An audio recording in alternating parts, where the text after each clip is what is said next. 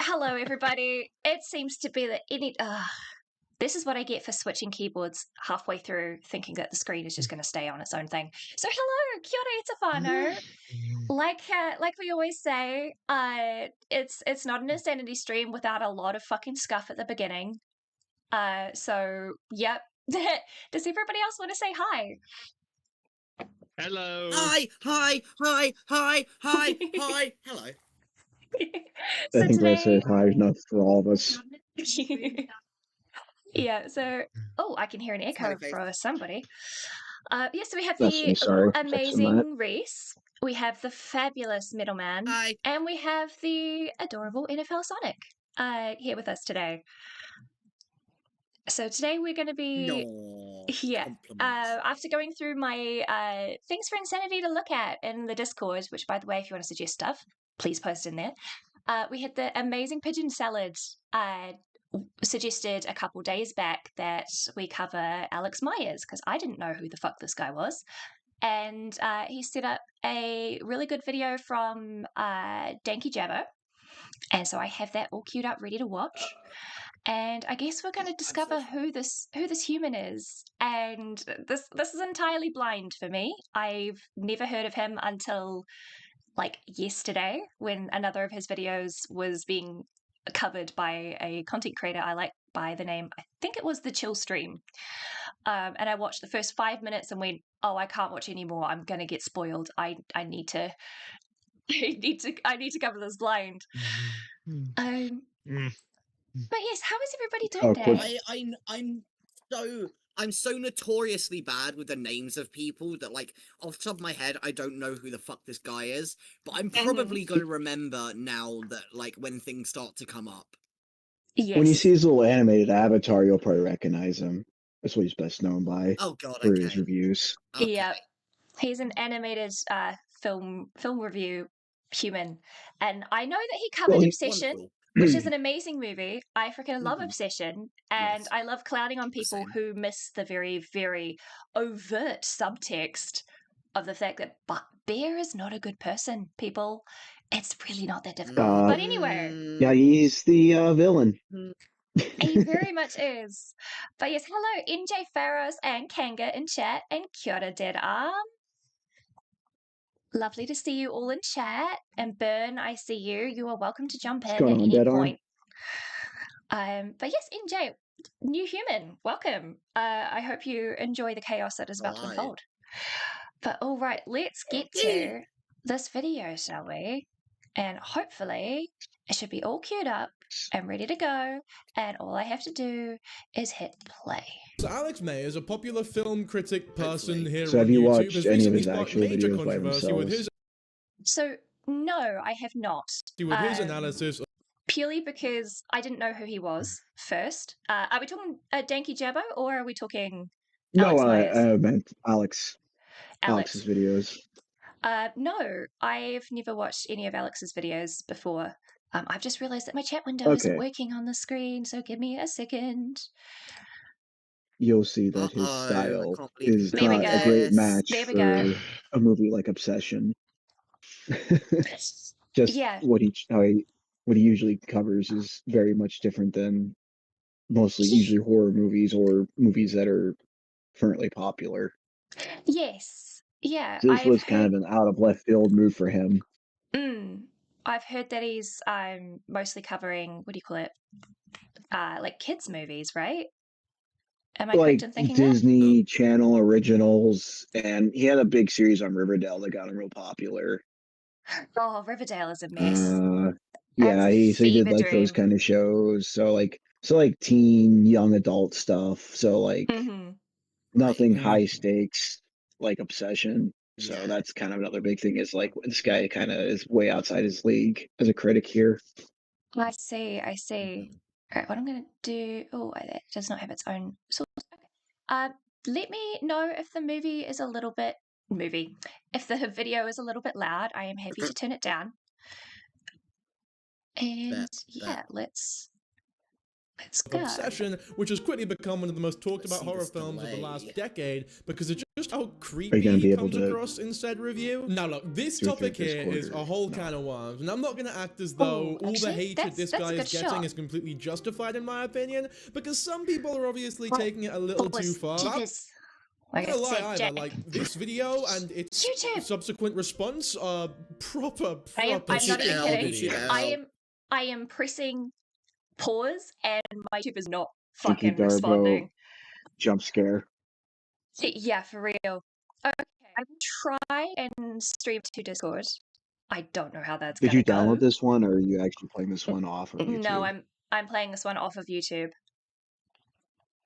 So Okay, well, that Okay. may not be as easy for you then. yeah, I don't think it's gonna happen. I've got the stream on ultra low latency.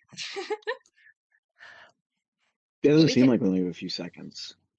It's only a few seconds. Okay, that's good. If I click that one and then I just minimize Discord, let me know if it gets a little jack, right? Like we say, it's not an insane stream without jack. Okay. So, Yeah, I can see right. it. Are we ready to restart? What am I actually going to do? I'm going to close the other windows that I had in preparation. YouTube, if you could be an absolute doll. The review so, like, itself is nothing short of an pause abomination. and Like, yeah, I can restart. definitely YouTube understand. will never be a doll. It really isn't. Maybe what I should do is not have streaming in HD. Alex Meyers, a popular Oh, film for fuck's critic. sake. Yeah, you can Maybe. stream it at lower quality. Yep. I'm just meaning feeding through the actual YouTube video itself. We'll go 720. Again, Be too bad. Okay, I don't think I can stream through Discord and not have massive lag. I do apologize. Okay. It's a little crunchy. That's it's right. a little crunchy. Yeah. unless you Very can pull it crunchy. up That's okay. through That's alright. the activity thing. What? Well, oh yeah, actually, that's a good. No, that Would that work? The Wait, watch will it? together thing.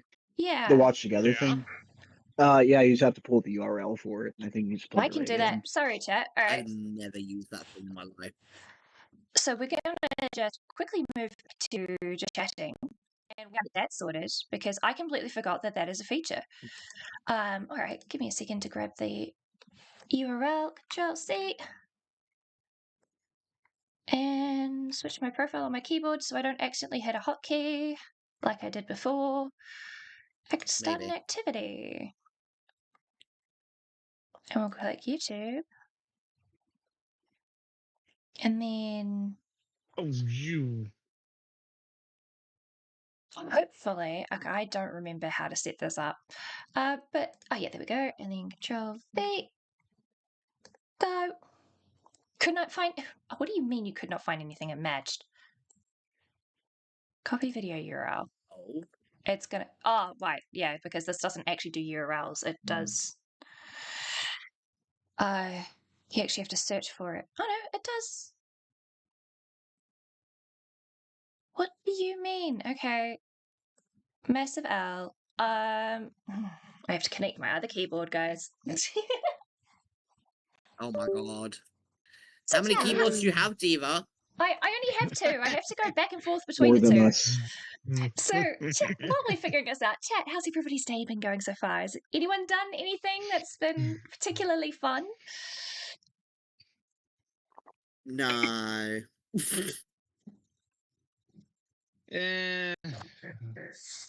Nothing really. I watched my spider do a little dance. I had to hand feed a praying mantis today. Yeah. Mm-hmm. Oh my god. I'm just trying to think of things to fill the air. Has the video gone down? Wait. Huh? Let It me. shouldn't have. It'd be so funny. Oh no, thank you, Deb. Oh, not Deb E. Because I am trying to get this thing to show art. Thank you, Jabbo. I don't want to just add to playlist. I want to find the right one. Where's the Alex? It's not showing up if I search up his name plus Alex Myers. Oh. In the activities thing, at least. We might have to do it with someone else hosts. All right. Maybe? Well, I wasn't planning on being in here for the whole stream, but yeah, hold on. Let me just flip on something. What did you do? Yeah, I'm closing this because it is being... Help. Leave activity. It's not doing anything. I see it. Alex Myers sent his own career. Yeah, if you guys are able to like put that up for us and then we can watch along. The joys of streaming, chat.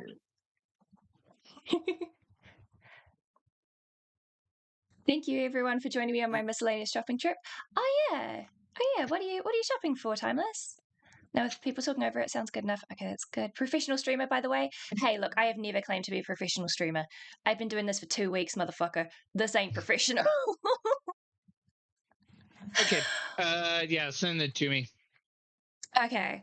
Oh, yeah. I found it. I've got it. You got it? Oh, okay. Sweet. I think so. Try. Hold on. Oh, I got bossing.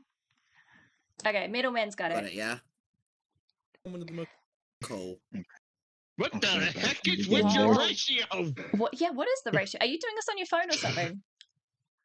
Yeah, is it the ratio fucked? It's vertical ratio. What? Oh, I'm sorry. Just send it to me. I'll do it. I'm the only one that has the right ratio. It's fine. All right, you guys pull it up so you can watch together. We'll just press play at the same time, right? I can. Yeah, I gotta have to jump on my PC then to do it then. Yeah. Chat. Oh, chat. This is the joys. I wasn't sure if it would force the vertical ratio or if it would go horizontal if I turned it horizontal. Yeah, no, it forced it. It forced it all right. That was really quite funny. Okay. Oh, I'm on the wrong profile. There we go. This is the good shit. Yeah. Yeah. Okay, you guys let me know when you've got yours pulled up, and then I'll press play on mine. I'm at 00. Yep. All right, ready? Okay, 3, 2, 1. Oh no. Okay. You got it? Give me a sec. He's getting it set up here. All right. Nah, fair enough. Get your laughs in now, because boy will be swearing later. Oh, that's good to know. I'm in a mood to crash out today. I'm not gonna lie. Yeah, you'll probably a little bit. I am in the mood for it. Is it from the very beginning? Danky Jabu? Yes, Danky Jabbo. There we go. Which I'm not gonna lie, it sounds like. Reese got it. Sweet. It sounds like an Australian slur. It probably isn't. It does. But it's the first thing that popped in my brain. It probably does sound like okay. Yeah, we're good. We good? Alright. Get ready, chat. We're gonna start in 3, 2, 1, go. So Alex Meyers, a popular film critic person here on YouTube, has recently sparked major controversy with his analysis of Obsession, which has quickly become one of the most talked about horror films of the last decade because of just how creepy he comes across in said review. Now look, this topic here is a whole can of worms, and I'm not going to act as though all the hatred this guy is getting is completely justified in my opinion, because some people are obviously taking it a little too far. But I'm not going to lie either, like, this video and its subsequent response are proper stinky videos. And the review itself is nothing short of an abomination. Like, yeah, I can definitely understand why this is causing the, I guess, semi-cancellation that the guy is now facing. I can't lie, I really want to get into this review as soon as possible, so we're gonna get into all that, of course, but before we do, be sure to subscribe to the channel, because if you don't, I'll quit. No more videos. This will be the last video if you don't subscribe, and I'll delete everything by the time you even finish it. And then the world will end, because I'm the only thing keeping it all together. Anyway, this is Alex Meyers here. They do, two videos a week, almost. Even though the videos are all animated, like, you can see this animated week guy here. There's no way these videos only take a couple of days to make. So he's got a great team around him for sure, which always makes things like this a bit sadder, because if his career is negatively impacted in any way, shape or form from this whole controversy, that's not just him being impacted, that's the entire team, which is lame. I'm not saying that's any reason not to hold him accountable for things that he deserves to be held accountable for, but it is something to bear in mind, at least in my opinion. Even if there's not much we can do about it other than, I guess, hope that they find work somewhere. Although I don't think it'll go that far. Like, I think this guy's career is steadily safe. I don't think his views will be impacted, especially because when you look at this guy's videos, they're all like very much centered towards children who I don't think are going to care as much about this obsession review. No, now, sorry, I've been aware. It's fine. It seems. No, you're fine. I was just making a comment of his hair. Actually, it looks really, really pretty. It does. I've never seen this dude in my entire life. I'm not gonna not Junkie Jabba. I have not seen the other dude, the Alex Meyers guy, in my entire life. Yeah, no. He seems to be a rather interesting fella. Anyway, right. Well, it's currently just chatting about it. Where does he actually start talking? Okay, he's just giving context. Let's go to the review. So that'll be at 8:40. Shall we skip ahead to that? Sorry. No, you're all good. We'll skip ahead to 8:40. 8:40. Yeah, I'll give you a hot second to like get to there. Cool. Yep. Alrighty ho, and then open this thing. Yes, this HUD should be the default. Open. Okay, cool. Close that. Alright. 3, 2, 1, let's go. It requires. I've seen the internet freak out about a movie like they have with Obsession. At least not in a long time. K-pop Hunters was a line where like everywhere you look, did you fuck up? Did I fuck up? About it. I fucked up. Everyone's kind of but it's on my sign. I don't think anyone else can see it. When you compare K-pop Demon Hunters to Obsession, oh man. Pause. I don't think I'm gonna be able to stream. I think my computer keeps on freezing up. Yeah. Hold on, I'm getting my PC booted up here. I toggled a HUD that I didn't mean to toggle, and now I'm kind of fucked. Just don't play. It's just not a good start. Okay, there we go. You're at 8:40 or. Oh wait, it's because I'm on that. Jesus, right? Yep, I'm going back to 8:40. I'm fixing what I fucked up. So give me it again. Just jank, just absolute jank. I'm at 8:30, so I'll just quickly step ahead. Thank you, Chavo. Yeah, I tried to open a thing as a HUD, and I opened the wrong one. Okay, so this HUD is the default. Yes, please. Screen. Let's do this one. Okay. We'll hit full screen, and all right, you should be able to see it. Awesome. It's all good, but I have to stream from my side anyways. All right, 8:40. All right. Oh my god. Oh, I have a 1 second delay, but it's fine. YouTube is not cooperating with me. It's all fuck's sake. And animating, editing, it did it anyway. Oh my god, it really isn't cooperating. I thought that was my fucking internet, then I'm glad it wasn't just me. No, this is me. Yeah. It does not like me whatsoever. I really don't understand why. I'm going to close a couple of things, maybe. But you might end up. Okay. We just move to the BRB screen. Because I don't think that this is going to. Oh my god! F to pay respects. Yeah, King. Thank you. Yeah. Okay. Is this going to? Okay. Right. Let's. Okay. I need to completely reset this fucking window. All right. My computer hates me. Not gonna lie, that's the first thing I'm gonna do if I ever end up getting relatable. If I ever end up getting memberships or whatever, that money is going straight into a new fucking computer. This is abysmal. And talking about kids' films in a way that like Actually, I can relate to this issue. I have a potential dirty fix, I guess. I can plug in my Ethernet. So I've been going off Wi-Fi this whole time. So I'm a BRB. Oh. Instant chat for me. That's true. It would help a lot to be on a wire connection. Why couldn't she just stream it from my end? Because they need to be able to stream on their own YouTube as well. Okay. Yeah, back to Pro 2 while waiting.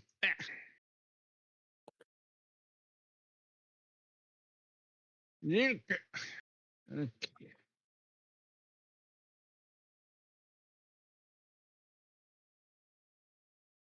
God. Here's you. Never. Jesus! That's what I get for What'd drinking you multiple eat? cans of Monster a day. What'd you eat? Refried beans? Nah, it's my Monster. It's my energy drinks. They're talking back. Well, that's even worse. Huh? I said the monsters are talking back. Oh, yeah. True. I would plug in my Ethernet, but it's gone walkabout. This is completely true. Oh, piss. Yeah, oh, piss is right. But okay, let's. It's at least the video has like sort of reset, so let's. I just had to refresh the entire fucking thing again, but it's fine. If it will just go to 40, I'd be very happy. There we go. Well, now it's just stuck on the loading. It's stuck on the loading at 40. I don't understand. Oh no. What?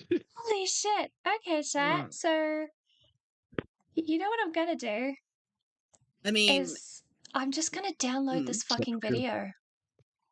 I'm just gonna download it. That's why I kind of figured it would end up that way. And, you know, if this doesn't end up working, just default to Pokemon. Oh, yeah, absolutely. That was the B plan. Pokemon is always the B plan. Pokemon is always the B plan. I do have another... You can also try You can also try 8.2, which is I have it pulled up on my end. If you could just pull my feed. Yeah, no, I don't think my computer will let me. Because I specifically have set it so that sorry, coughing, that I can't record Discord screens on my OBS just as like a safety thing. It requires. Oh, yeah. I've seen the internet freak out about a movie like they That's a weird safety measure, but They'll keep you from doxing yourself. If you exactly. have anything personal on your that's my Discord big worry. Pulling up DMs and stuff, which I've accidentally done before in a stream. I had to go in and post and blur it out. And what I'm gonna do is I'm gonna move to studio mode so that I can change my. I guess it depends how much you want people in your business on the stream. Exactly. All right, I figured out a way around. I'm just gonna have to be very, very. You're just going to have to give me a second to just resize things that I don't accidentally dox what I. Oh, and I need my other fucking. No, I don't. I can do it with this key. It's got to be a little cheeky. I'm sneeze so bad. Bless you. Alright, let's see. Resize this window, this goddamn window. We'll resize the window. And watch it through OBS. Because I do not trust tapping away and it not fucking working. Alright, sorry chat. Understandable. For real, eh? Okay, it should be okay. So then if we transition and go to controls and turn off studio mode, we should see it. And then if I lock that so I can't move it, and then go to here. No, wrong window. Go to here and press play.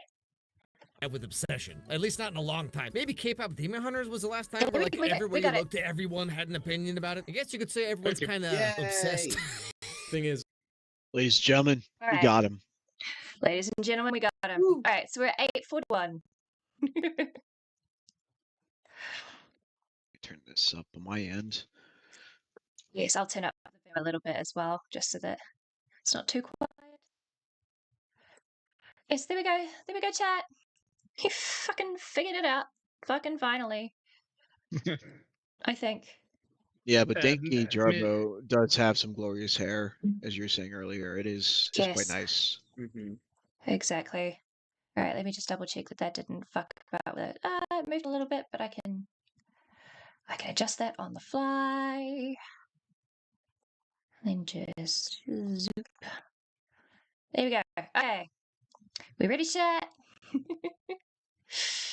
Yeah. Right. We're going to go in 3, 2, play. this is when you compare K-pop Demon Hunters to Obsession. Oh man, it's just not a good start. It's like, oh, Donald Trump being elected president kind of reminds me of that one SpongeBob episode. Oh, pack it up, fella! K-pop Demon Hunters is a kid film for little girls, man. I know he's comparing like the popularity, but if you want to talk like actual seriousness, the most popular movie this year is probably going to be like the new Minions one. But you wouldn't catch me dead talking about, I've never seen people talk about a movie this much in reference to Obsession since the new Minions movie. Even though, like, technically, like, I get it, I do get it, but, like, I don't know, man. It's just, there's just nothing in this video that gives me the vibe that this guy here is gonna get, like, a great review here, or something that I've never thought about before, or add to the discussion in like a meaningful way. So I knew I had to make a video about it, but like they kept pushing back the VOD release date, because y'all kept on watching it. $750,000 budget and it made $300 million. One of the biggest indie film success stories of all time. Now I didn't make a lot of videos about horror stuff, but I mean a semi rom-com about a nerdy loser guy who gets the girl at the end. I'm sorry. Did it say rom-com? Is he calling Obsession a rom-com? Yes, bro. No. I think so. Yeah, that's his wheelhouse. Yes, that's more his wheelhouse. No.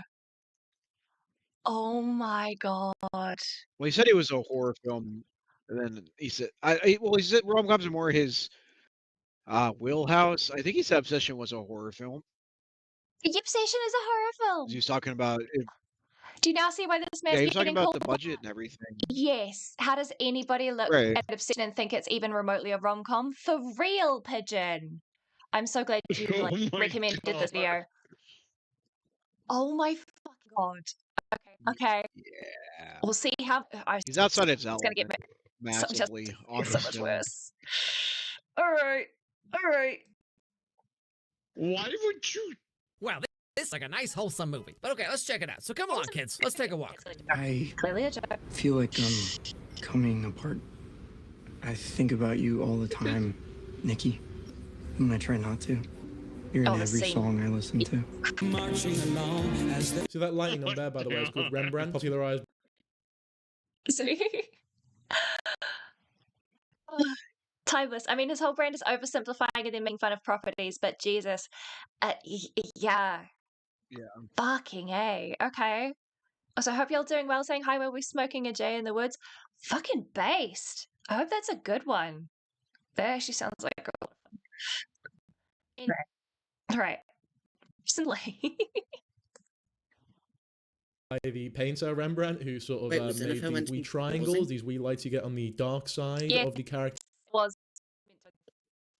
I am currently at 10 minutes and 9 seconds. 10:09. 10:09. Oh, hey, Burn. You just joined. Burn. No, Jedi. Did you get good sleep? Yeah. Hells yeah. Oh, I hope you have Help a me. drink or something ready, because something tells me we're going to crash out at this motherfucker. Unless you already know who Wait, he what's is. going on? Alex Myers. Who's this? He's Alex Meyers. Who's that? He's an animated movie reviewer who covered Obsession, and we're only a couple minutes in, and he's already compared Obsession to a rom-com, which, if you've I would seen say the movie, movie reviewer is a very generous term. yeah. He's more like a movie summary riffer, like nostalgia critic type kind of stuff, more than an actual media critic. Mm-hmm. NJ says his whole brand is misunderstanding children's media and making sexual jokes in said children's media reviews. Okay, mainly centered around women. Spoilers, I guess. Oh. Yeah. Oh, okay. Okay, yep, I'm glad I've got my chocolate. All right, we ready to go? Oh, to me. Okay, 3, 2, 1. Very popular. Funnily enough, I've got the exact same lighting scheme going on in this video right here. I swear to God that was not intentional. His backlight isn't quite as obnoxious as mine is, though. You're in every song I listen to. Yeah,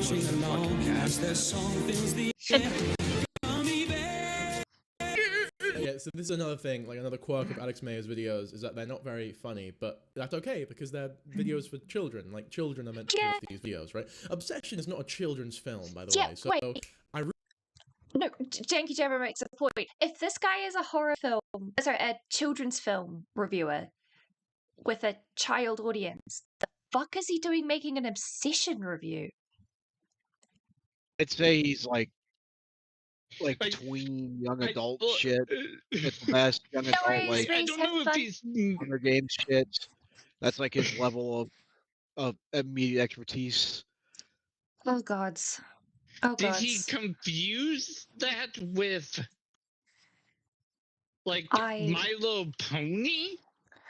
I think he just saw an opportunity with Obsession to make a video that's going to be seen by a lot of people because it's a hot movie right now. Popular. Yeah, he did make the comparison before with K-pop Demon Hunters. So, okay. Yeah. Okay. Which is more K-pop Demon Hunters is more in his wheelhouse. It is. Whereas Obsession is not really equivocal. Yeah. Okay. I've already got like 3 red flags. So let's see. It's covering themes that are much different than K-pop Demon Hunters. Let's put it mildly. Okay. So we're at 10:39. 3, 2, 1. I don't know who the audience is for this video. Maybe this is him trying to like branch out and expand a little bit, which I guess makes sense, but you kind of have to be able, you have to know what you're talking about, dude. Character Bear. Bear is 25, according to the screenplay, and he's never outgrown his awkward high school loser persona, which means he's gonna have a great career one day as an online content creator. Hi there, welcome to Twitch. Are you mentally stuck at 15? Perfect, we're gonna put you on the front page. Keep in mind that Alex is in his 30s. Is it his 30s? Oh no. Yeah. I mean, okay, the Twitch joke is kind of funny, but like, he's been married and divorced. Like he makes jokes like he's like 20, but dude's in his 30s. Yeah, I was gonna say, this is the kind of joke that I would make, not to be funny, but because I'm thinking I'm funny and missing the vibe entirely at like 22. What do you mean he's in his 30s? No. He's pushing 40. Yeah. Fuck's sake. Yeah, I think he's like around my age. Oh boy. Okay. Well, guess we'll keep pressing play. He's been around a while. Yeah. Yeah. Yeah. I'm sorry I made you do that. No, it's okay. You're okay. It's fun break. Just pretend like I have unironically watched him a couple times just to see what he's about. I don't know, man. You got that strawberry milkshake sitting right there, so something tells me you're the kind of guy who's internalized a few too many rom-coms written by equally pathetic losers as yourself. I mean, trust me, ain't my first rodeo. So this is Bear's friend, Ian. Okay. I guess they're not really like friends, but they like work together. But anyway, Ian is currently trying to help Bear practice how to ask out a girl named Nikki, the girl of his dreams. Have you ever actually like flirted with Nikki? Be playfully mean with her. Be mean to her. Playfully mean, yeah, but bring up freaky Nikki. And that. Oh, bit in the movie, the bring up freaky Nikki had me like had my back up when I was watching this movie. Oh yeah. Because like I hate the tropes of people thinking that they just have to be like, you know, bring up something to be mean, because a boy being mean just means he likes you. That's not not how it works. Not how it works at all. Yeah. The problem is, Sandy, you understand the movie, whereas Alex did not in any way, shape, or form. Ian was 100% trying to sabotage Bear's chances with Nikki. If I recall correctly, didn't Ian and Nikki have a thing? Nikki and someone else. Bear and the other girl kind of had a little. I think she had a little bit of a thing for him. She had a thing for him, but if I remember correctly, Yeah. Ian and Nikki had hooked up like 2 or 3 years beforehand as like a casual thing. Yeah, previously. Yeah, previously they had. Yeah, so I agree, Kanga. I think, obviously, at this point in the movie, if this is the first time you've watched it, you don't realize that is very much a intentional sabotage rather than a clumsy attempt at helping his friend. Right. But anyway, he's a passport bro, by the way, moved to Japan for work, but then bragged about his wife, who left him, speculating why isn't good, but with the info you'll hear later. Oh boy. Yeah, Kanga, you're right. They had been sleeping together secretly, There's a lot of stuff carried in the Crispy video. They talk about this stuff about him. We might have to like load that up to watch next. Ian didn't want a relationship with Nikki. Yeah. Him as a creator. Pigeon, yeah, Ian and Nikki had a fling for about 2 years before the film. Yeah, I knew I was remembering that correctly. Yeah, they hooked up. Yeah. NJ, I'm going to stop spoiling. Yes, please. Okay. 3, 2, 1. Like, take her breath away and just say, Nikki, I think we should grab a drink sometime. Okay, so real talk, if you have to try this hard to have this kind of like game plan how to ask a girl out, then like it's already gonna fail, okay? If it's this hard, you've already lost. I mean, as douchey as Ian is, like he's when he says, you know, have you ever even flirted with Nikki like at all? Because it's really weird to come nowhere and be like, just fair maid, I know we've only exchanged mere pleasantries these past years, but I must inform you that I wish to begin a courtship. Ian's a dick, by the way. Ian's a, yeah, Danky Jabber's right. Ian's a dick, by the way. Okay. Slightly serious. Obviously, this is all lighthearted fun, but also slightly serious. While Alex has a point of if you have to like learn this hard that it probably isn't going to go well, you've got to start somewhere. It's okay. The important thing about if you're trying to flirt with someone is the most important thing is that no means no. If they turn you down, cool. It's not necessarily a slight against you. It might be, but like it also shouldn't be. It's just somebody has their own life and they're not there right now. So you take it on the chin and you go. As someone who's autistic, yes, I've had to be coached on how to flirt for acting purposes because I didn't know how people flirted, and I had a couple roles in acting where I had to pretend to flirt. So that was awkward, I guess. At least that wasn't real.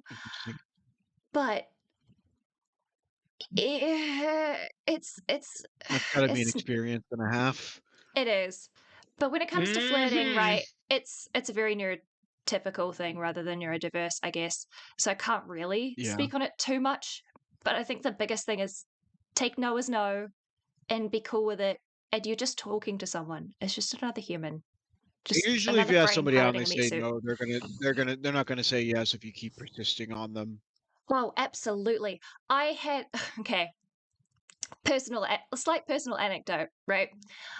When I was working in England, there was a co-worker I was working with who, so I'm 19 in a foreign country. This dude, I think he was either 19 or like between 19 and 21. I can't quite remember. Mm-hmm. He thought he was hot shit. Didn't believe me when I told him I was lesbian. And tried to ask me out. Yeah, it gets more fucked up. Just wait. Staff party happens. He gets drunk after a single glass of champagne. I'm not even kidding. Dude was a massive fucking lightweight. He was the skinny little kid who was wearing these massive gold chains, dollar signs, thinking he was so gangster in it. He was, and he was Pakistani and could not. No. It was, yeah, it was incredibly cringe. Regardless, he decided while he was drunk, he was trying to follow me through the entire party, and my best friend who I'd moved to England with had to, I didn't know this until afterwards, but every time he kept coming up to try and talk to me, she would like catch his attention and drag him somewhere else, drop him off, and then run back to me. So every time she disappeared, I thought that she was just popular, but no, she was like covering my ass. Anyway, that's a good friend. That is a good friend right there. Oh yeah. She and I ride or die. Yeah. Anyway, I found out the next morning, the day after staff party, that he had gone around and told everyone that he had asked me out, and I had said yes. And because I'm the Kiwi in this hotel full of nosy Brits who watch Love Island every fucking day, they were all up in my business asking me, like, is this true? Is this true? And some of them genuinely thought yes. And the number of times I had to repeat myself of, if he was the last man on earth, I would kill him for peace. I genuinely meant that. I meant that with my full fucking chest. And I ended up telling it to him straight up. That's hilarious. It gets worse. So obviously I found out, and I'm doing night shifts. So I'm working from 4 p.m. to 4 in the morning, right? This guy vanishes. He's on my shift, but he makes himself scarce. The first time I hadn't seen him all up in my grill while at work, actually doing his job. So I was wondering where the fuck he was at the end of shift, and we're waiting for the taxis to drop us off. All the managers have gone out to have a cigarette. And he comes up and goes, hey, look, Insanity, I'm really sorry for spreading that rumor. And I was like, okay, thank you for your apology. I was going to bring it up, but good on you for being a bigger person and actually like coming up and talking to me. That was not cool. But we chill. We're fine. And then he goes, but what if it wasn't a lie? And I laughed at him. I'll be honest. I was a little bit cruel because I was so shocked that I genuinely laughed in surprise. And then was like, wait, are you serious? He's like, yeah, Insanity, do you want to go out with me? I didn't even hesitate. And I just straight up said, no, thank you. I'm flattered, but no. And apparently, I didn't find this out until afterwards, but in England, there's this thing called hard to get that is actually a thing that they do. It's not just in the movies, where if you say, I'm flattered, apparently that's supposed to be a signal to the other person that you are interested, but they haven't offered a good enough date idea, which I didn't know. So what you're saying, telling him you were a lesbian wasn't enough to throw him off? Oh, absolutely the fuck not. Absolutely the fuck not. All right. Usually that's usually where it ends. It's like, oh, you're not interested in men. Okay, well, that's going to make this relationship hard. So to be fair, right, at this point, I hadn't made my status of lesbianism like super known, right? It was passed across as a joke because it was quite clear there was something going on between me and my best friend at the time. But like we hadn't confirmed it unless there was a creepy guy after us. And this ended up being one of those instances. And so apparently I made the faux pas of saying, I am interested, you just didn't give me a good enough idea. And he was like, oh, but are you sure? Yes, human. I am sure I don't want to go out with you. Thank you, but no. You're just trying to be polite. Uh-huh. Oh, but are you sure Apparently though? that's British flirting. Like, are you sure? Like, yes, thank you. And then he turns around and asks, are you a lesbian? Oh, no, sorry, not lesbian. He asks, are you a virgin? Straight up to my face. Are you a virgin? What? And I laugh and I'm like, I don't know how that's any of your business. Yeah, but like, why does that matter? And he goes, I will never forget these words for the rest of my life. Oh, I can't even get a virgin in it. God. And that guy is mentally unhinged. That's what you call a misogynistic pig. Uh-huh. It gets worse. Oh. after that he, you know, I do eventually like keep telling him no, right? And then, you know, a couple of times with the "Are you sure?" I tell him I would kill you for a bit of peace if we were the last people on Earth, which he seemed to take as a joke. I was serious. Anyway, I'm so gobsmacked by the "Are you a virgin?" Can't even get a virgin in it. That I said, look, I'm going to go outside and have a cigarette. I didn't have a vape. I didn't have a cigarette, but I had my first one that night. I got the fuck out of there and told my managers, who were all lovely women. There was a bit of a misunderstanding with them later, but they were like, "Wait, are you for real?" And start mocking him for it. After I'm like, "Yeah, he just asked me if I was a virgin." Which, Jesus. Anyway, it's all good. It's all fine. I think he got the message, or at least at the time, I thought he got the message. We go home. I have to share a taxi with him, which is kind of awkward. And I don't think until later, when it becomes an issue, to remember that because we share a taxi when going home in the staff taxis, and I get dropped off first, he knows where I'm living. You were. Oh, God. Mm-hmm. And then next day, go into work.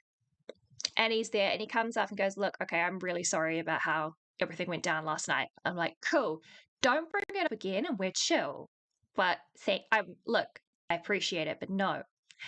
And it's like, "Okay, I'm not asking you out on a date. Do you want to go and get drinks with me?" And I'm like, "Okay, cool. Who else is going?" Right? "Oh, what if it was just us?" "No." "Oh, but what if you don't want to see where it goes?" "No." I leave him. For the next 3 months, every time we have a shift together, he abandons whatever the fuck he's in charge of and comes and tries to bug me for, "Oh, hey, do you need any help?" And starts doing things for me in a very misogynistic way because I can roll. I'm the fastest person to roll these 12-foot tables, rolling them down these hallways and shit. I know what I'm doing. I'm one of the stronger pets in this crew.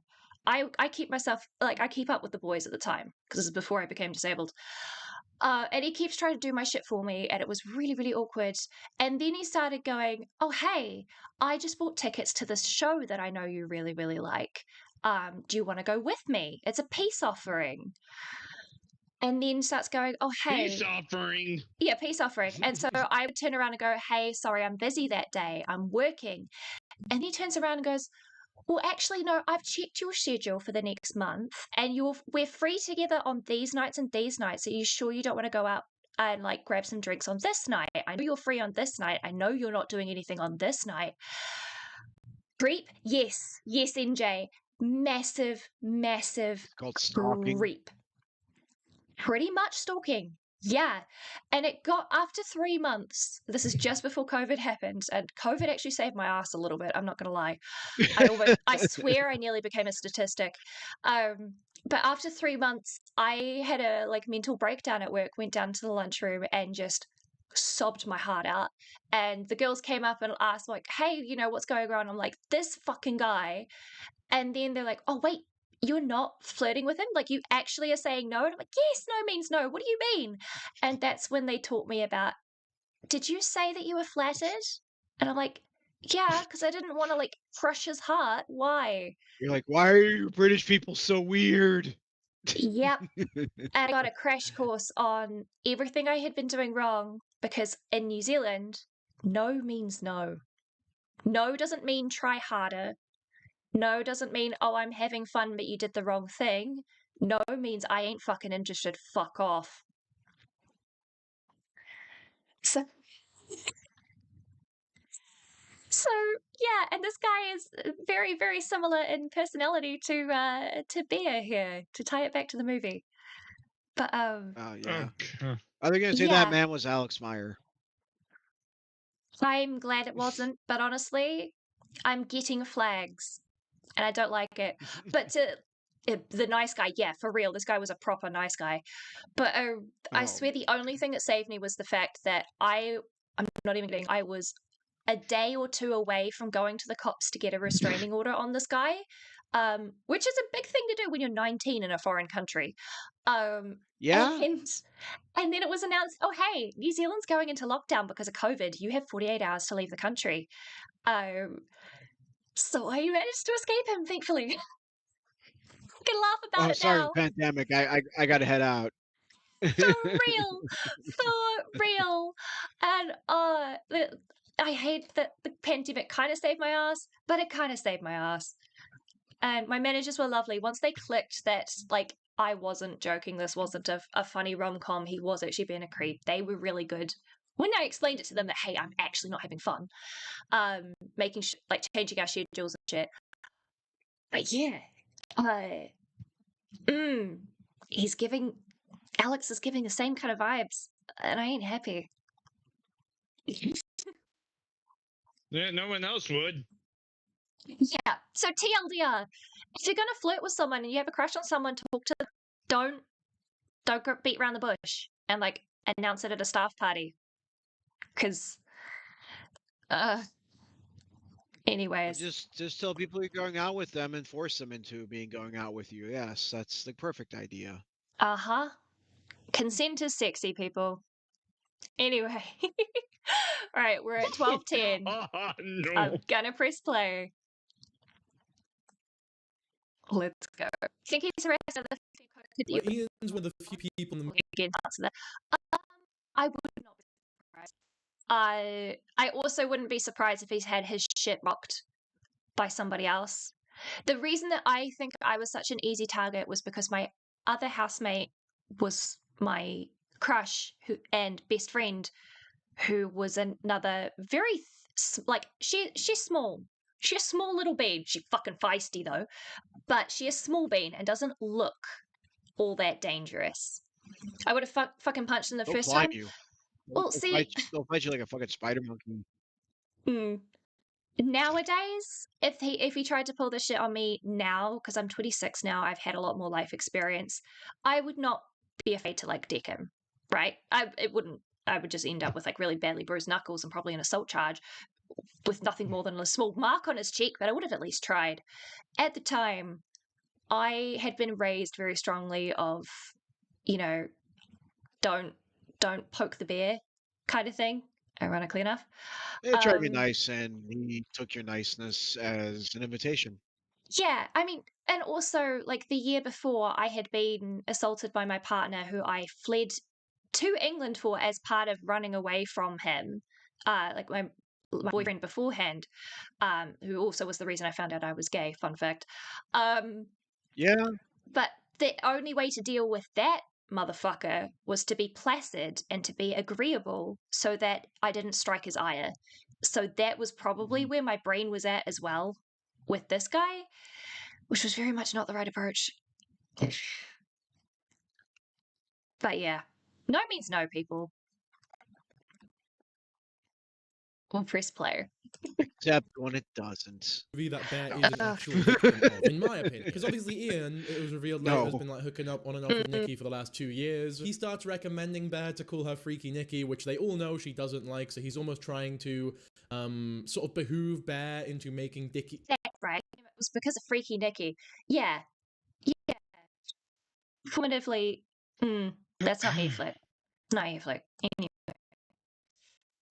Come in different forms. Yeah, for real. I personally think it's because he knows that Nikki would have given Bear a chance if Bear were to ask her out, so he was trying to sort of sabotage the relationship. So there's even moral grayness. We had to disagree with Jabbo here. I'm pretty sure it's very explicitly stated here that she only sees him as a brother, and she never would have given Bear the chance. She says that to him, yeah. Yeah, she says that to him.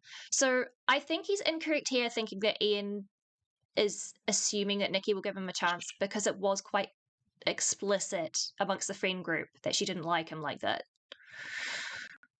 She gave him a chance to say, she does ask him, do you like me? With Ian himself. Yeah. She does give him one of the few characters that's actually give him a chance to admit it, and he's too much of a chicken shit to say anything. Yeah, and giving someone the chance to admit to it does not mean that they're going to give you a chance of saying yes or no. It's more of, hey, be honest with me so that I know how to proceed from here. Yeah. Right, you're in the open though. You've put it out there. You've got your shot at least. Yeah. You can move on with your life. Yeah, A, you've got your shot. B, that way I, as the person who is potentially about to be confessed, can give you a straight answer instead of constantly living in limbo. Friends tell me that this person has a crush on me. I don't see it. I see them as a brother. Am I missing signals? Nikki also tells Bear that when she has a crush, no one can tell or know. True. I forgot about that bit. Okay, pressing play again. Way. Like, Ian's one of the few people in the movie that Bear is an actual victim of, in my opinion. Because obviously Ian, it was revealed later, has been like hooking up on and off with Nikki for the last 2 years. He starts recommending Bear to call her Freaky Nikki, which they all know she doesn't like, so he's almost trying to sort of behoove Bear into making Nikki dislike him. I personally think it's because he knows that Nikki would have given Bear a chance if Bear were to ask her out, so he was trying to sort of sabotage the relationship. So there's even... Just pause for Kanga. Says, we will never know if Nikki would have gone out with him. It's kept unknown because of the One Wish Willow. I mean, I disagree. Probably it's just my perspective on the text, to be fair. I'm pretty sure it's made explicitly clear in the text that she never would have gone out with him because she's trying to leave town. She hasn't made any move on him. She specifically says that he is like a brother to her. And there are some references later when she's under the control of the One Wish Willow, making like that Hansel and Gretel story, like the incestuous like twist. Yeah. I personally read that as her trying, whilst under the effects of the Willow, trying to make it clear that this is wrong because she sees him as a brother. She would never see him as a partner. So the thing with the One Wish Willow was making her go things against her will. Like, she didn't want to be in a relationship with him in that way at all. Yeah.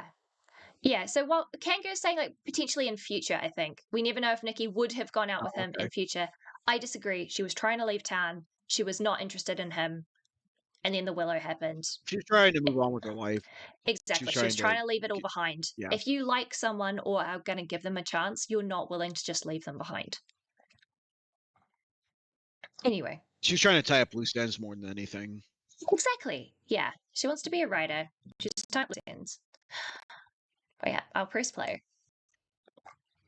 Moral grayness with Ian himself, because later on in the film he's one of the few characters that's actually calling Bear out in terms of how he's getting with Nikki and how weird everyone finds it. And I personally interpret that as him being jealous, not because he actually cares about Nikki's well-being. I just don't think that he's happy that the girl that he was hooking up with is now in like this committed relationship with Bear, who he obviously sees as lesser than him, in my opinion. Like, they're...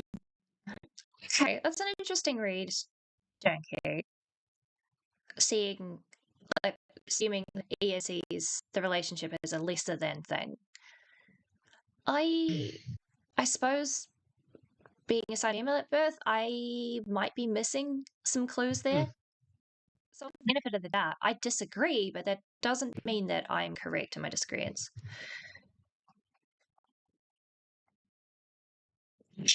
You're a good Kanga. All right. Let's get to the Alice part instead of Nikki. Real friends. I don't think his concern for Nikki or the relationship came out of this like real moral altruistic sort of vibe that he has. I don't think he's a good person either. And I do think that Bear is legitimately a victim of his fucking horrible and vindictive advice, for sure. Bro, I just came over here to fart, okay? Anyway, so that night, Bear goes home and finds his cat dead. Apparently it got into his grandma's medicine or whatever. No. People's lives, yeah, he did. No. This thing. Here, I got you, little guy. Little backstory. So Bear's living in his grandma's house. That scene, that was crushing. NJ, see, there's plenty. With the cat, that was. Yeah, it was really good performance. NJ, see, there's plenty of discussions to be had about the movie. Plenty of ways to look at the characters. What did Alex do? Oh no. Okay, living at the grandma's house. All right. Recently passed away. You know, it's full of all kinds of grandma stuff, like insanely Alex racist paperweights. As you might imagine, went outside his comfort zone and then got butthurt when people called him on it. Wait, I'm not putting that back on screen. Did I just see a fucking shelf full of gollywogs? Alex. Alex. No. I don't know what that is. Golly. Okay. This is a little bit of like American racism that I did get taught about. Gollywogs were an incredibly racist caricature of very, very black, tar baby black sort of Oh, dolls okay. with the Okay. massive red lips and the big white. Yes, I used that Okay. term specifically for a specific reason because gollywogs were an incredibly racist thing. I know what you're talking about, but I never heard the term gollywog before. Yeah, at least in New Zealand, that's what I got taught they were called. Mm-hmm. And but yeah, it's the Mammy dolls. Okay, so you guys call them Mammy dolls. Okay, we call them gollywogs, I think. Anyway, I didn't know that there was none of that kind of stuff in the house, from what I could see on scene. If that's a joke about racist grandmas, probably. That sounds like that would be within his wheelhouse. He said, you know, full of grandma things. Yeah. Mammies were black women who were taken from husbands and children to take care of white children in homes. Yeah. So you call them mammy dolls. Yeah. I suppose gollywogs was specifically regarding the minstrel show male dolls. So maybe the mammy dolls is the name for the females. Anyway. Females? Women. Duh. Jesus Christ. Of all, you could have shown a shelf of anything. Anything else. Like cross stitches and like, I don't know, religious paraphernalia or something. He's going with what he knows. Clearly. You can't Grandma might have been a little on the racist side. Yeah, like, okay, look, it's all fine and dandy to show that if that was part of the text, and if you're making a specific point against racism, it's not okay to just put that up as a joke and use something that has a lot of dark history behind it as a little hee hee ha ha. Yeah. Obviously, I'm not a black person. I'm not from America. But I am outraged, and I hope that my outrage is not misplaced. I don't think I understand like how detached some people are from it. Like it's not even really a thing some white people think about. If it's something that you don't think about, it wouldn't be a joke you would go for. Right. What I'm saying, like, yeah, that's very specific. The casual racism is still so very much okay. There's which is okay. There's casual racism, and then there's that. Mm-hmm. That's a different level, in my opinion. I could be wrong. Yeah, that's much more blatant and overt, but I'm saying Alex being casually racist seems to be a kind of a thing of his. Yeah. Okay, I'll keep pressing play. I'm not rewinding that. Jesus Christ.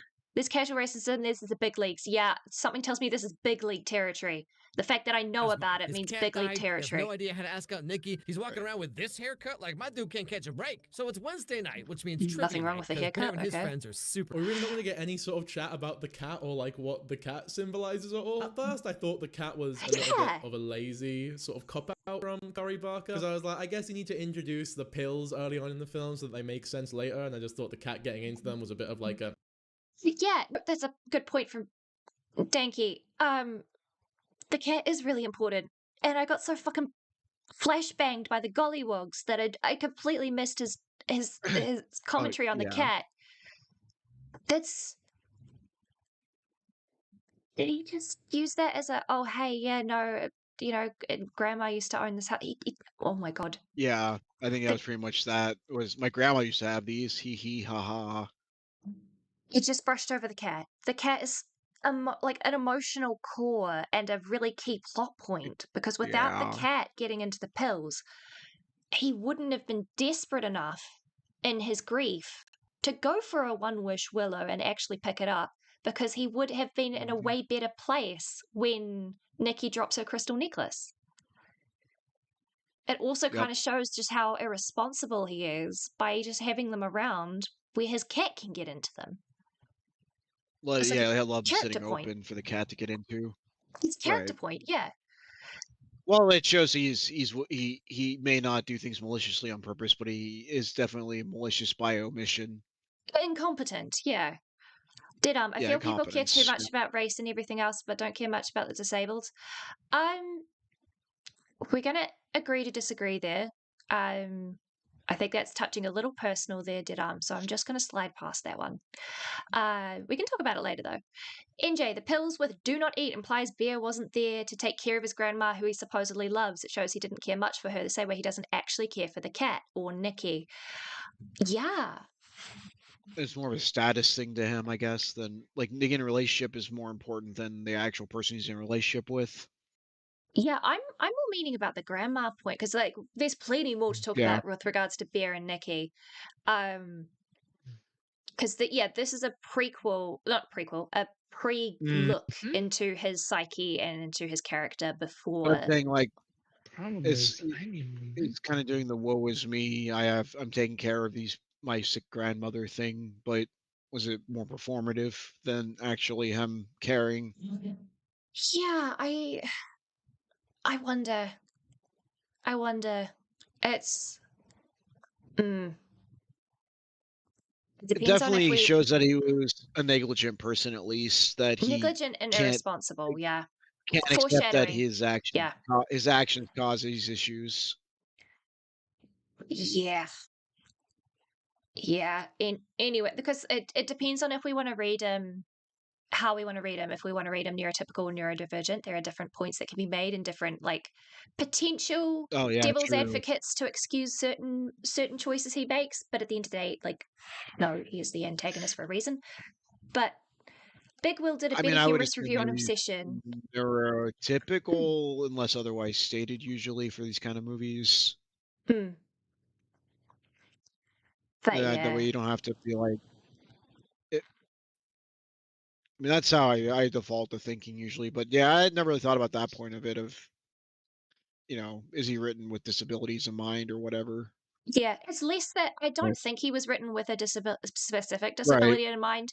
More that because I am disabled and I am neurodiverse, neurospicy, I have a lot more grace for people like myself, because there are some choices that a neurotypical person will look at and go, "What the fuck?" And my brain goes, "But that's the logical one, no?" And yeah, you can vice versa. understand. I see what you mean. Yeah, I understand what you're talking about. Yeah, no, and to follow on from what chat's basically saying, yeah, it's quite clear that Alex is well outside his wheelhouse at this point. But let's continue. Yeah. God fucking damn it. How would that even be possible? Some people pointed out in my discussion video that like the 12 way minutes that the cat dies Insanity has proven that they are much better at media analysis than Alex. And I've only watched the film once, right? These are just things that I've picked up on from the first viewing.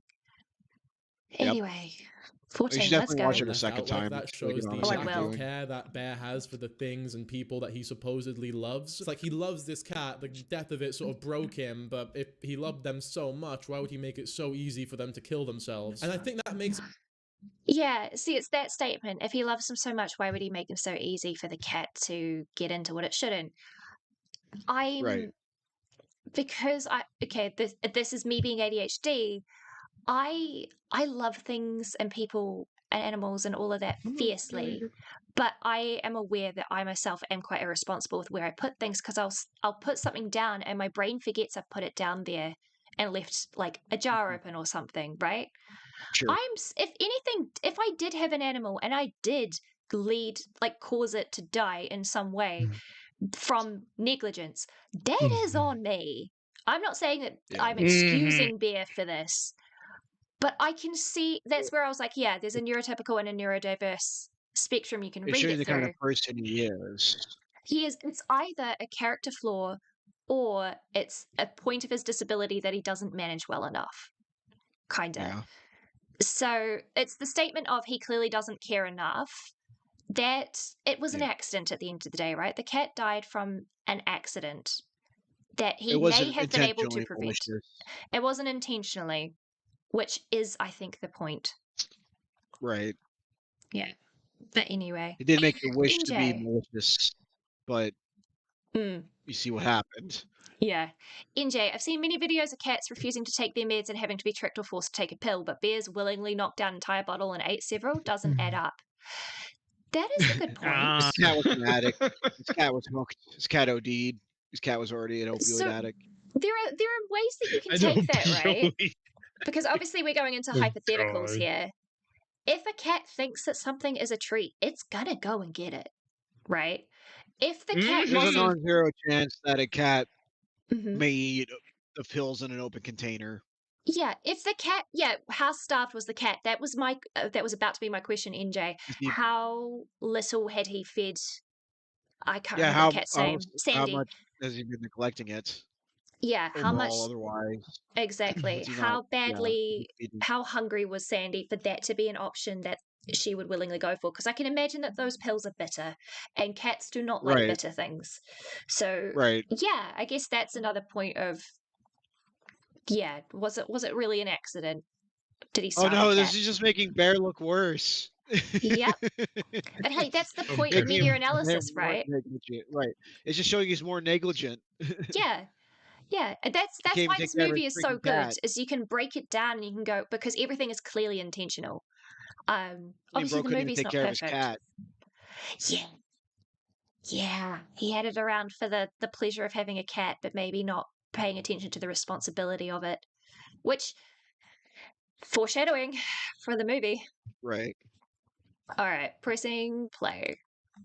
14, well. You see Bear using AI later on in the film as well, and I think that's great. I think it really just does display how used he is to shortcuts and cheating and not going about things in the proper legitimate way. Because there's no way Cory Barker, as an artist who is this skilled, really appreciates generative AI. So I don't think he put it in there for like a so again, I don't think he put it in there to enforce it. I think he put it in there to make Bear seem like a bit more of a dick. I mean, the guy's name is literally Bear, like he is a predator. It's in the script. But also the death of the cat for me was like a bit of a we're not fucking around here moment from Cory Barker, because the only bit of real sort of gory violence, or the first instance of gory violence we get in this horror film, is over halfway through it. So it's good to have a little bit of like, we kill the cat, we show the audience that we're not fucking around here, because deaths of cats and dogs and pets really do get to certain audiences.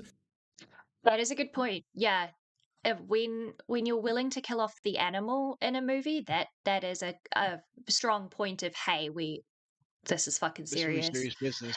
And I have to commend the creator of the film. He did it in such a way where it's not wasted, right? The death, unlike what Alex did by just brushing over it. No, killing an animal is a really big emotional hit to any audience, because they are seen as innocent. The cat death is plot crucial. Exactly. Actually. So being considerate enough to make it not just plot crucial, but emotionally crucial, priming the audience before we get into any of the actual gore, but still being respectful of the memory of this animal, even though obviously the cat didn't actually die in real life, right? Yeah. But paying respects to a fictional animal death is just showing how carefully considered everything is. Well, you want people to feel the connection of, like, if they're, to like on, they want people to feel something out of it as well. So yeah, you have to present it a certain way. Yeah, even if Bear didn't care as much about his cat as we do. Yeah. NJ says there are many people who get pets for the sake of having a pet or to exploit them for views, but don't actually care about them. Oh God, do I know that? It's a trophy to them, not a living, breathing being. Right. Yeah, it's a living accessory. Yeah, that's why I hate family are they called family channels? Family vlogging channels, because they treat children like living accessories. And if any of those life vlogging channels get a pet, I'm always yeah, you guys get to the mind. They yearn for them. Kanga says, I'm just glad the cat was obviously a dummy, lol. It didn't look too realistic. I am also very glad. So never watch Cannibal Holocaust, because that actually has actual animal death in it. Oof. Yep. No. Good to know. Never will. The director has regretted doing it now. He was like, I did it originally to show like how terrible movie making was, and then he's like, you know what, killing animals for any reason is really stupid. Yeah, no. It's a bit like that movie Cuties, right? That was all about the exploitation of children, and then exploited children as part of the film. It's like right, yeah. If you have to do the thing to critique the thing, you are just as bad as the people you are critiquing. Yeah. Duh. NJ, I'll always cry when an animal dies in a movie, unless it was portrayed as a monster that had to be killed to save a pet or farm animals or even another person. Very true. I'm soft like that. No, I think it's called being empathetic. I think it's called basic empathy. Animals we usually feel because animals aren't usually processing information the same way we are. A lot of them do. That's the thing. They just can't convey it in a way that we understand. Animals are a lot smarter and a lot more sapient than we give them credit for. Sure, but I mean, they communicate in their own ways that we don't communicate in and stuff too. Yeah. So, I mean. But yes, let's continue.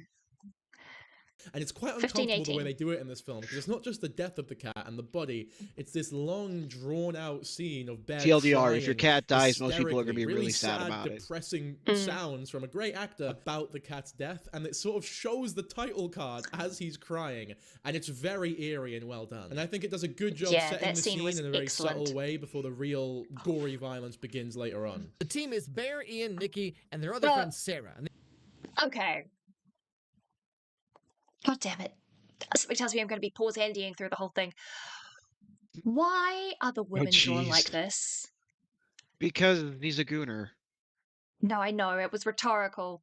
I'm angry. Look. Yeah, notice how you drew the men versus the women. That was... Yeah, I got there before you did, NJ. Fucking...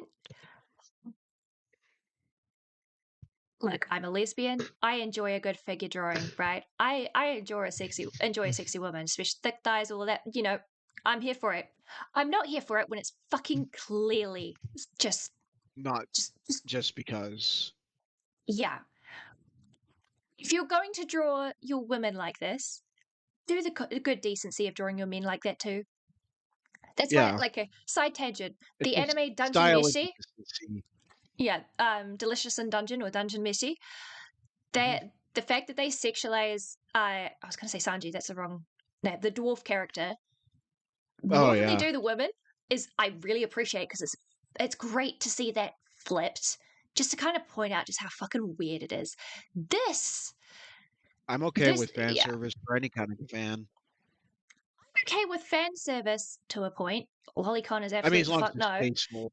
Well, not that kind, but you got a hot short stack, dwarf man, barrel chested dwarf man. Yeah, I could see some people appreciating that of different genders, and a little bit of something for everybody.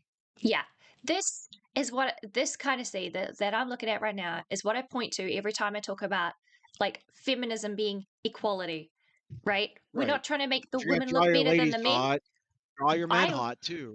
Exactly, draw the men hot, or just have the girls be a little drawn the same as the guys. The other one. Yeah, exactly. Be consistent. As a bisexual woman, I also appreciate a nice man booty being shown in video games. Yeah, Kanga. I mean, fuck. Look, I'm lesbian as sin. I've seen Leon Kennedy, right? Old man Leon. Fuck, they did a good job. I can appreciate that. I'm just straight, and I can appreciate Leon. Exactly, but yeah, if you're going to sexualize equal opportunity, don't be this brazen, please. I mean, I can appreciate when a guy's sexy. It doesn't really do anything for me, but I'd be like, yeah, that guy's hot. Yeah, I can see that. As soon as you do something like this, all you've gone and done is you've reduced the women to sex objects through just the visual drawing, and the guys are clearly characters. So you clearly have. I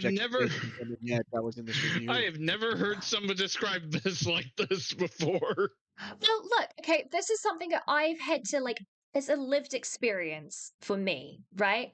every time in media, whenever I wanted to see like a girl character, because I mean, I'm non-binary, but I'm assigned female at birth, and anytime there was a girl character in any movie, they were there to be B-plot relationship. Oh my god, she's hot. Nothing about like how smart they are or like any of their character. No, they were just there as a get the girl thing, and I always hated it. And looking at this, it is clear that the guys, we're supposed to judge them based on their character qualities, and the women are clearly there to be judged for their bodies and for nothing more. Like it's, yeah, I'm going to have issues, I can tell. I'm glad that I was ready to crash out today. Let's go. 15:45. All right, Alex, show me your worst.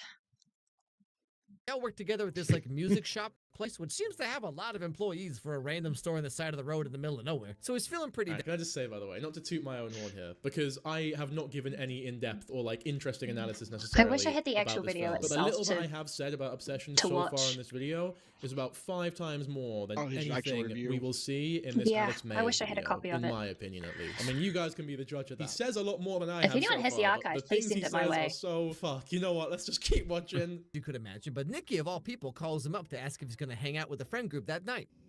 I don't think I can tonight. I'm just catching up on some stuff. Yeah, so I'm putting in my 2 weeks. Really? Shit! God damn it! Are you okay? No, no, Crystal necklace. Bear, get out while you still can. But then again. Oh no, wait. I'm not going to pause, Andy. Finish your point, Nikki's a hot Alex. Latina, so one can only remain strong for so long. Fuck my life. Yeah, here we go. Slug? The hot, Slug? yeah, pretty much. Hot Latina? Slug? Jesus. She's an attractive lady. I mean, I'm not going to disagree with that, but that's not really the point. Crystal Latina mummy. Oh god, if that is all if he puts her down as nothing but a Crystal Latina mummy, and that being her entire character, I'm going to. No, I can't say that on YouTube. I can't say that on YouTube. You're gonna flip your top you're gonna do it because I smack someone with an enchilada. Oh no, NJ's laughing. That's totally what he does. Yeah, that's pretty much what he does. The whole review. I didn't even know she was Latina until Alex made a big deal out of it. Be prepared. Oh god. Yeah. Be prepared. Yep. NJ, this scene had a lot of people saying she was a little interested and was willing to give him a chance. No. What? She just want to know where she was with him when she asked him. She's figuring out where her life was at with everybody. Dude was clearly supposed to be meeting up already because that's clearly a thing that they used to do, and he's missing. So she's checking in to make sure he's all good. That's what a normal, decent human being does. That's not her giving him a chance. That's her saying, hey, look, you're not here. I'm assuming you're not going to show up, so I'm just letting you know I've handed in my 2 weeks. There was nothing more. What? Oh, God. I don't think you realize how cooked this guy is. Oh. Oh, boy. Right, pressing play.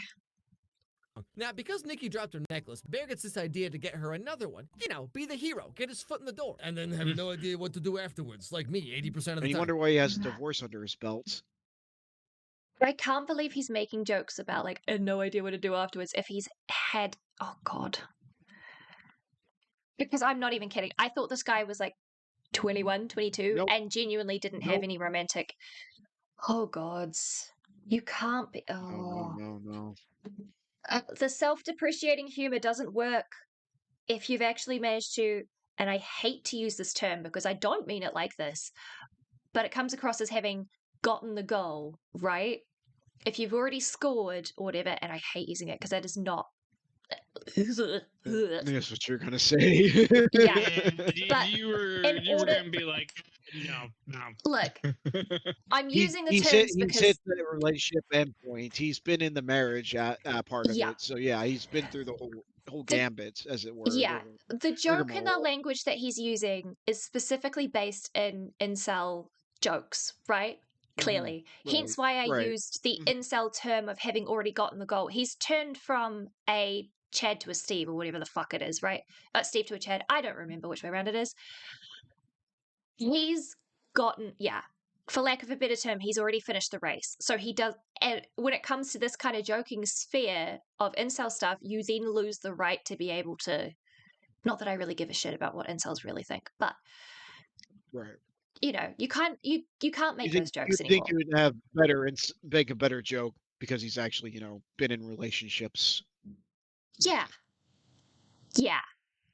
It would be funny if he was early 20s and he genuinely only had like one girlfriend or something. He's nearly 40 and he's at a marriage and he's divorced. It's gauche. Right, but I'm saying he's not even trying. It's lowest common denominator comedy though. He's not even trying to write jokes. It's the low-hanging fruit. It really is the low-hanging fruit. Which, okay, look, I laughed because it's kind of funny. A bit of a content farm. Yeah. He puts out like 2 videos a week or something. There's no way he puts out videos pretty fucking fast. God, it does. I hope he pays his animators then in that case, because the animation is, even though it's like crude, but it has a stylish or something. He has a big channel, so like I think everybody gets paid pretty well. They're fucking better.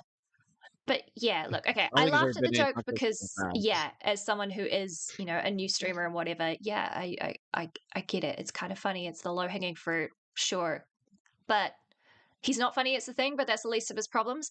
Yeah, MJ, like, look, humor's subjective, right? In this case,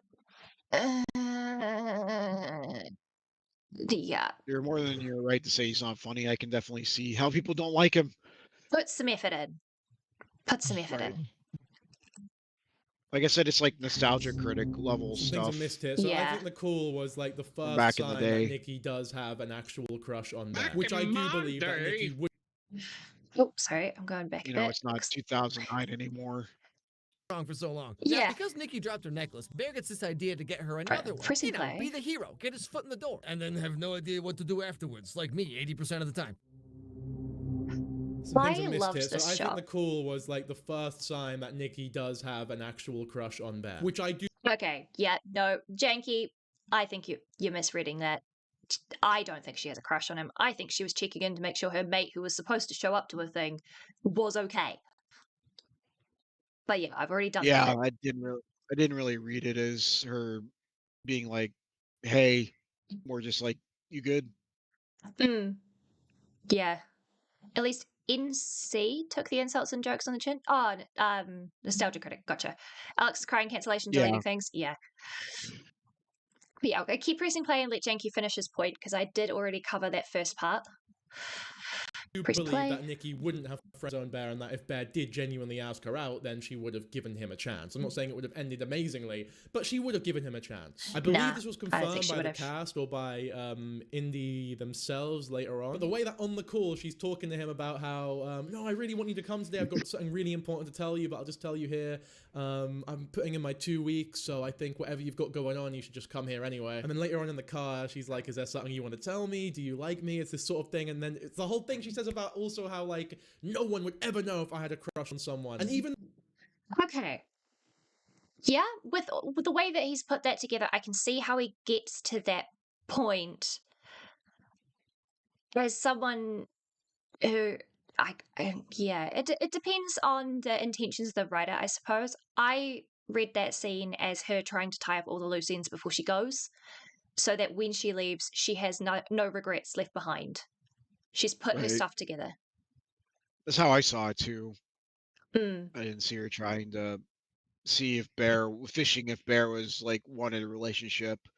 She just wanted. I think she just wanted him to answer yes or no, and this, you know, just so she could know for certain. Clarity, yeah. Not clarity. What's the word? Starts with C. Catharsis. No. When you've finally finished everything up and it's done, like when someone's passed away and you've come to terms with it. What's it called? Closure. Closure. There we go. Thank you. Yeah. Closure. And Kanga says, Bear getting the willow instead of the necklace at the shop shows he didn't really care about what Nikki wanted. Nikki definitely would have wanted a new crystal necklace. Absolutely true. Absolutely true. I'm surprised that... Thank you for pointing that out, because I was about to brush over that too, to be honest, because of everything else we were critiquing. That's an interesting point. I didn't even think about that one. Yeah, no, that's true. Because that is why he went into the shop, was to get a necklace. I completely forgot he didn't get her a necklace. And then he got the willow because he was a selfish little bitch. Yeah, I was under the assumption that he got a necklace at the same time. I completely forgot that he just full out didn't. He just completely sidetracked that because he's like, oh, One Wish Willow, huh? Yeah, because you get swept up in the story, right? Because it is from Bear's perspective, a lot of it. So yeah, Right. thank you for pointing that out, Kanga. Yeah, that's actually a genuinely good point. Bear's a bit of an unreliable narrator, too. Oh yeah, yeah, absolutely. All right, so 1728. 3, 2, and 1. About on the phone where she goes, oh, I just dropped my crystal necklace, and then it immediately cuts to the One Wish Willow shop.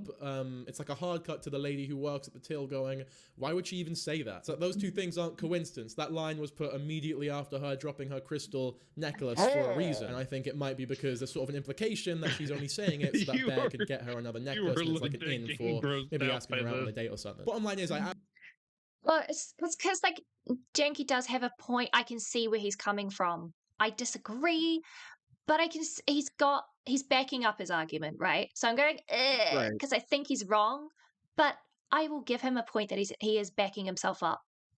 Yeah, he's giving evidence to back it up at least. Exactly. NJ, the wish itself proves Bear didn't care. Oh yeah, well that's fucking obvious. He wished for her to love him more than anyone else in the fucking world instead of being courageous or to know if she likes him back. Yep. Right. Yep. I mean that's the surface read. I would hope, right? NJ, you can't force someone to like you. That literally takes away their autonomy, which is the entire point of the movie. He didn't care about Nikki. He didn't love her. He didn't know her. He was just obsessed with the idea of Nikki. Absolutely. He wanted to have Nikki. He didn't care about her as a person. He wanted to have her for a relationship. It blows my mind when people don't understand that. When people don't take that away as the surface read, because that is clearly the intention, at least from my perspective, is clearly the intention. I'm obviously There's plenty of places where Bear could have got off the ride. He could have stopped a lot sooner, but nope. He was a coward. And yeah. And it's fine to be a coward in certain areas, but as soon as it comes to violating someone else's consent to autonomy. If he really loved her, he would have made the sacrifice of his own life to free her from that bullshit. Yeah. Once he found out that was the only way to do it. Yeah. It's or he would have actually killed her when she asked for it, or something, Mm-hmm. She literally just begs him to kill her at one point. Yeah, no, she does when she's still like saying it really drives me nuts when I have seen, as NJ says, I've seen comments defending these things as mental. Yeah, the comments I've seen defending the quote unquote makeout scene, right? I fucking hate that as someone who's gone through that myself. When someone is under the influence of something, if you are under the assumption that they are under the influence of drugs or alcohol or in the middle of a mental break, it doesn't matter that he didn't think the wish didn't work. What mattered was he thought that he knew she was acting weird and took advantage of that. Yeah. As soon she was clearly acting out of sorts. Yeah. Yeah. As soon as someone starts acting weird like that, if you're anyway part friend, right? Even I would hope I would hope in an acquaintance, it would be like the bare minimum, but it depends on what you count as acquaintance, and that's probably coming into personal morals. But if you're like on a first date, the date's acting like that, be like, "Are you good? Should I call an ambulance?" Yeah, but she kissed him first, though. I don't give a fuck. If you're under the influence, that's not consent. It is not consent. If he was acting fucking weird the whole night, though, that would have been an awkward as fuck thing. Yeah. At least it felt awkward for me. Oh yeah, that entire bit, I would have bailed so much quicker than Bear did. I would not have stuck around just from sheer awkwardness and social anxiety. I'm mocking, by the way. Oh yeah, no, I know, NJ. You seem to have a good like head on your shoulders. Well, that's fine. I mean, that's bringing up good points to discuss, though. Mm-hmm. And Kanga says she kissed him first, but after the freak out, he should have put a stop to it for the night. So, absolutely. Yeah, definitely. So, look, I'm not sure if you guys got taught this, but in New Zealand, in like year 10, year 11, we get taught about consent. And we had a particular video called Consent is Like Tea. You can offer someone a cup of tea, but you don't, if they say no, you don't force the tea down their throat. If they say that they want a cup of tea and you're making a cup... Oh, sorry, say that again. Sorry. You go. I was making a joke. I said you're not supposed to force the tea on them. Oops. Yeah. If you offer a cup of tea and they say yes, and then you make a cup of tea and you give it to them and they don't drink it, you still don't force them to drink the tea. If you're making it and they're in the middle of drinking it and then they decide, actually, I don't want to finish the cup, you do not force them to drink the rest of the tea. That's a good analogy. Is like tea. I'll actually make something that happened to me when I was like 11 or 12. Mm-hmm. This substitute teacher, I kid you not, forced a peanut butter and jelly sandwich down my throat. Okay. Because you wouldn't eat or something? No, I wanted a chicken patty, but the substitute was like, no, you're having peanut butter and jelly, and forced it.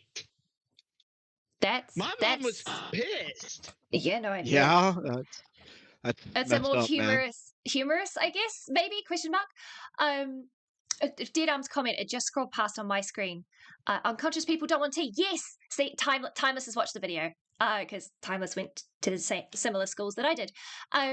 He just stopped through and decided, yes, Dead Arm was making a point of if they pass out or something, you take them to your bed and then take to the couch or something along those lines. It scrolled past my screen, I'm sorry.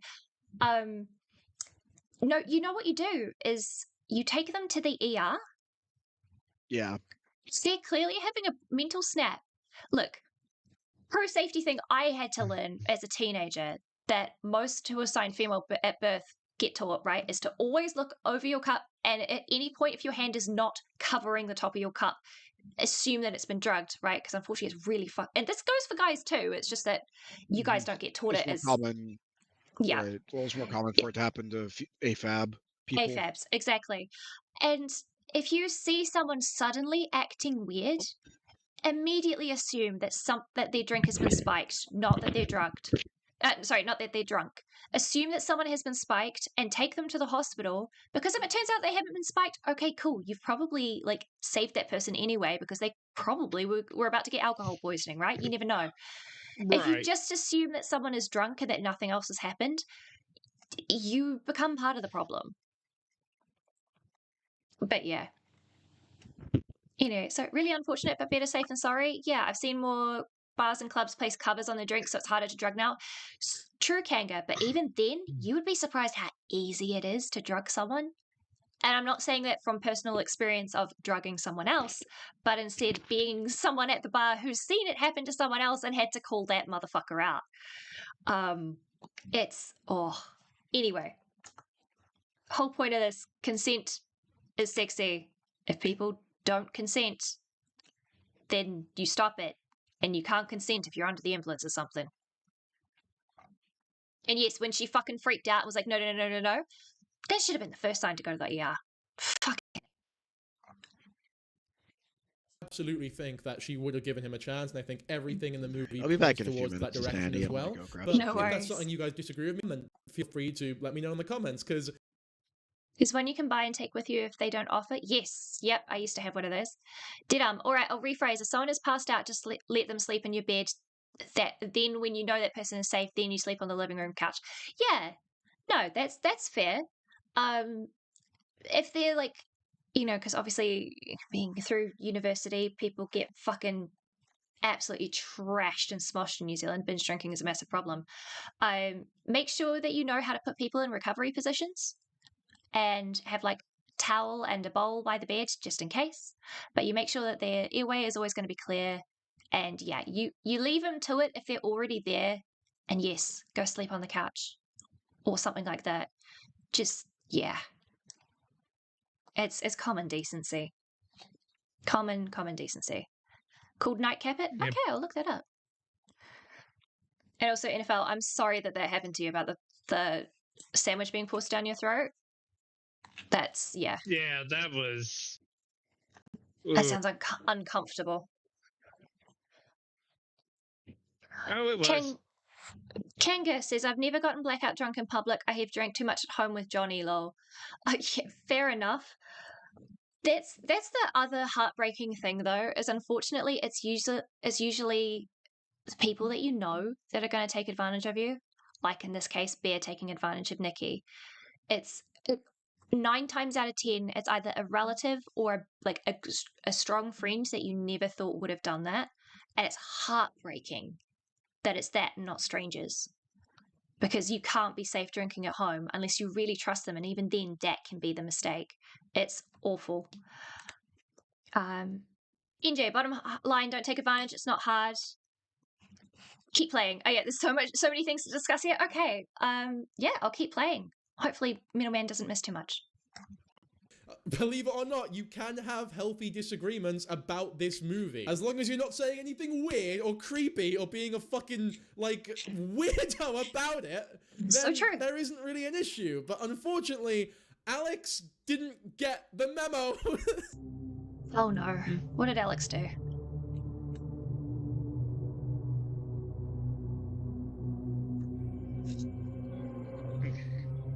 Love this shot, by the way. I love how it says amaze your friends. Hey guys, check this out. Awesome! Do it again! Yeah. Oh god! Light on fire! Alex. I'm not rushing you, but there's definitely a lot of things you said you'll definitely pause at each. Yeah, no, fair enough, NJ. Absolutely, don't you worry. Look, I'm settled in for the long haul today. Something tells me we won't get to the other videos, and I'm actually fine with that. That, Alex, okay, I get your whole thing is making light of things. And sure, yeah, a child would laugh at that. The problem is a child would laugh at that, Alex. You're covering an adult horror movie and you're applying child jokes. I don't like the 4 potential implications you can take away from that. And that's all you have to say about the one wish below? Not, oh yeah, here's this thing that's really, really important that's going to be the core driving force. Fucking it. It just means more streams? Absolutely. I mean, that's the whole point, right? Anyway, I will get back to it. This is the kind of stuff I want to do. Like, this is the kind of shit I want to do every Sunday. So if you've got more people who like have weird takes that you want me to cover, please send it my way. Anyway, pressing play. Well, they've been pretty popular since we put them out. You know, everybody wants a wish. Some people. Also,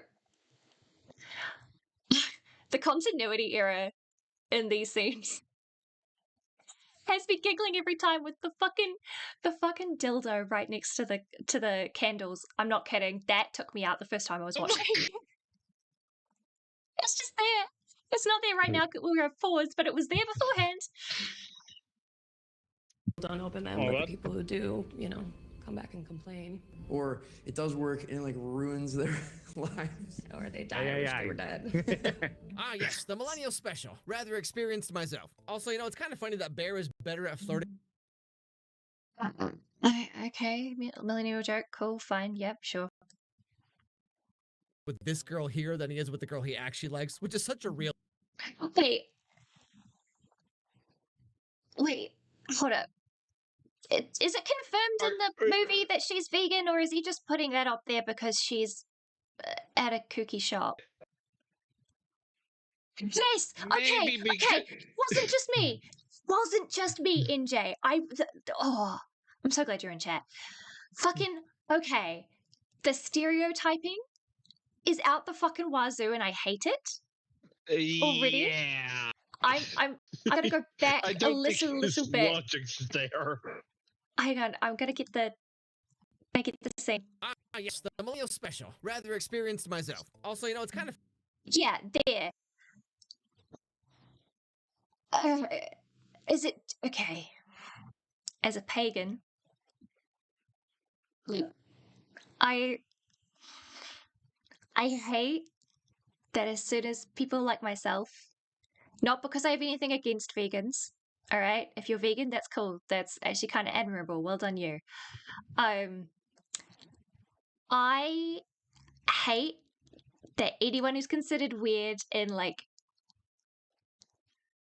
how do I put this in words? I'm sorry, I'm so flashbanged that I'm struggling to put my point into words right now. Oh, no, it's fine. There we go. The lumping of alternate beliefs into, okay, vegan, because vegan is the stereotypical punching bag of the internet. Back in 2014, my guy. Right. I think he's just yapping. Yeah, it gets worse, so much worse. Oh no. Timeless. Also, do you think that he was flirting? Maybe I'm too neurospicy and dimmy, but where? Yeah, okay. Timeless. I can see how it's read as flirting because it's the laughter. It's the awkward laughter that we do as neurospicy people when we don't know quite how to respond. And that often in neurotypicals is what you do when you're flirting as a signal to, hey, I kind of like you, right? It's the shy giggle. It's interpreted as a shy giggle and not a, oh God, I can't fucking think. Right? Kanga, most of the crystal hippies I know aren't vegan. Quite a few own chickens for the free eggs. Exactly. And like this show, if it gone and put crystal or like witch or like, you know, hippie even would be a more accurate label than fucking vegan. True. Yeah. Again, nothing wrong with vegans. It's just the fact that you made a punching bag and an assumption instead of taking the stereotype that's clearly there in front of you. You just add something on top because, I don't know, you want to say something. It's not flirting, but it shows Bear can be talkative. Instead of trying to be talkative with Nikki, he's being weird and relies on a wish. Exactly, NJ. Exactly. He can apply himself. He just gets too in his own head. Burn! Welcome. Oh, hey, Burn. So, welcome back. You got anything you'd like to say about the... We're only 18 minutes in. To be fair, I haven't been watching. Stupid shit had to be addressed, so I had addressed it. Oh, do I need to get my phone and check? It wouldn't be a... No. Okay. Well, that's good. Are you gonna have to burn bridges again? Depends. Okay, that's the only thing we just need to know, and we'll just. I mean, it's not any of you. It's not. Yeah. I mean, it's not any of you people. It's like autistic, okay. retarded, very like low IQ, like talking points that I have to argue against. But again, it is what it is. Send me a summary for us after stream. I would love to go and just make your day by mocking it. Anyway, have you seen the movie Obsession by any chance? I don't think about me insanity. I don't watch movies. Okay. We need to watch this one. I think you'd enjoy it. The only movies I watch are like the only movies I watch are like George Romero movies. I don't know who that is. Whatever the fuck that he meant. What the fuck was that noise? But that was me burping. Sorry. You're good. Then mute your mic. Anyway, that's really it. Okay, cool. Well, welcome along for the ride. If you Burn is too cool for movies, exactly. See, Kanga's now back on the Burn side of things, and not like, address me, Bird, address me. You're running, address me. Wow. Shit. Yeah. Okay, so TLDR. Look at you with 41 subscribers, by the way. Look at you with 4. Holy shit. We can go back. We can go back Thank to content in 1 second. You have 41 fucking subscribers. Oh my God. Get that shit to 100 by the end of the month, bro. Thank you so much, whoever subscribed, because I've got a little alert that said my brother subscribed from last stream. I didn't realize that I got up to 41. Thank you, people. And thank you, 42 NJ. now, because the guy in chat is now subscribed. Let's go. The meaning of life, 42. Oh, that's amazing. Look at that, Thank you, look at that. guys. I'm gonna be fucking gay about that. Holy shit. Hey People man, say- we all start we all start young, somewhere. as one would say. Yeah. Oh, no, I'm We just all remembering turned people gay at going, one oh yeah, point. Felgy can't handle 2,000. I'm sitting here like, I don't know if I could handle 100 just because I would feel like, oh my God, I'm so fucking giddy. Not because I'm losing my mind. But anyway. Well, no, you wouldn't use your audience maliciously. Exactly. Like you did. Exactly. But hey, So long and thanks I for got all a the sweet. fish. No worries, Kanga. Kakite. I was Angela along, so true. You gotta make shorts and stuff. Anyway, back to the content. Yes. Okay, so TLDR on the movie. So this guy, Alex Meyers, who I've got so many fucking bugbears with this guy already. Is making a review on a movie called Obsession. Obsession is a fantastic horror movie. Really, really good. Oh, it's horror. Okay. Yeah, it's a horror movie with a critique on the manosphere. Basically, the synopsis of the movie is you follow this guy by the name of Bear, who is a coward who has a crush on this girl called Nikki. And he's like, that awkward nice guy can't figure out how to flirt, doesn't, awkward shit, right? It looks, anyway. Very, very red pilled. Whatever. He hold on. I gotta pull this fucking guy. Yeah, it's very cleverly written. Welcome back, Middleman. Sorry, I didn't see you rating. My bad. I was just scratching at the door in chat. Sweet. Yeah, for real. I'm back with 3% more misogyny. Yeah, I'm just explaining the synopsis of the movie to Burn. Okay. But Bear then his cat dies because he left out medication and his cat got into it, whatever. He, in the middle of grief, then gets invited out to go have drinks with the mates and with Nikki, and she drops a necklace or whatever, and she admits to him that she's leaving town. So in the middle of all of this shit, he decides, you know what, I'm going to go and buy her a new necklace. Doesn't do that. Ends up in this witchy poo shop and gets this thing called a one-wish willow, which is where you make a wish, you snap this willow branch, and it turns out this thing's the real deal. And he, instead of confessing to Nikki and dropping her off after they've done drinks or whatever, instead of when she comes up to him and said, hey, do you like me? Instead of saying yes, he says, no, I see you as more of a friend. And she's like, okay, cool. I'm leaving in 2 weeks. Have a good night. Sorry about your cat. Bye. He then, instead of doing anything productive, decides to wish that she would love him more than anyone else in the world. And it's very much a monkey paw situation of she becomes fucking weird.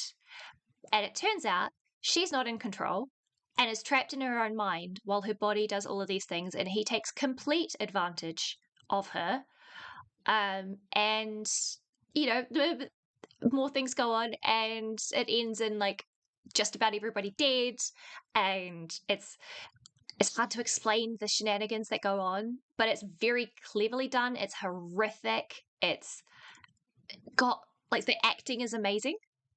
If you've seen that scene of no, don't do that, that's from the movie. Oh yeah, which I might probably cut out, but yeah, the actors are fantastic. The dialogue is written really, really well. It's clearly a critique on consent and manosphere and things like that.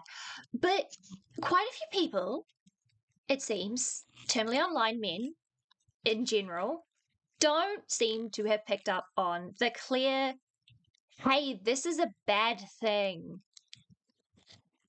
And so seems like this animator might be one of those people. So we're critiquing him and his very got to poor tell taste. Byrne that she's a crazy Latina crystal mommy.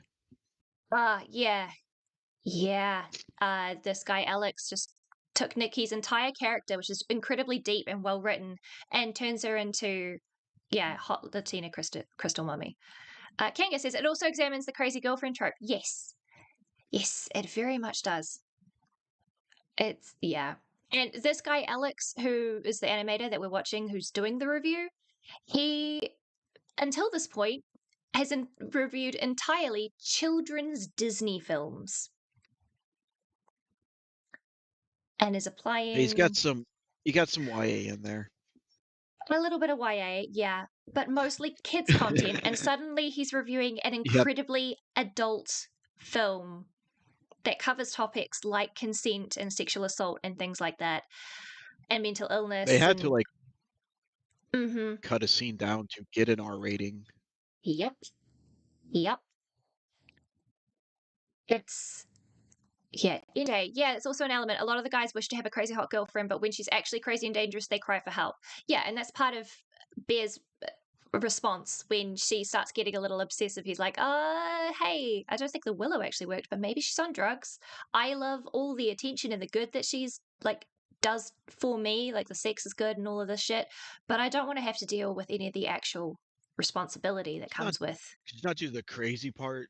Just yeah. Just do the that's with me part without the crazy. That'd be great. Yeah, a lot of people saw the previews and just thought it was about a crazy obsessive girlfriend, but it really pulled an Uno reverse card. Yes, Kanga. Well, kind of the plot spoiled, lol. Yeah, I mean, there's way more, but yeah, that's the general synopsis. It's an incredibly good movie. I haven't gotten into the really good details of the scenes that really fun shock you, but there's some pretty unsettling scenes. Oh yeah, it's great. As a horror fan, love it. Especially if you have a fear of loss of autonomy, like I do. It's pretty scary stuff. It's incredibly scary, but it's also done in a very respectful way, and also clearly from a place of like actual like personal experience as well, which I appreciate.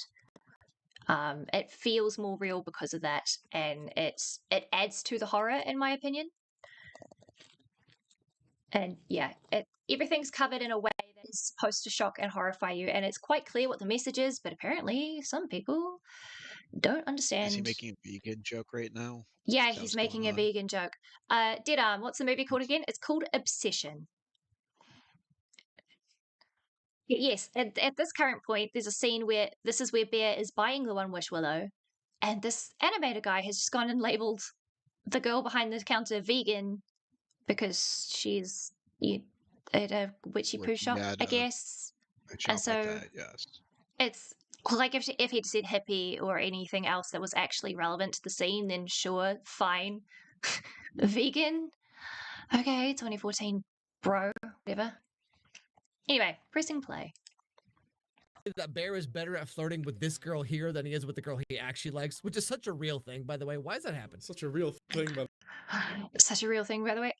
Yeah. Oh my god. It's because people get to in their heads when they try to flirt. A and B. He's not fucking flirting. He's just awkward, in my opinion. Why does that happen? How old is this guy? I need to know how old he is, because like that is a real thing. All of the jokes and shit that this guy Alex is making would be fine if he's like 20, 21. Turns out the dude is pushing 40 and has already had a divorce. Yeah, he was born May 17th, 1988, so he's 38. Uh-huh. And NJ makes a very good point. He's projecting onto Bear from the very beginning.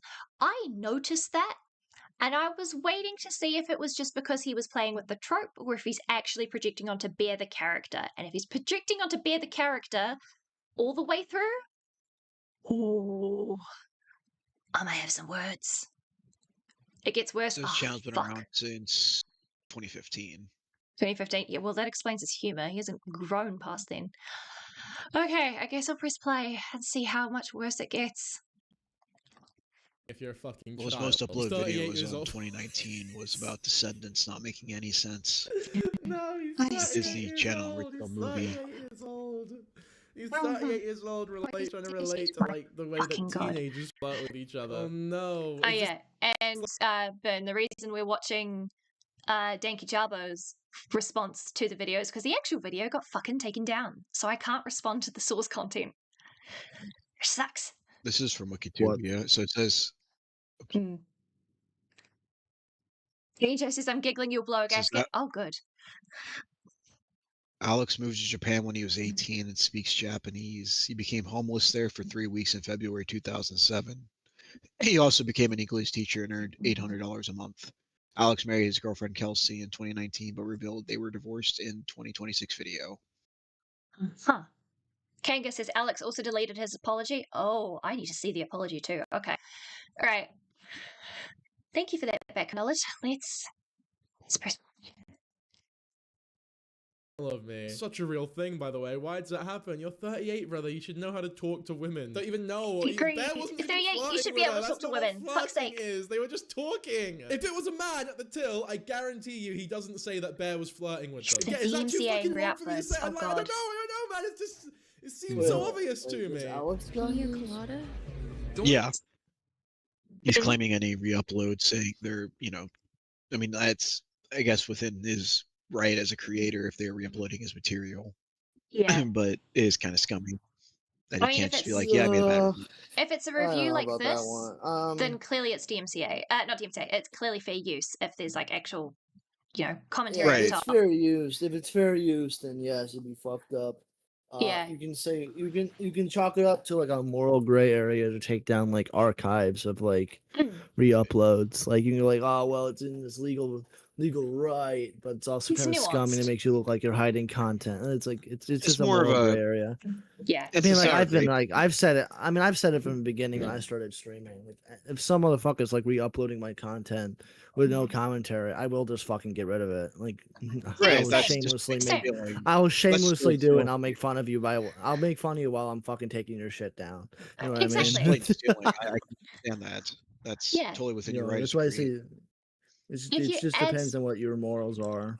Yeah, if you add like even a tiny little bit, I won't take it down unless there's like, private information that's, should have been taken down, right? Right. And I'll, instead of like DMCAing you, if you just have like 5 seconds of you saying something and then entirely my content, I'll just make fun of you for it. I'm not going to take it down because even though technically it's not fair use, it's still like, bruh, you're being an idiot. Anyway. He just is embarrassed that he made a bad video and he can't own up to it.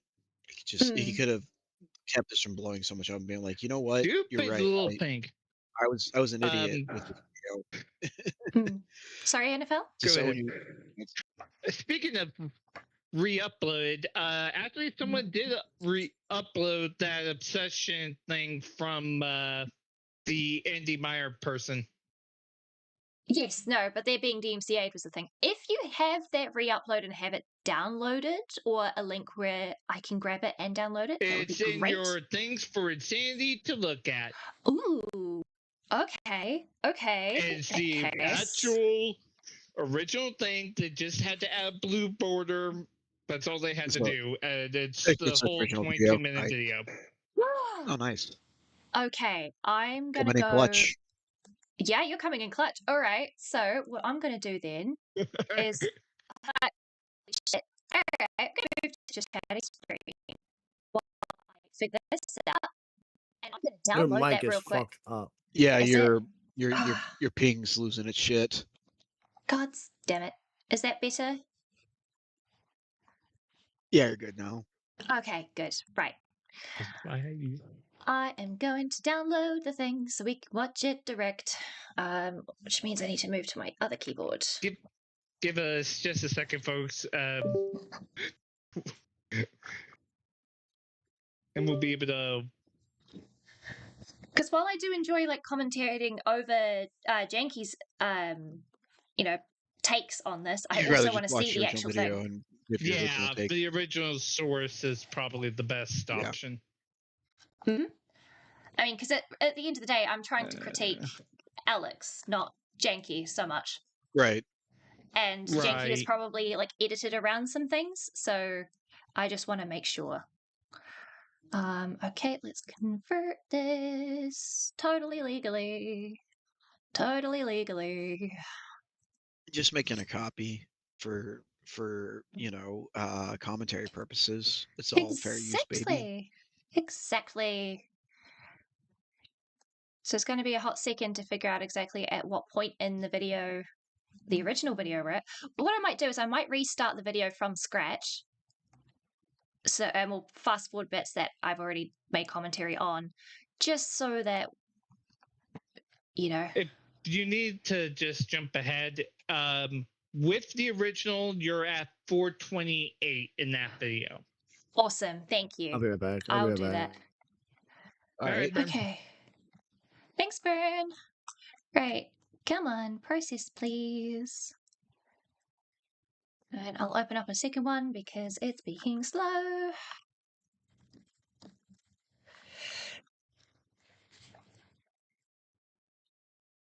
Is that that's the one I'm using? What's the other one I use? Yeah, we'll see.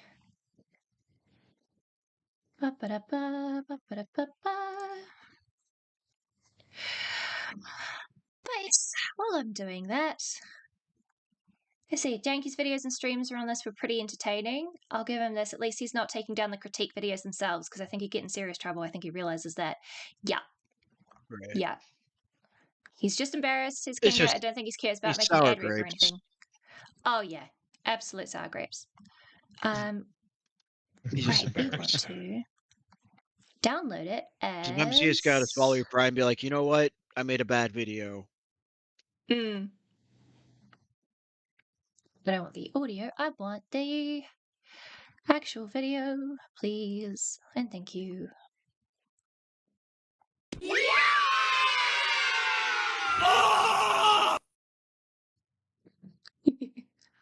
Okay, let's see.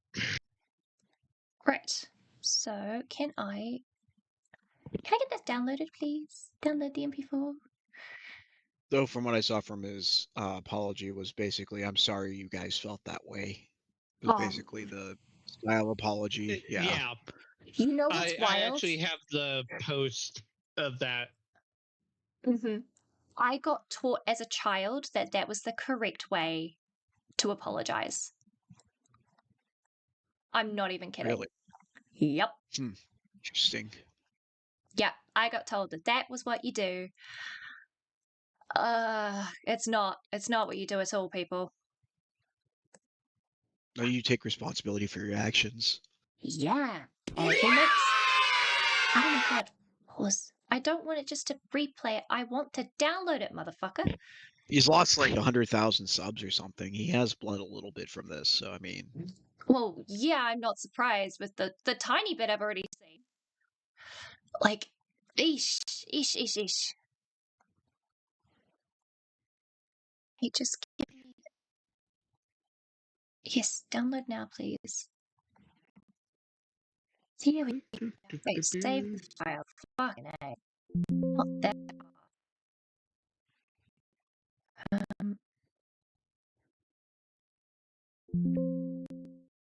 No. Yeah. I'm gonna move to there. Save that. Alright, what's this chat? Almost there. So side chat. I'll throw his social blade into the side chat there for you. Awesome. We're going to pull this up as the media, just the standard media player. That should be fine. And then... But yeah, it's showing the rest of the days he's lost 100,000 subscribers. We're going to go to... Yeah. Oh, geez. Yeah, you can definitely see what happened. Oh, yeah? That bad, huh? Go to sources. Let's see here. Going to... Ooh. So on Monday the 13th, he lost 20,000 subs. Oh. That was his biggest single day loss, and then it was 10K a day after that, for every day after that till Wednesday. Or no, that's going back. So Wednesday he started losing subs, and looks like on that following Monday he took a 20K hit. Ay vey. All right, let's. But he got a lot of. He got more views though. His views went up. Is that maybe that's the day he posted it? Yeah, maybe. Okay, sure. That doesn't want to. That's July 13th. And then he said, yeah. So yeah, he was at. I decided he was at 4.14 million. Now he's sitting at about He's sitting at around 4.04 million. So yeah, he lost about 100,000 subs. What a shame. All right, sorry. I'm just resizing the things, and then we should be good to go. I just got to play past the very loud jump scare at the very start. So where did you say we were at? 4 minutes? It is 4 minutes 28.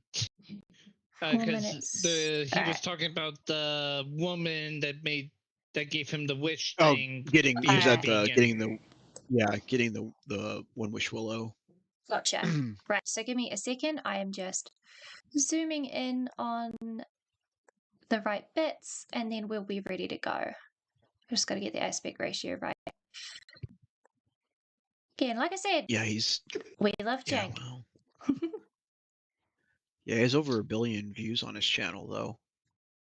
That's impressive. With 518 videos.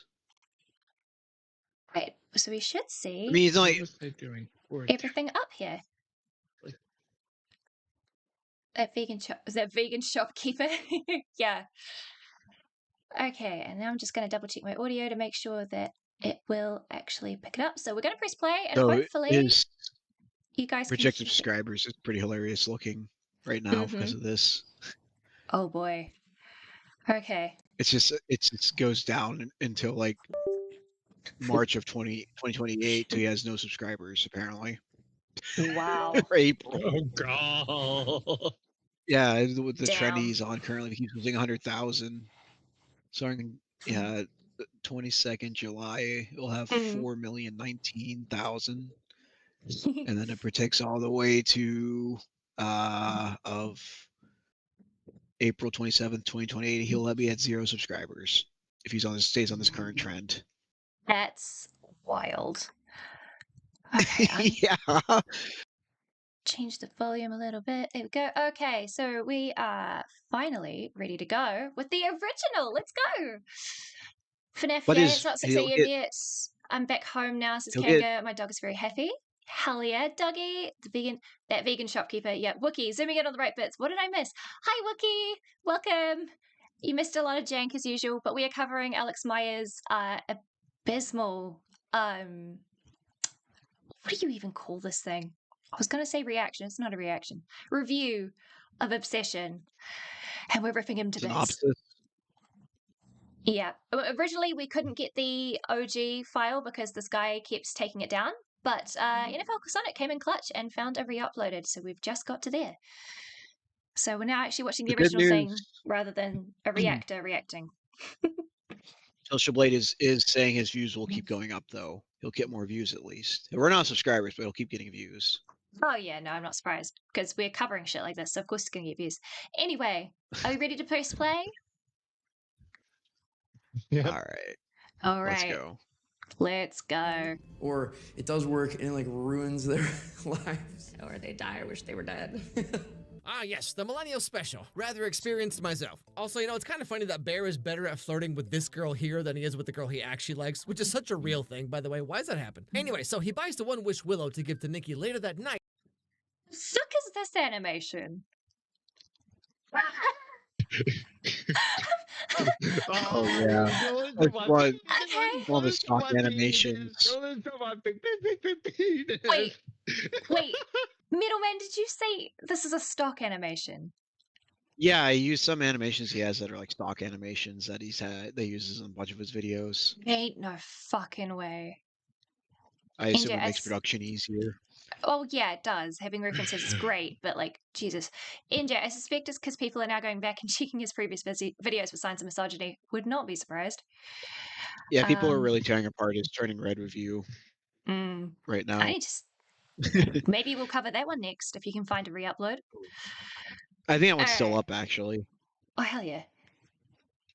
What's the weird fucking dance? That was my question, Didam. But yes, we shall continue. You're saying that Bear's going to give the One Wish Willow to Nikki? Okay. At trivia. Anything else? I'll get a pina colada. Did Bear say he was going to give it to her? I just bought it for himself. No. Alex is assuming that he's going to give it to Nikki. Okay. I don't think that was the plan. I'll be entirely honest. I think Bear just got sidetracked, did the ADHD thing of forgetting why he was there in the first place, only I don't think he has the excuse of ADHD. No, I hope he fucking doesn't. He thought with his little head for a second. I know I did, because one comment accused him of being creepy towards a character who was supposed to be a high schooler. Well, I did check, and yeah. Oh, God. Okay. again, NJ, the link, if you're not in our Discord, the link is in the description. You're more than welcome to join and feel free to post this kind of stuff into things for Insanity to look at. I am happy to cover them all day today. This is, you're actually having a lot of fun, I'm not going to lie. All right, pressing play. Don't make fun of my drink. What? I like a man who's in touch with his feminine. Hey, whoa, didn't ask your opinion, Nikki. Alex. Okay, it's probably a joke. Called ribbing. That's called ribbing. That's banter. Cool. That's bants. It's called being one of the bros. Yeah.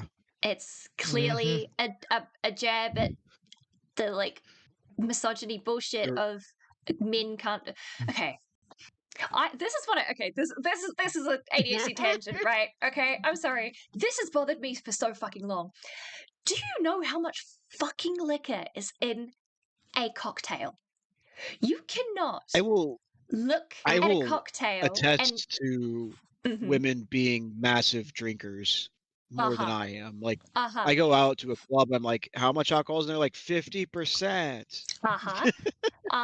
But it tastes like fruit, so it's okay. I've worked behind the bar. I've been to a few bars, right? I have never understood the misogynist, like, oh, getting a cocktail is a girly drink. It's weak. When you're drinking beer with, like, what, 4%? In New Zealand, like, some craft beers get to maybe 8%. About 5 in the US. Yeah.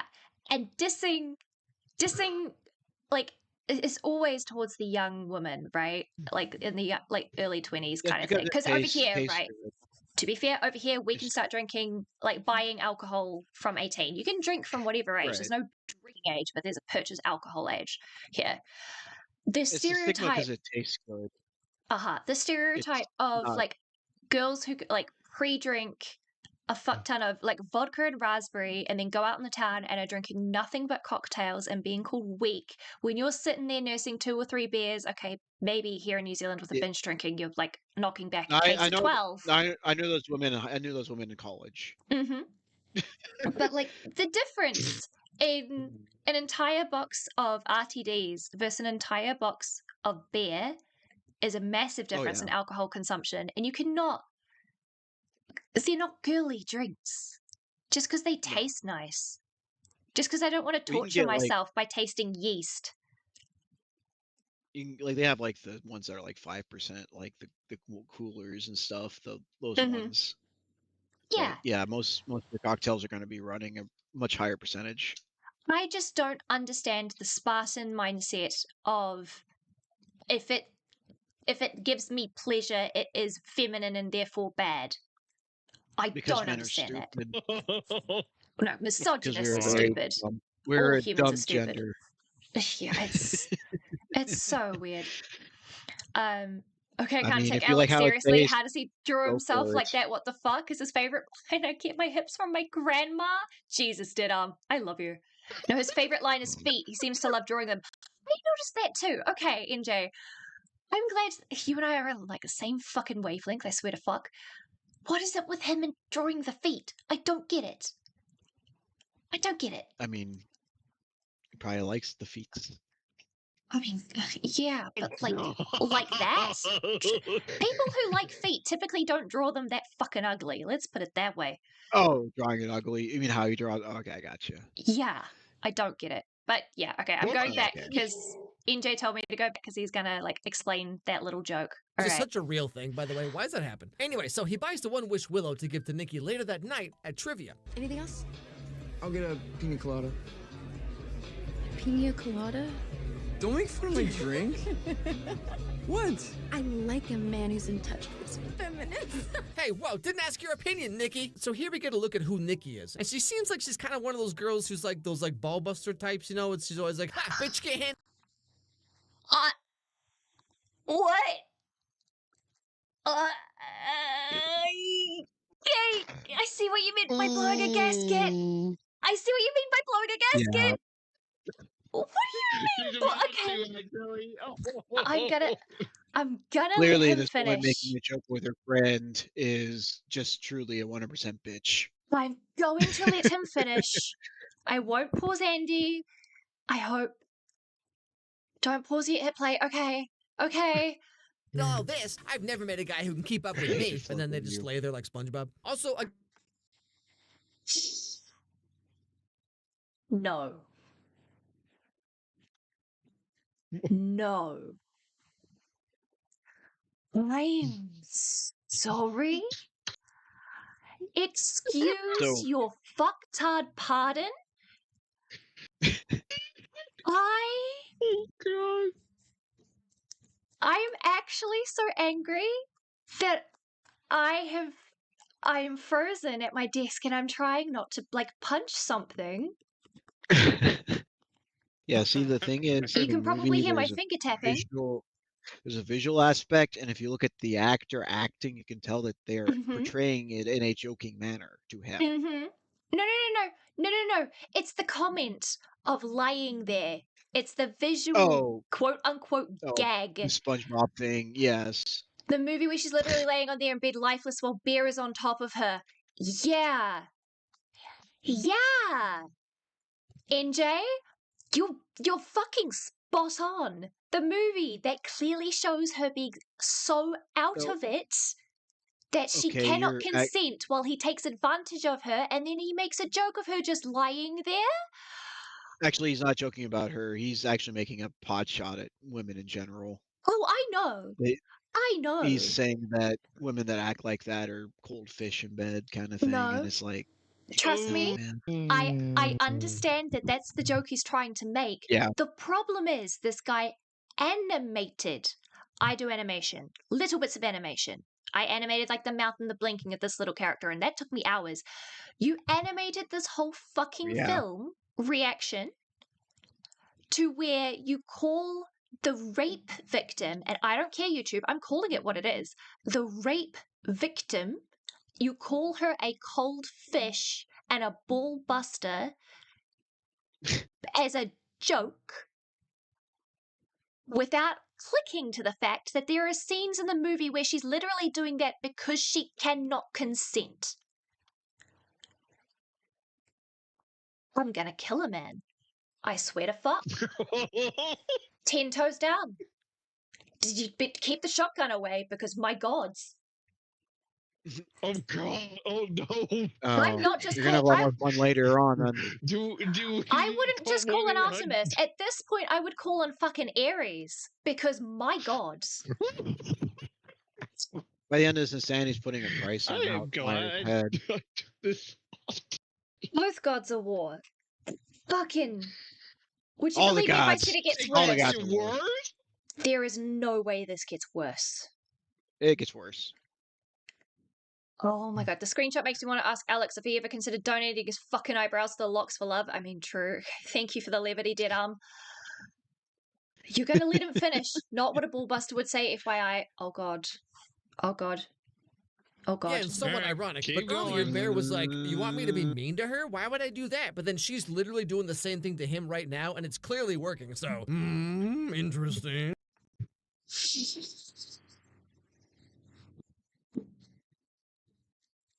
Oh boy. Maybe picking this topic was a mistake.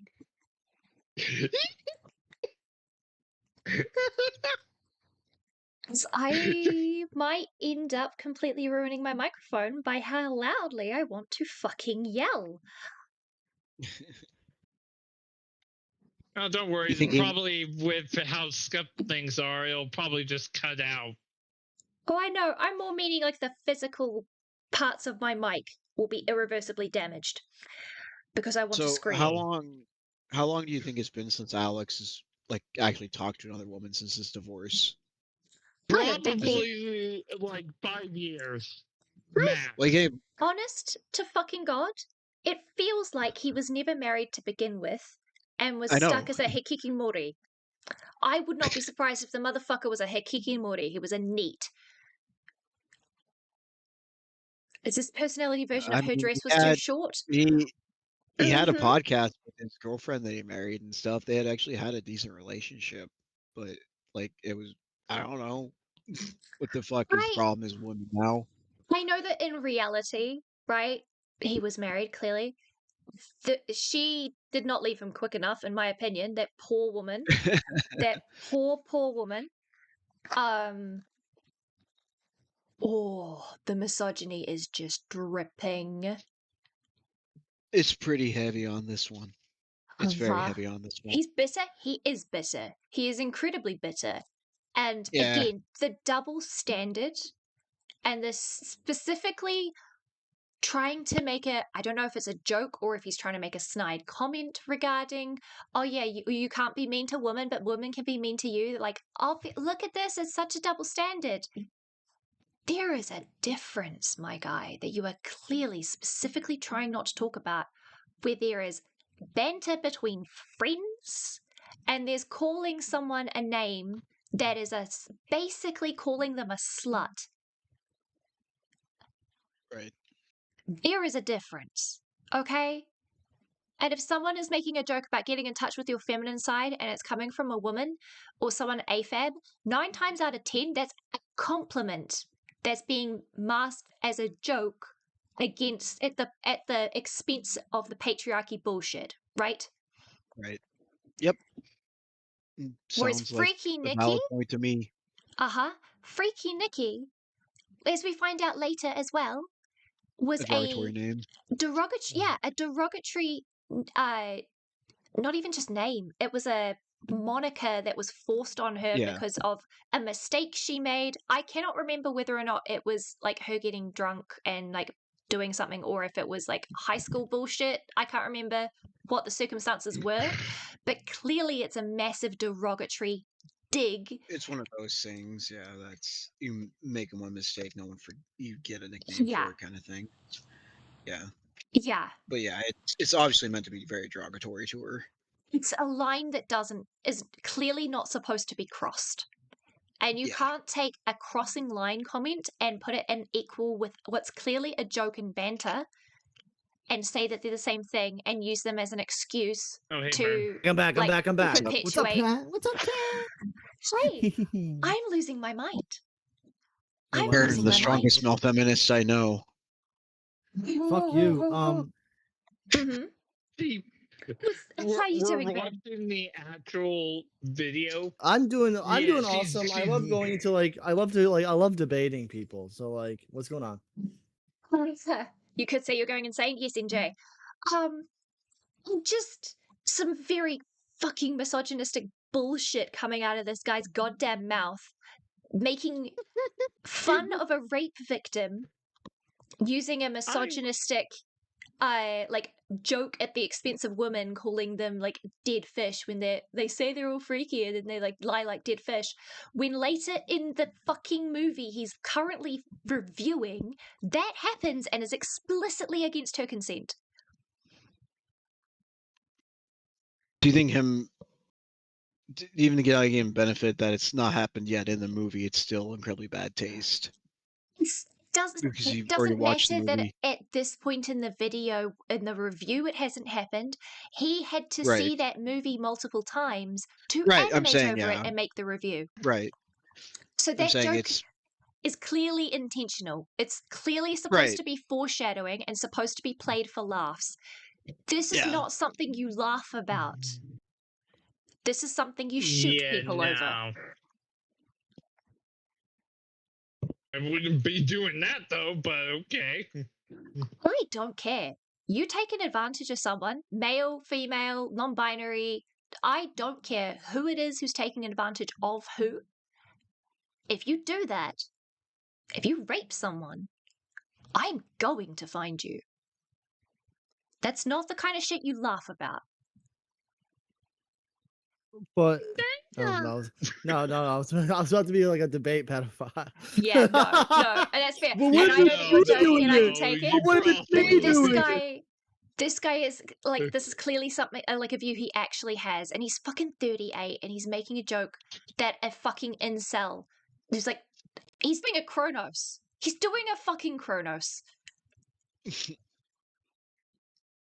Not the time, but I'm going to come find you. Oh, yeah, NJ, you're right.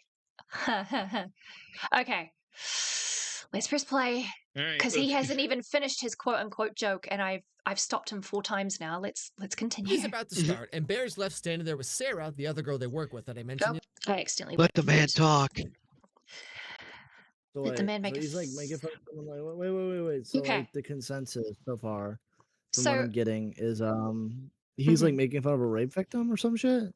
Yeah, he's It's reducing the female lead who is there to like point out how fucked the lack of autonomy and consent is.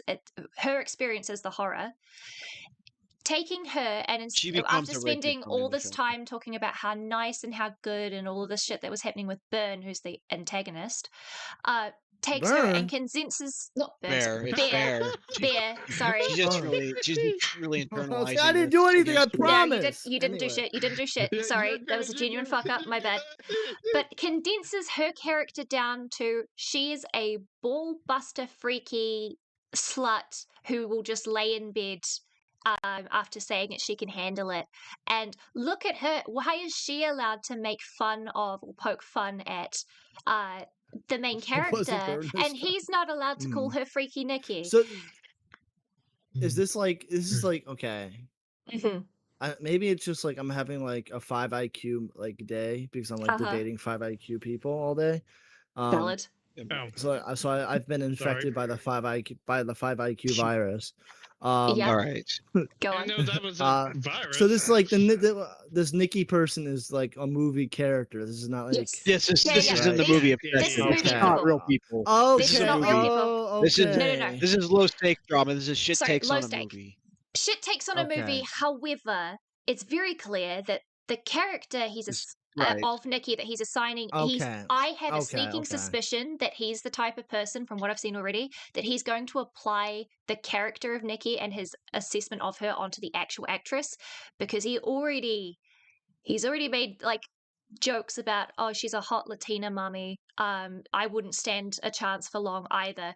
I have a sneaking suspicion that this is going to get parasocial, and I fucking hate it. I'm making a prediction. If I'm right or wrong, don't tell me in the chat, please. You're like so right. I'm just kidding. Shut the fuck up, Ben. Okay. I'm going back to him. Am I being a shitter? No, you're fine.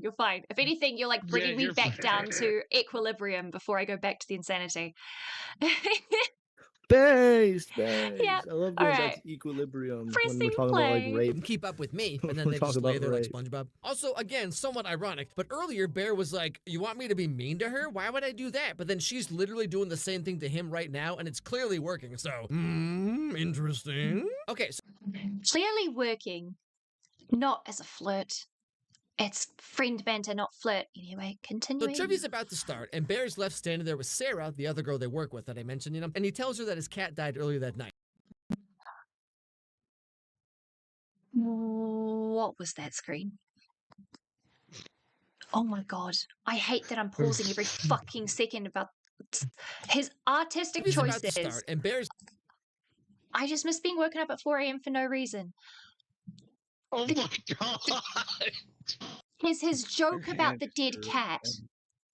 And look at her pose. I guess. Yeah. Her pose right here, I have so many issues with. The image I'm seeing in my head is just Alex being like, why can't I get no women? Just you'll never get me, bitch. For real. True. This is literally like my anecdote from earlier. This is the guy who was like, I can't even get a virgin in it. And that's what he probably saw me like when I was like, no, I would kill you for peace if we were the last 2 people. Jesus fucking Christ. Reducing, the cat. It's clear that this guy has not figured out how fucking important the cat is to the plot of the movie. Reducing it down to, I just miss being woken up at 4 a.m. for no reason, is missing the entire reason that the death of a cat is in this movie at the beginning. Anyways, like it's missing the whole point. And I have no faith. The entire view is missing the point. That's the entirety of this whole thing. Something media literacy. Yes, those were the words I was looking for, NJ. Media literacy. Has none. It's not even a lack of media literacy. It's a projecting of his projection of his ideas of women onto the movie. Well, yeah, but that's part of the media literacy. Is the fact that he can't. It's not just interpreting. Media literacy is the ability to take your own biases into account and then still view the media from multiple points of view, taking into account the biases of the people who made the film, who the intended audience would be, and their biases, and then your own internal biases, and then critiquing and assessing it. That's what media literacy is about. This guy, he doesn't understand themes and context of the movie as showing you, which is what baffles me. It's so blatant. How could you miss it? Yeah, this whole movie is literally called Obsession. Yeah. How do you miss it when it's the title of the fucking movie? When you go in with bad faith because you have something you want to say before you even watch the movie. I genuinely, I would not be surprised if this guy went in, saw it, and assumed it was like a, crazy stalker girlfriend horror movie. Originally, he called it, like, at the beginning of this, he called it a fucking rom-com, right? Which is fucking wild.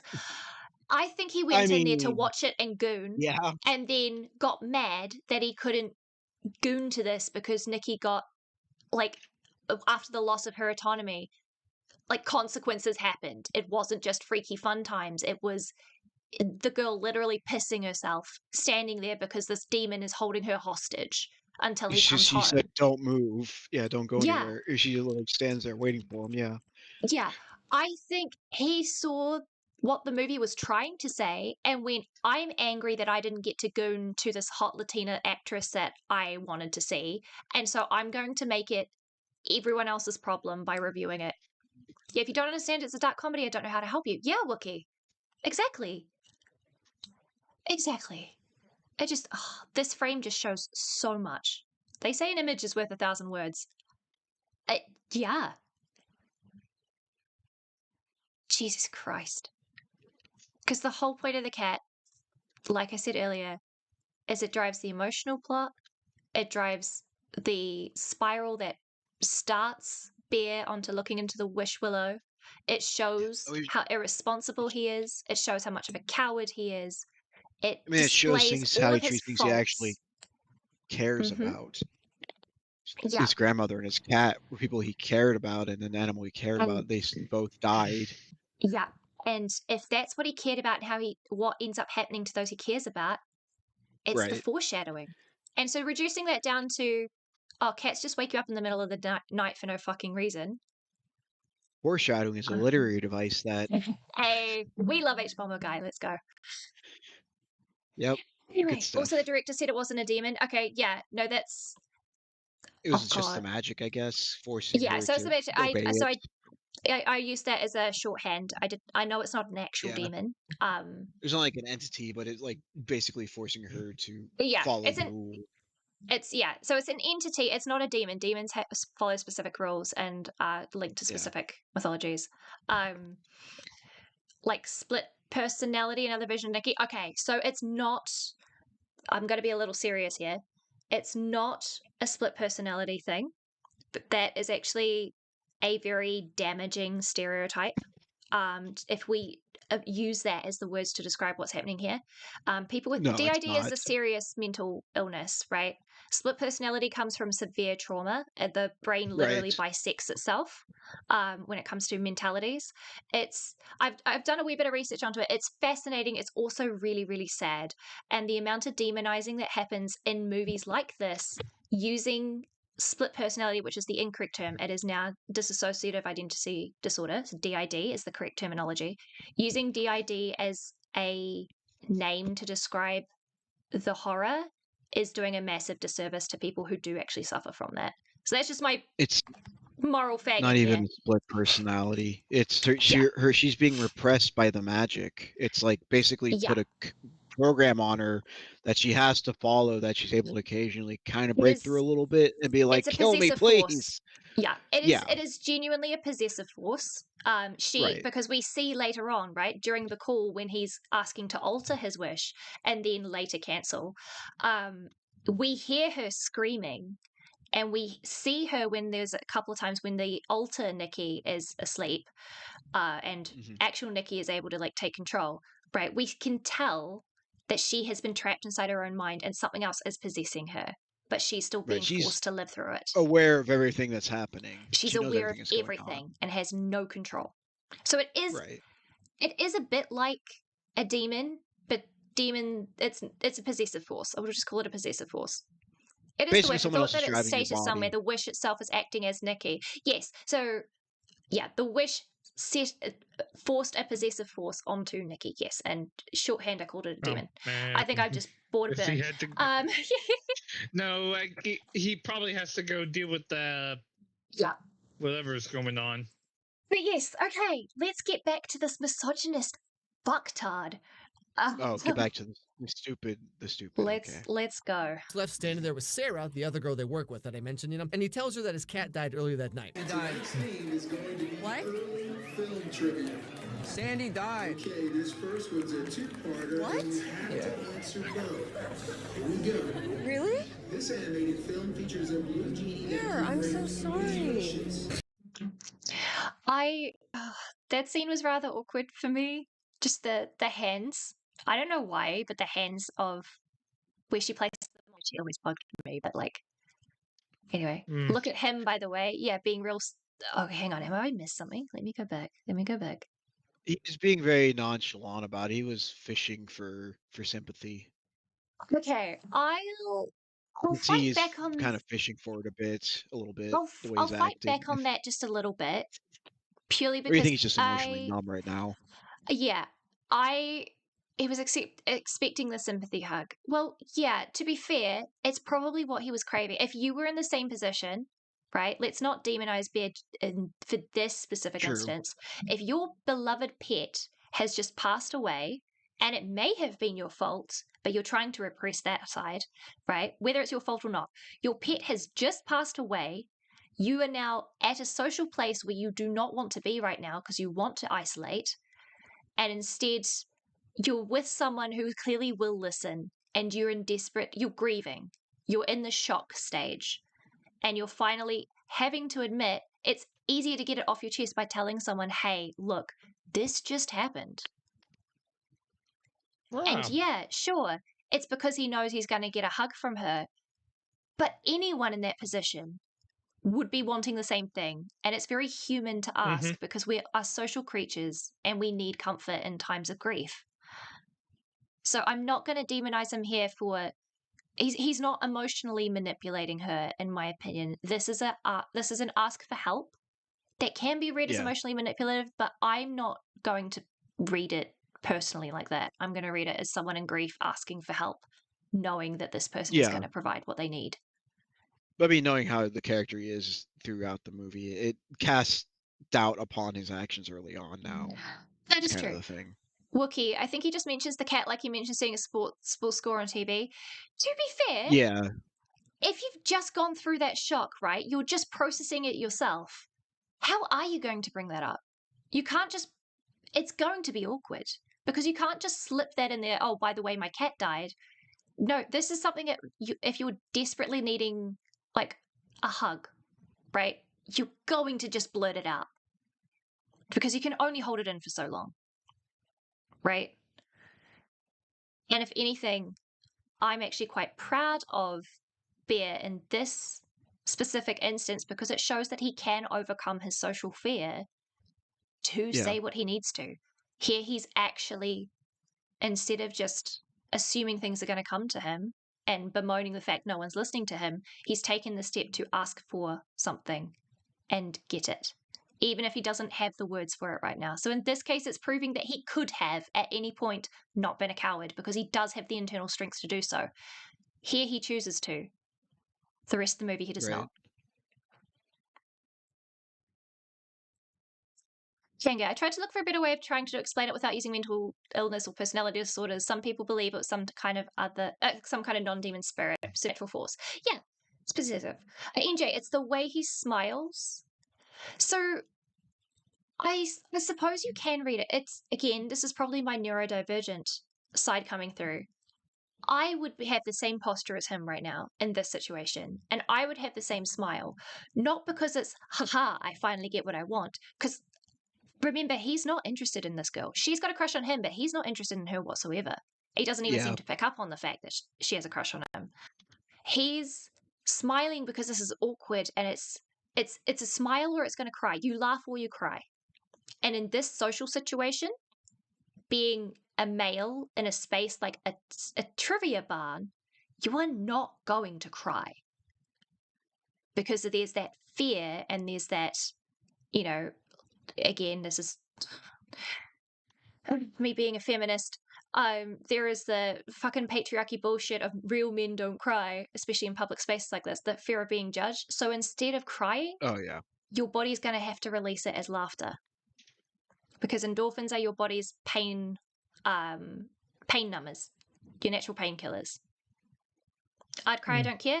Hey, fair enough. See, the thing is, NJ, you are more, from what I'm gathering, you are way more confident in yourself and in your identity that you can do that. Bear, quite clearly, as written by the script, does not have that confidence. He is not confident in himself. Kind of his whole problem. His kind whole of what gets problem him in is this whole cowardice. situation. And because of the cowardice, he cannot cry, so he must laugh or smile. So I'm not gonna use this as a point against Bear. If anything, I'll use it as a point of he could have done better. Here's a scene where he did the right thing, and it's given his tragedy. introspection into his mind space to some extent. Yeah, positive or negative. Exactly. Yeah. Okay, pause. One of the rules between guys is if a pet of theirs dies, it's okay to cry. Okay. I mean, yeah. Yeah, I would fucking hope so. It's good to know. I would assume that rule applies in like a closed space. This being a public open bar, and he's talking to you don't a really girl. want to cry in a bar. I mean, just as a person, you don't really want to cry in a bar. It's just awkward. A, it's in front of his female coworker. B, it's in public at a bar. It's not in a small room with one of the boys. So yeah, if they're like having drinks at his apartment or something, or someone else's apartment, then yeah. But in this kind of situation, no. Mm-hmm. If they were like, because later on, right, they're around a table and shit in the same bar, that kind of space. Oh yeah. Absolutely, he would have the freedom to do so and probably would have been encouraged to do so. But here he's right at the public front bar in the middle of a public event. So yeah. Anyway, I'm just looping. So we're gonna press play. Oh wait, before I do, Kanga, there's an old episode of Buffy the Vampire Slayer where someone similar happens to a group of girls, like what happened to Nikki. Ooh. I want to watch that actually. Here we go. Really? This animated film features a blue genie. Here, I'm so sorry. Yeah, here's why. Wait, hold on, back up. So the trivia topic was early film trivia, and the question was, this film has a blue genie that grants wishes. Yes, the ancient year of 1992. I'm sorry. You're not focusing on the movie. You're focusing on the trivia question? Actually. It's supposed to be like thematic with the movie Wishes. Yeah, I was just gonna say, because there's an interesting point, right? Do you guys like? Okay, I'm not sure when was the last time you guys saw Aladdin, but genies have really specific rules of what they can and cannot grant when it comes to wishes. Am I wrong in thinking that? Killing. Yeah, no killing people. No. Well, actually, one of the rules is you can't make people fall in love. Yeah, you can't make people fall in love with you. So that's one of his rules. You can't bring people back from the dead. Yeah, can't bring people back from the dead. Yeah, can't make someone fall in love with you. Okay, so they aren't allowed to change people's hearts. You can't outright kill somebody. Whereas in this movie, it's clearly that's not the rules with the Willow. Right. It does what you ask it to do. Literally, monkey paw style, like with all the good and the bad. So on one hand, congrats on him for pointing that out, because I'll be honest, I wasn't paying attention to the trivia questions when I watched the movie. Again, I've only seen it once. I did hear it earlier. I'm like Aladdin, and I just kind of forgot about it. But yeah, I mean, I think it's kind of an Easter egg type thing. You think so too? So him pointing it out, congrats, well done, Alex. the point of it. I would not be surprised if it's a point. It's supposed to be referencing that this wish acts very differently. You could have actually done some media literacy here. Yeah, he just spoils it though. It brings it up and it doesn't really actually tie it back into the plot or anything. Yeah, so it's not a genie or a djinn. Yeah, no. Genies and djinns have specific rules and they're not part of that. The one wish below is not either of those. Djinns can be malicious though.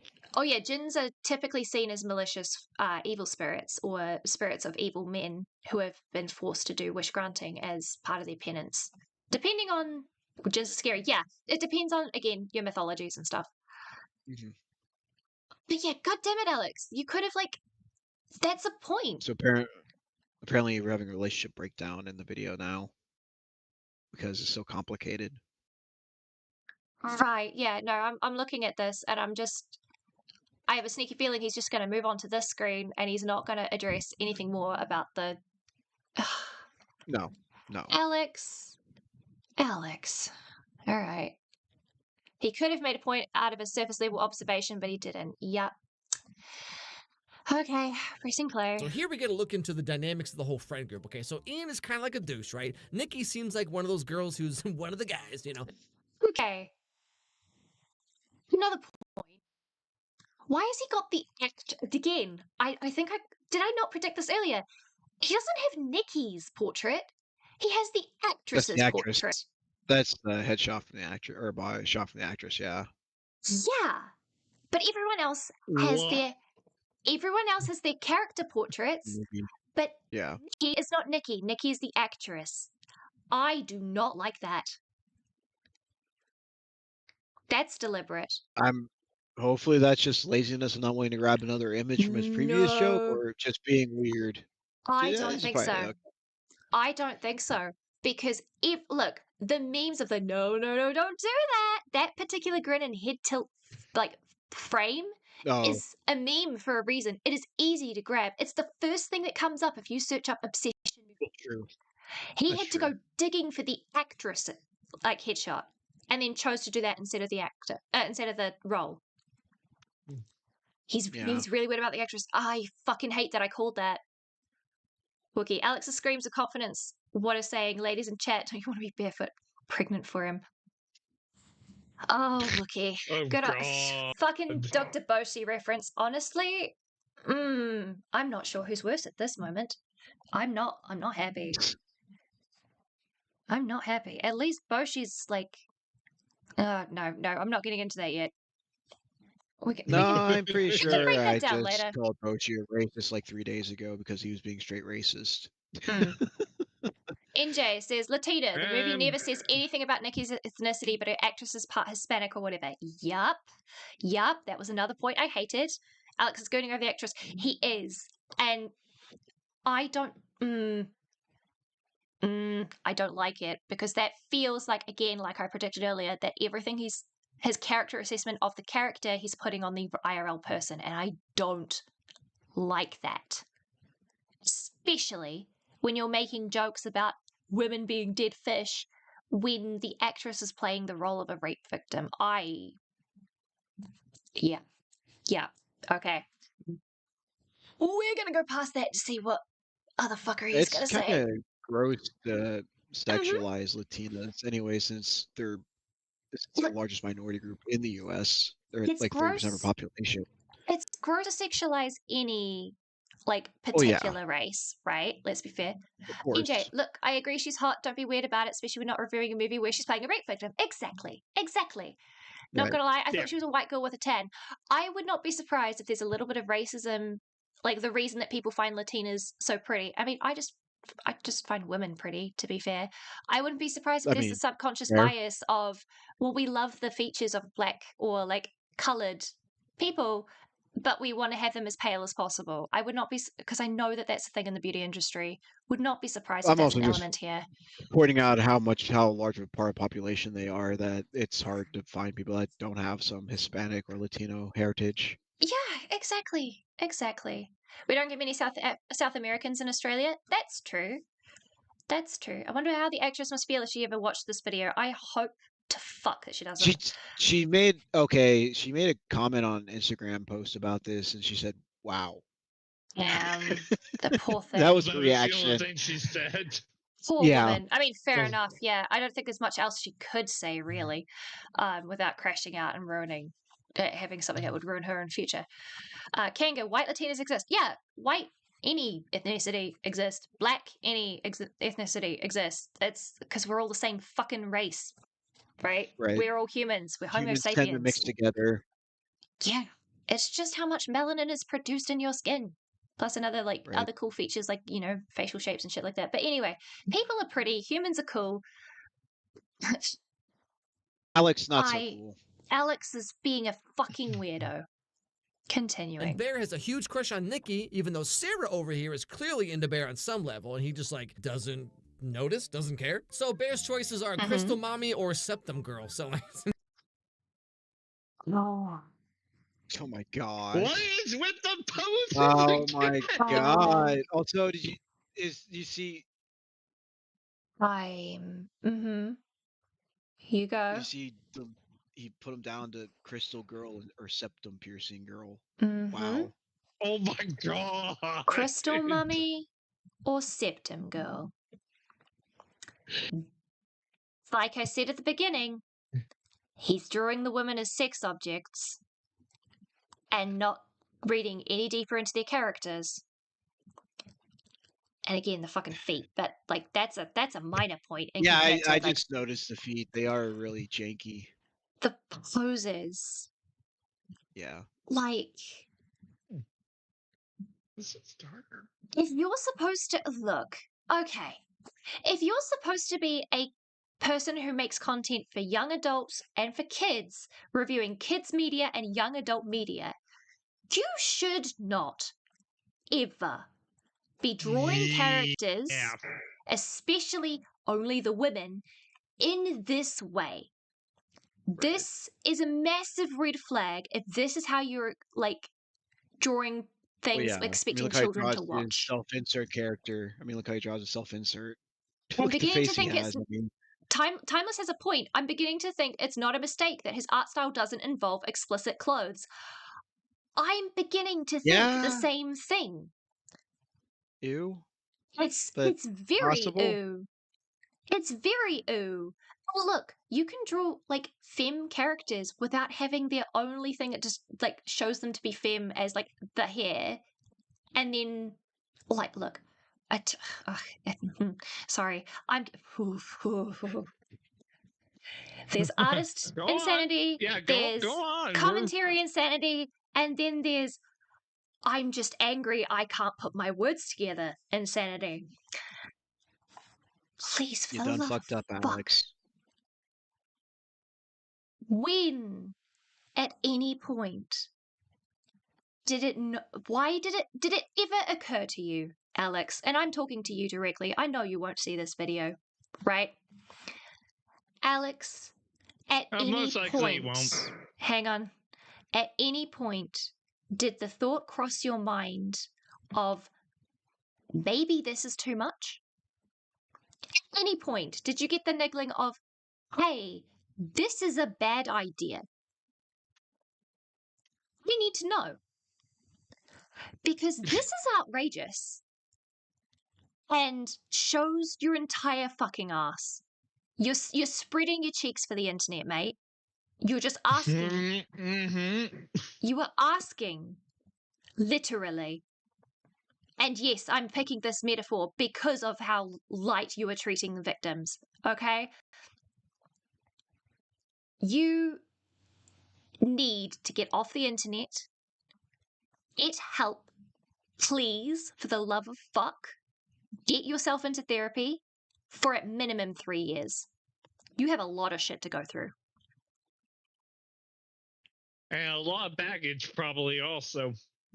Also, I mean, as NJ's, not NJ, as Kanga said, you should have had a friend review this and give feedback. And if you did do this and your friends said, yeah, this is good, you need to reevaluate. He's got to be working with a team. It's not just him making these. Well, his team is not that far in the head. Look, because he puts out like 2 a week or something. Yeah, I can't. I'm so mad that I have a quote that I want to say, a fucking Kendrick Lamar quote, bless him. But my words are so jumbled that I can't put it together. But basically, I'm looking at you too. If you're standing by him, I'm looking to shoot through. Right? Yeah, this I mean, this is not okay. You better have had. I This know had that to- your apology is shit. But my gods. Okay, you can go. You can go while I collect my thoughts. All right. I'm saying at least I'm thinking the script probably went by at least a couple eyes before it even, got storyboarded or anything. Mm-hmm. So I mean, he probably had time to be like, hey, these jokes are kind of not funny. Mm-hmm. Yeah. Yeah. I can see the script being passed if the script writers, well, not script writers, but like reviewers were like 21, 22 and forgot what they were reviewing and was just laughing at the jokes. Yeah, his script His editors, maybe Latina his target friend audience. wrote the Latina mummy jokes. He Oh believed yeah, they he were said that. hilarious. That's right. He said that in his apology. It was written by a woman, and she said they were funny. Jesus. Okay, look. If it was your friend, the Latina friend, who was the one doing the voiceover for that bit, cool. Because that's a person in the community pointing at a funny stereotype of their own that they can own, right? When it's you doing that towards a community that is often sexualized, when the topic of the thing you're critiquing is sexual abuse, maybe get yourself checked. Did you miss the trigger warning at the beginning?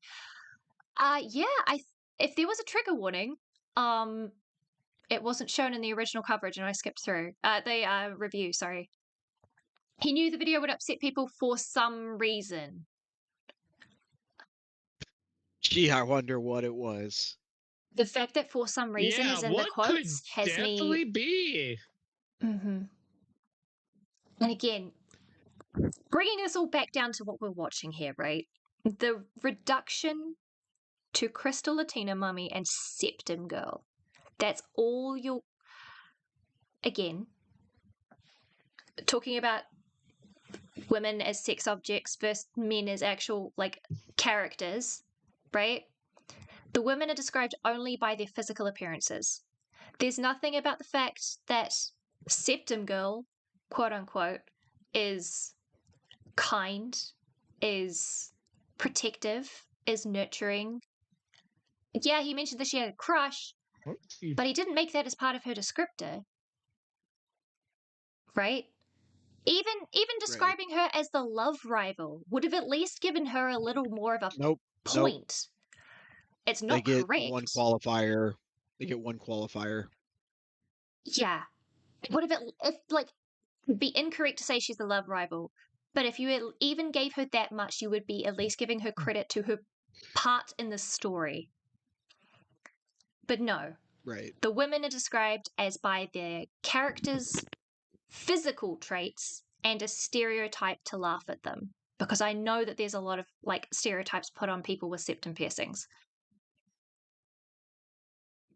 I mean, I see what you mean about this septum piercing stereotype, but that's still stereotyping people. Because people who are, yeah, exactly.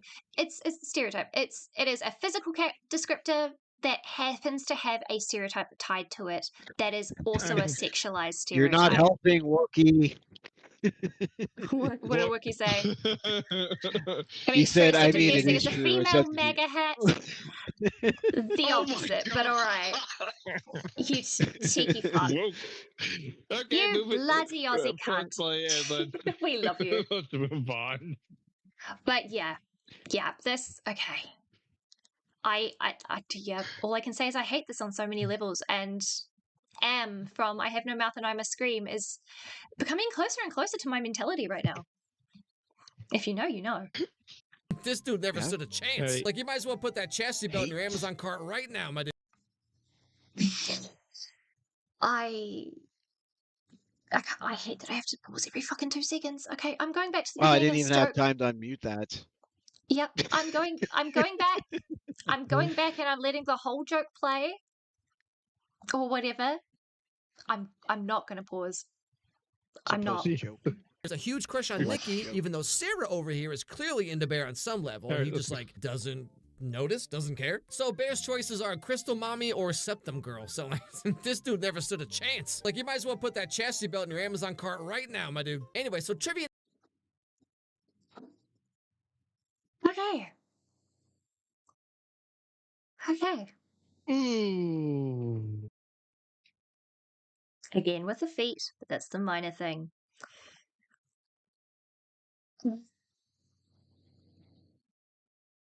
Your choices are...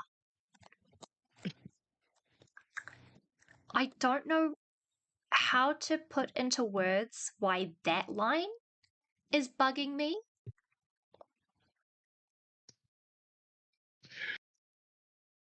But it is. Your choices are between. That's all the women are to Alex. A choice of who he wants to Crazy fuck. how much she's thinking like Bear. I'm going to make it worse, though. Go on. It's like, okay, which woman should I pick for which day of the week? I know, I'm sorry. No, that's fine. That's fine. No, my point is that they have no agency in who gets picked because it's up to the man to pick and it doesn't matter what she wants, which is the whole point of this film. That he doesn't catch that irony. Maybe No, I'm reading too much into it. Maybe I'm too triggered. Let me know. Do you think Alex watched the movie, or do you think he just read a script that was wrote about it? Problem is that too many of his visual gags, quote unquote, are referencing and foreshadowing details that do happen in the film later. Okay. That's true. AFAB, agency free at birth. Fucking yeah. I'm not sure what you mean by agency free, but I don't know whether to be happy or angry at that. But I kind of like that for some goddamn reason. Anyway, you're not triggered enough. Okay, well that's good because yeah, it says a lot about a person when you reduce any specific like group of people, be it by gender, bisexuality, whatever, when you clump one group of people into, okay, we get to choose and decide about you. That always gets me. I said earlier he was also scrolling on his phone during the movie.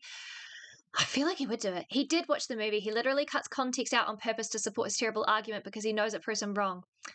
Oh, gods. Okay, don't tell me what he does and where. I want to see if I can pick it. But yeah, continue. So the crazy thing is, like, so he watches a lot of not good media, so like a lot of it's reduced to stereotypes. So he's basically just applying stereotypes to characters that are actually fleshed out and reducing the characters. But not even that. The problem is that these characters do have their own stereotypes that would more accurately describe them. Right. And he's specifically making his own ones that are outside the narrative to fit his joke. That's what is irking me. I'm saying, like, this is like his standard joking style for like the crappy movies he watches. Like, some of the characters are about as thick as, you know, one physical characteristic sometimes. Yeah, but no. So my point being, right, that if he wanted to do that kind of style, he could do it with the movie stereotypes that they advertise to trick as part of their trailer, right? You can choose between crazy stalker X or, you know, obsessed, you know, you can make those kind of jokes and that would still be within the point of the text. But no, he stepped out of his way to come up with new stereotypes that aren't part of the film to apply onto it to further dehumanize the characters to fit his narrative. The first option sounds way harder than the second option, so I think that's why he probably went to the first option. Yeah, it just Second option rather. Yeah, this is trying not to spoil, I swear, but difficult because it's genuinely maddening. Yeah, I'm getting this. I'm getting that. Welcome back, Bird. Every time you pop in, it's just going to be me crashing out about some more dumbassery. God, awesome. Hey, man. And I'll keep debating. Dude, I just keep going back. Like, I don't know, man. It's like IBS poison. I just go and debate. I don't know. I see. It's me with dairy. I'm lactose intolerant, and I still go back because goddamn cheese is good. There's like, hey, there's gluten, but there's like, but that's not even fair because there's like cheese that's lactose intolerant cheese. I mean, it ain't the same. Yeah, it ain't there's same. like lactose intolerant cheese. Well, I ain't ever gonna eat that because I don't have that problem. But no, based. Lucky you. Yeah, lucky me. He's gone and taken two genuinely like actually properly fleshed out female characters and reduced them down to Crystal Latina Mummy and what did he say? Septum Girl. And did I just fucking hear you? Yes, that's what he reduced these characters down to. That's awesome. Extra point is the quote-unquote Crystal Latina Mummy. She's not Latina in the text of the film. Her actress is.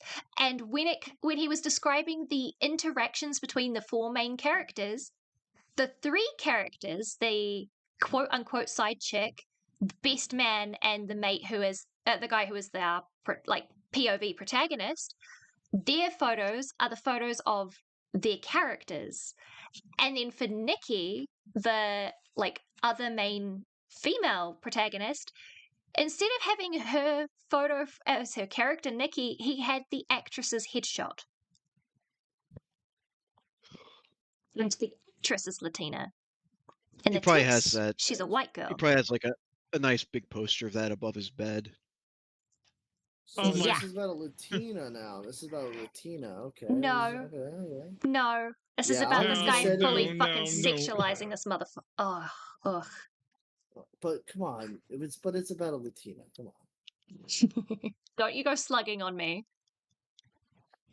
Whoa! That's you might as well just call me. You might as well just call me a fucking predator. You just call me a predator. You just enable a blood feud with him. Oh, you're playing. Well, he's the one who's always on about hot Latinas. So yeah, no, I'm sorry, I couldn't resist. Whoa! So now you Alex. Thank you. Thank you, chat. We have insanity agreeing with Alex. Thank you, chat. Have a good night. Hey, what? Fuck off!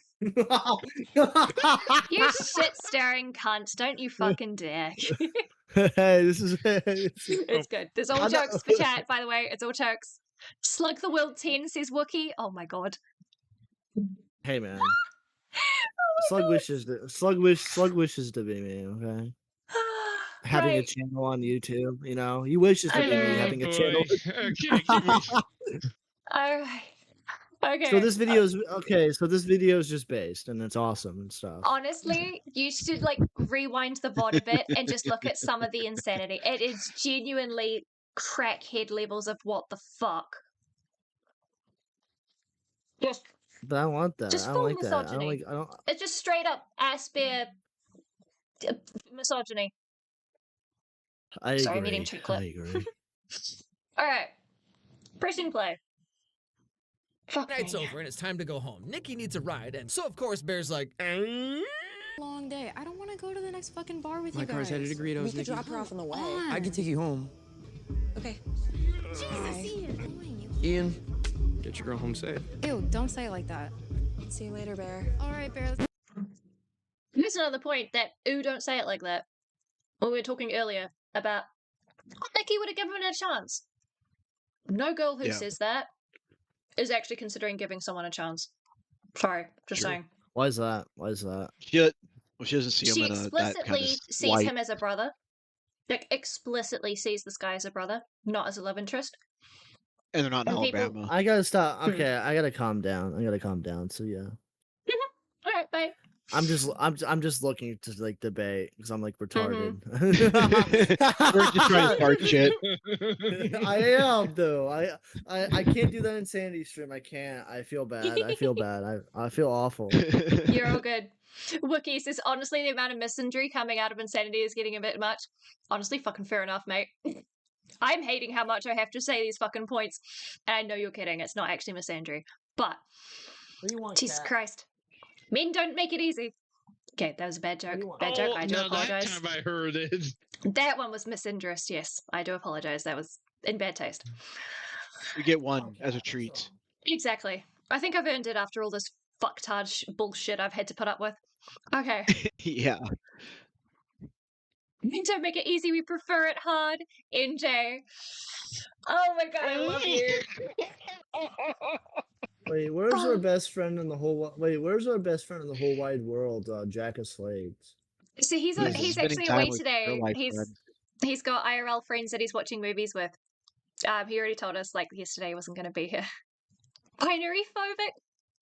Wiki, so true. That sounds gay. I'm sorry. I like it hard. Oh, NJ, you are so precious. I love you. Oh my god. Okay. Okay. Pressing play. Yeah, that's me. You're probably wondering how I got here. So Bear, no.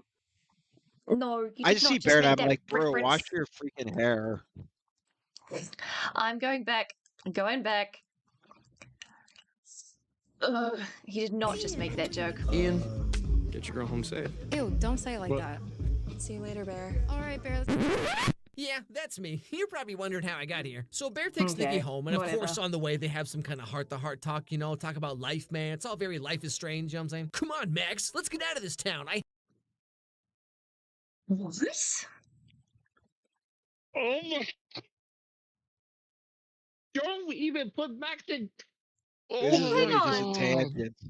This is just a stupid tangent joke. That has nothing to do with anything. I'm not so sure it has nothing to do with anything. I played Life is Strange. What are you thinking? He's getting watched. I watched someone do it. You know, I played it. Fun fact: it was the particular scene with. Okay, this is a tangent. The scene where Kate, you have to convince her like not to jump. Hadn't gone through Kate's room, and so my friends were expecting me to fail it, but because at the time I was deconstructing from Christianity, I knew all the right fucking Bible verses by heart, and I cleared that. She didn't jump, all because I was a nerdy loser. But anyway, no. If he's making a reference to like Max and Chloe being in the car and driving and talking about wanting to getting out of town and shit, why are you bringing Life is Strange specifically?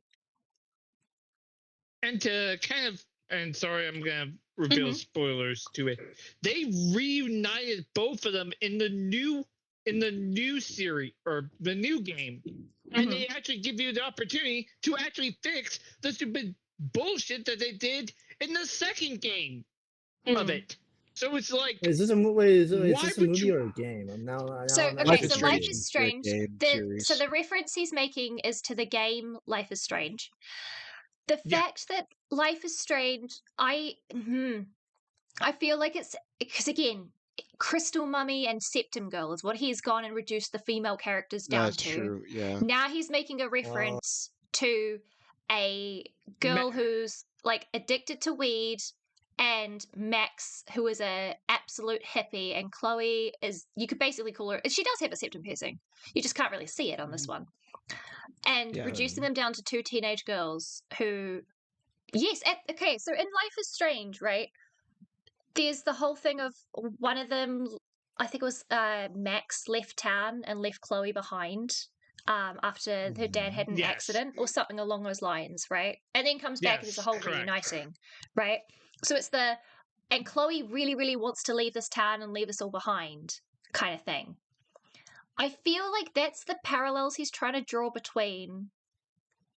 Let him play out his joke to the end real quick. Yeah, okay. I'm pause-ending a little bit. If you want to reference Life is Strange while covering Obsession, there's already a nice guy character. 2, actually. 1 is not too bad, but the other's super creepy. Yes, true. True. Oh, yeah. You have to deal with, the fucking teacher. Hate my dad. Just not happy there. I mean, Oh, in the first. Oh, yeah. Yeah, well, I want to write. They're talking about. A crystal mommy and the writer. Oh, no. Oh, no, Alex. Alex.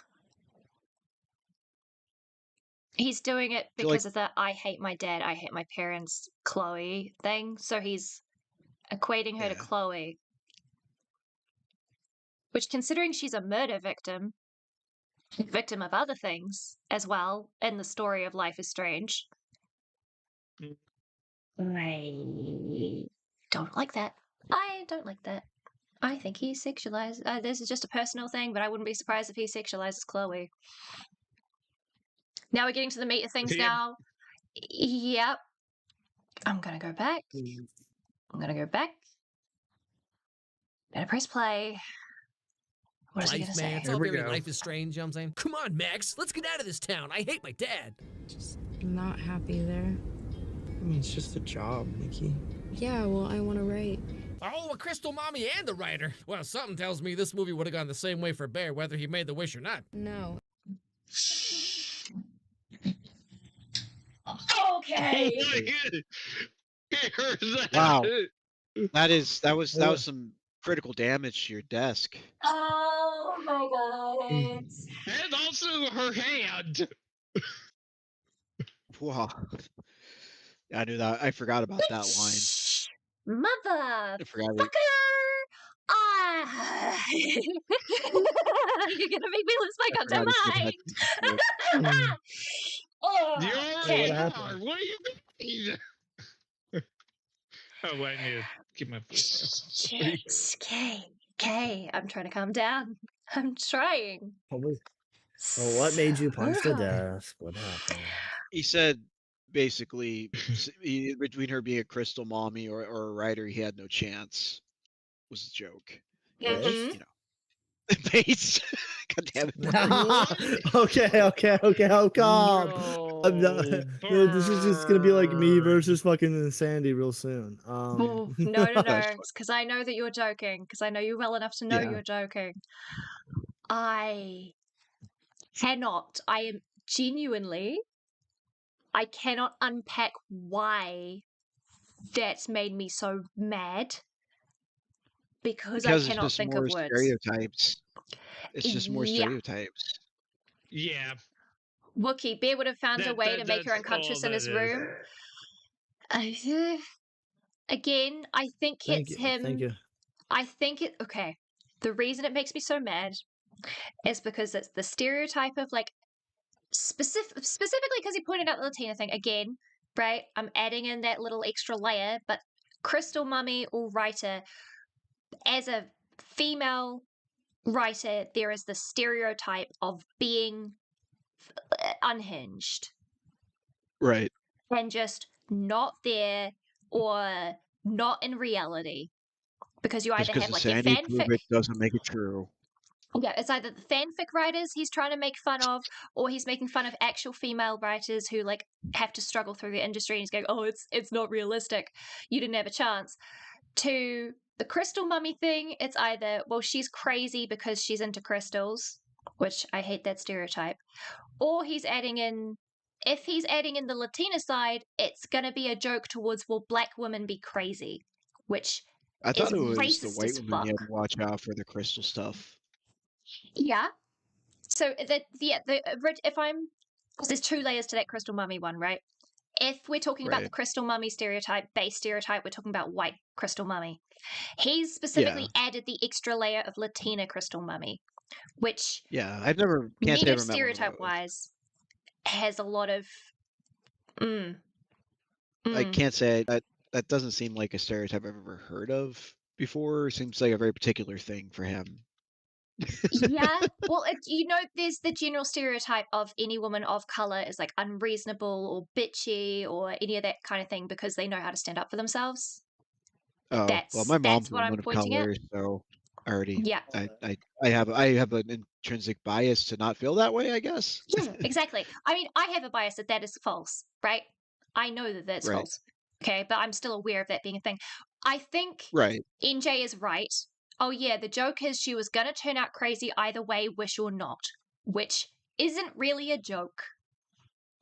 It's just misogyny. It's not just misogyny, it's victim blaming. It's saying she had it coming either way. Yeah, I can see that angle. I can see where you're coming from with that. I think that's what I've got. I think that's what's got me. Okay, yeah, I can see that. And if I'm reading this too deep, I'm sorry. I'm taking it as a video comes, but I gotta, like you said, remember that he viewed this movie and he wrote this script. Yep, and he animated this thing. He spent so it's not in time. a vacuum as it will appear from the YouTube video. He's made the gollywog joke, or the whatever they were called, the mama dolls. Oh, the mammy dolls. Mammy dolls / gollywog joke. He's gone and specifically pointed out the actress's like actual ethnicity, even though it plays nothing in the story, and then making joke about Crystal Woman. NJ says it gets worse in the fucking changing caps. Oh god, I'm mocking myself now. I keep saying it, but it's true. Oh no. Okay, pressing play. It's not a romance, it's a love story. Isn't that the same thing? You know, you're the only person that I get to really talk to about this stuff. Ah, yes. Well, see, Bear, when a girl says that, what she really means is, you better not ask me out and ruin this friendship. Anyway, so Bear takes her... Oh, no. Mm-hmm. Oh, no. This is going to be a long segment. It is, I think. Be careful what you say, Alex. Please, I swear to fuck. We're bringing back Creator Clash. Alex versus Insanity. Let's go. I'm wondering if he understood the point of that little scene of it's not a love story. It's not a romance, it's a love story. No, he didn't. Clearly. Yeah, clearly not. Because he gets strong drink, but YouTube censored the word for a tiny glass full of vodka, etc. Yeah, I don't have any alcohol in the house because of an incident that happened earlier. But anyway, fuck. I could do with a drink right now. Fucking hey. Okay. Do what I always tell people when they are being assholes on Twitter. Go drink green herbal tea. I might have to go and grab myself a peppermint tea just to calm down. But before we do that, we've got to get to the good stuff. I can't leave you guys in suspense. Jesus fucking Christ. We'll see. The point of the scene, at least from my reading, of her not fighting back when he was like, aren't those the same thing? And going, hey, you're the only person I can talk to about this stuff. It's again, I'm pointing it out again. She is seeing him as a brother. He's making the joke of, let's not ruin this friendship. But no, for real, she is saying, hey, don't make this awkward. I'm trying to confide in you and trying to like level with you, see me as another human. This is her reaching out before she goes forever. And she's also, if I'm reading this correctly, taking, like, she knows that he's a coward, right? She knows he's not going to take a step. She has a suspicion that he likes her and he just can't take that step. So she's kind of taking advantage of him being a blank wall and not doing anything, and using him as a sounding board, I think, in this particular scene of, on one hand, I'm trusting you not to do anything because I know you're a coward, but in a more charitable sense, I am reaching out so that we can have a connection before I go for real. Because you're a brother to me. Okay. And... Can I get... Mm-hmm, yep. All right, so you mind if I get my read on the scene? At least I picked up on it anyways. Yeah, please. Different perspectives are welcome. She was talking to him like that. It seemed like that was her last temperature check with him before she was like, "Yeah, we're done. We're not. Nope, this is it. We're not going any further than friends." Absolutely. He's like, "What's between romance and love?" And he's like, "Well," she's like, "You don't get it." Agreed. And it's a very clever move on her part, because if someone who you like, I can see that being used then as evidence of maybe she would have given him a chance if he had noticed the difference. I'm still iffy on that. I can see how you'd use that as an argument.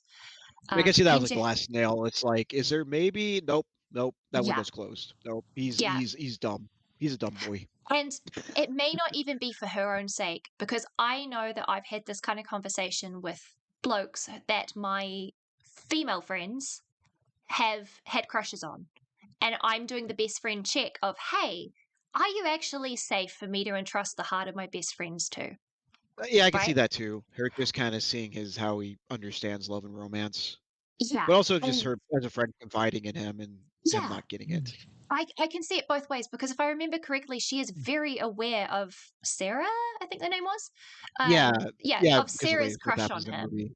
So this is like, this is girl code. Sure. This is like, this is girl code, double check. NJ, I'm going to go refill my water. Don't go melt down without me. Don't worry, I'll wait for you, darling. Doing a temperature check to make sure he's safe for someone she knows. Exactly. That makes sense. Great. Didum, I hope to God he doesn't just being in the bro zone. Oh yeah. Oh, does he make friend zone jokes? I don't know. Probably does. I'm gonna bet $100 that he does. I'll bet you it's within the next like 15-20 seconds too. Oh, for sure. Purely because this is the scene where she comes in and checks, hey, do you actually have a crush on me? Mm-hmm. He's gonna make that joke. He's like, no. It's the most low-hanging fruit there is. Mm-hmm.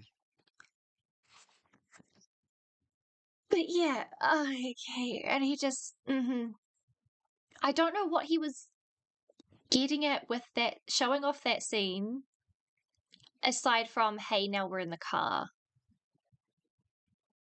Because he can make a stranger life a strange joke, I guess.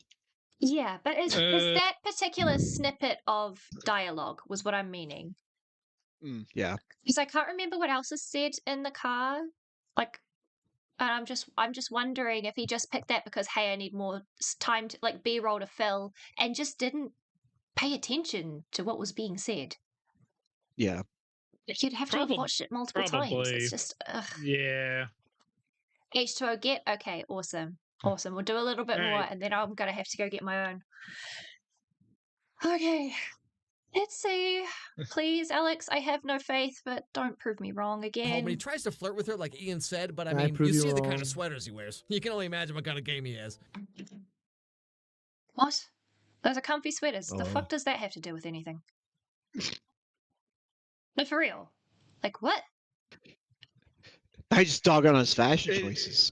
Yeah, cool. Dog on his fashion choices all you like, but I mean, why is that relevant to this? How does that relate? He's just grabbing for stuff because he has nothing else to talk about. Something. He's grabbing the toys, if you know what I mean. Whoa! What does that mean? Whoa. Actually, I do not know what you mean by that, and I'm not sure I want to. Can you explain it? Can you explain it to Insanity, please? What do you mean by that? On their stream. There's I'm You're I'm okay. banned. You're okay. I'm banned. I'm banned. You just gotta put $5 in the tip jar.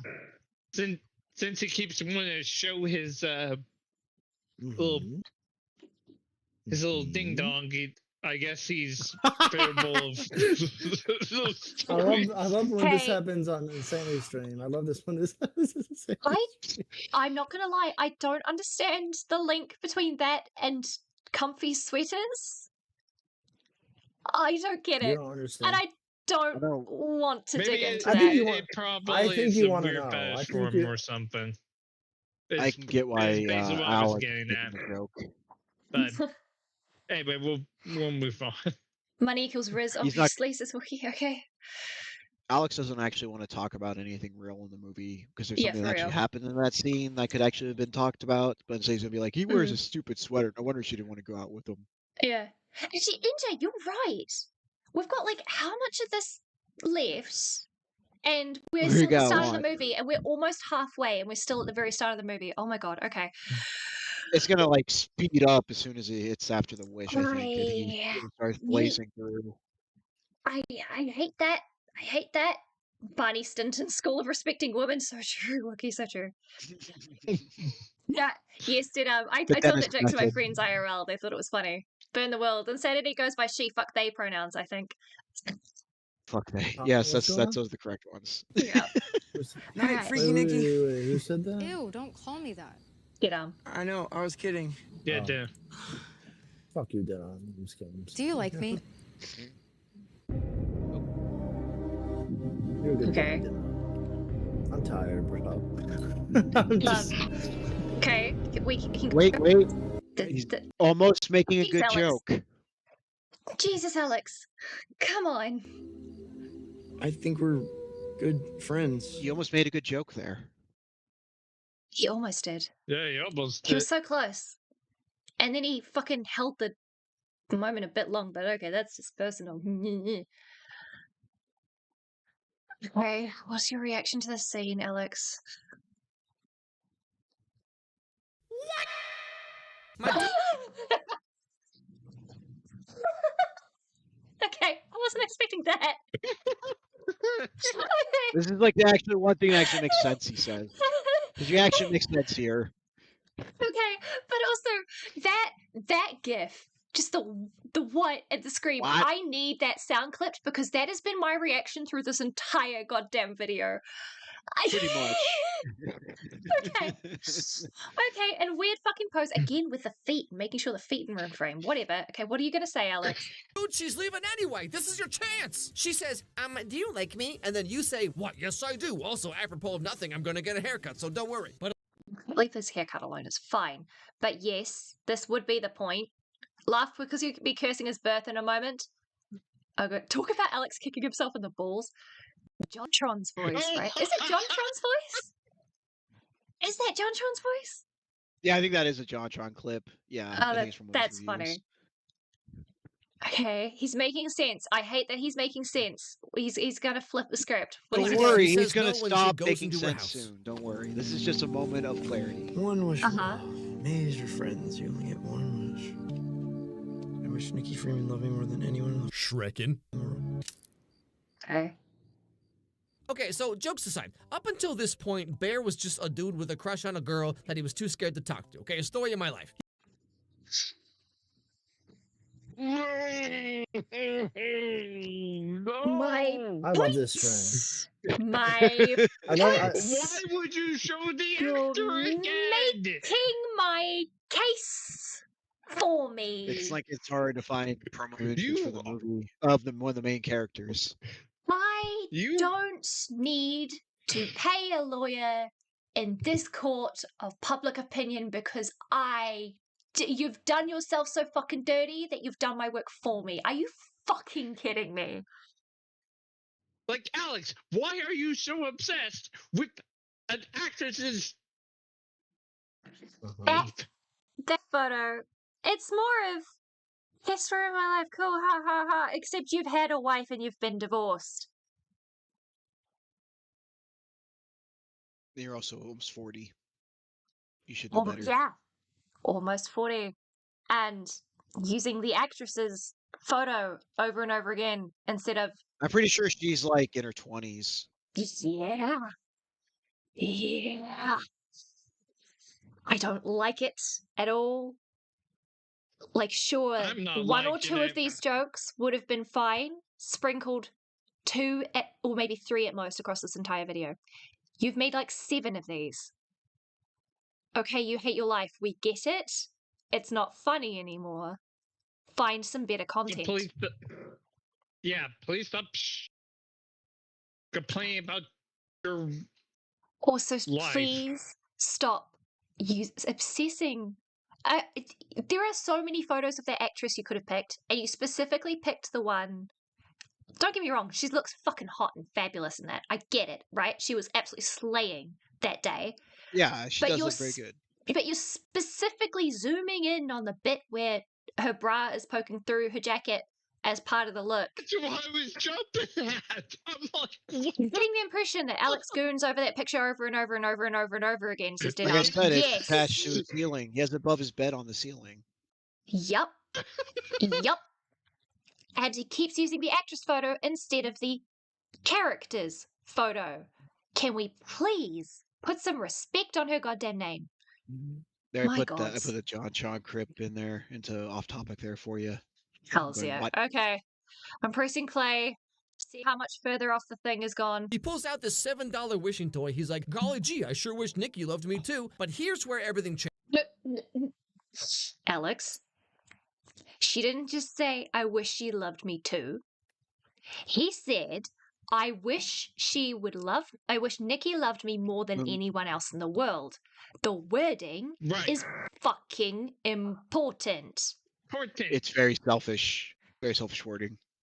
Not just selfish wording, it's careless wording. Right. Yeah.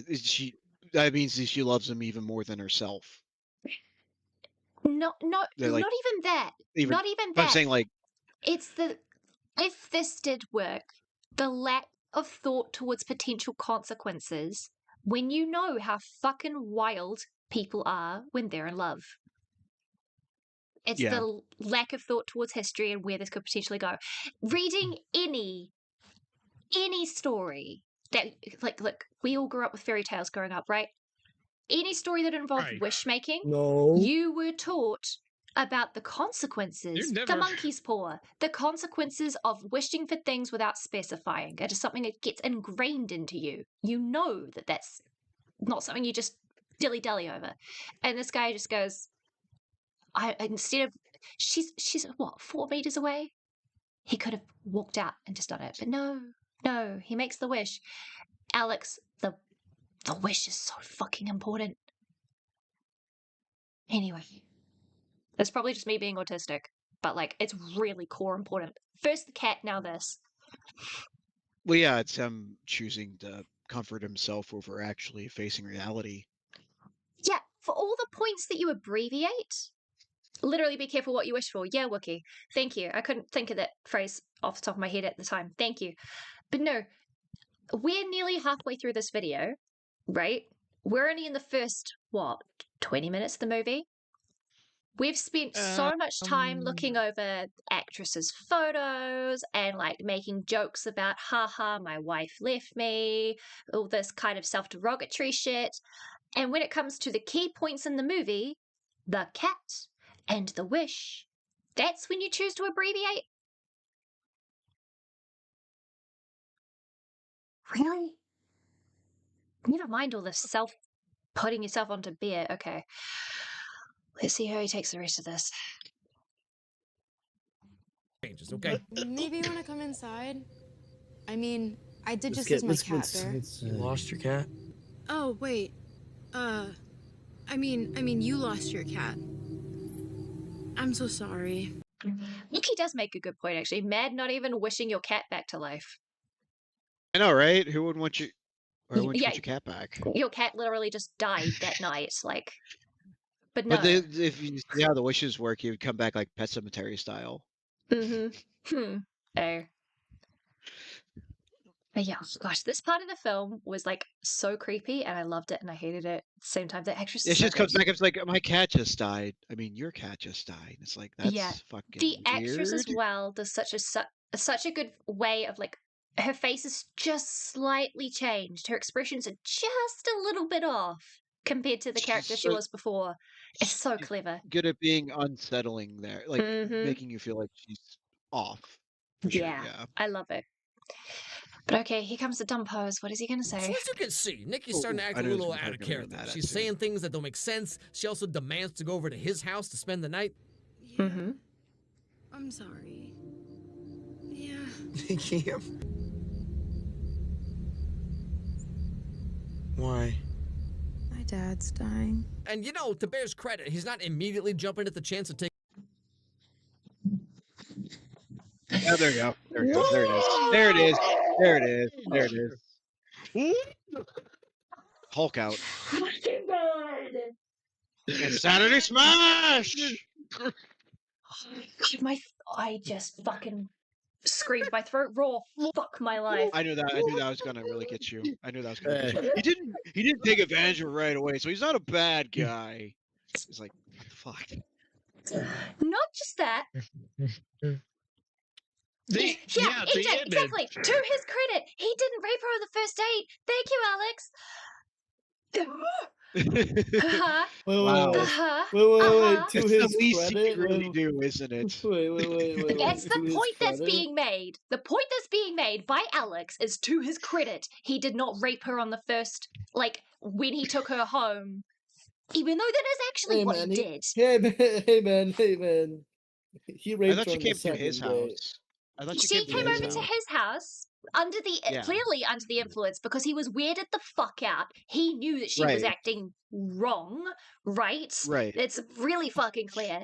And the screen here, Bear did not do this. Okay, that to be fair to an animator, I'm not sure how else you would like animate this scene, but also I wouldn't fucking animate this if that's the point you're trying to make. Like, I would not animate this, period. At least you gave the impression of being creepy, but like, oh my god, please no, this is gauche. Yeah. And Bear did do it because in the very first, when she stays over, they start making out, and I don't know if you know this, but making out with someone when they are clearly under the influence of something is still sexual harassment and assault. Yeah, he didn't rape her for like 2 weeks. Give him a little credit. NJ says, let me explain this to people who already know this, but let me rant. Bear driving her to his house is already taking advantage of. True. She is in distress, presumably drunk, maybe on drugs. Yeah. Exactly. Yeah, that's a valid point. Already taking advantage. Already. Never You should mind have what just ends been up like, actually happening. let me help you get into your house and let her help her get inside, then fucking leave. And the facts, kept her in her house or driven her to the ER. You do not take her to your house, right? So clearly he's taking advantage of it. And the fact he's trying to give Bear credit for not immediately, like, harassing her in the most explicit way possible is not the win he thinks it is. Yeah, he's only violated her autonomy, but he just doesn't know it yet. Sure, he didn't like fully go on to full sex right off the bat. What did he do though? Someone who's under distress drives them away from their place while they're under the influence, as Bear pointed out. He then lets her undress herself in his room, in his bed, and then lies down with her. And then lets her make out with him. Wait.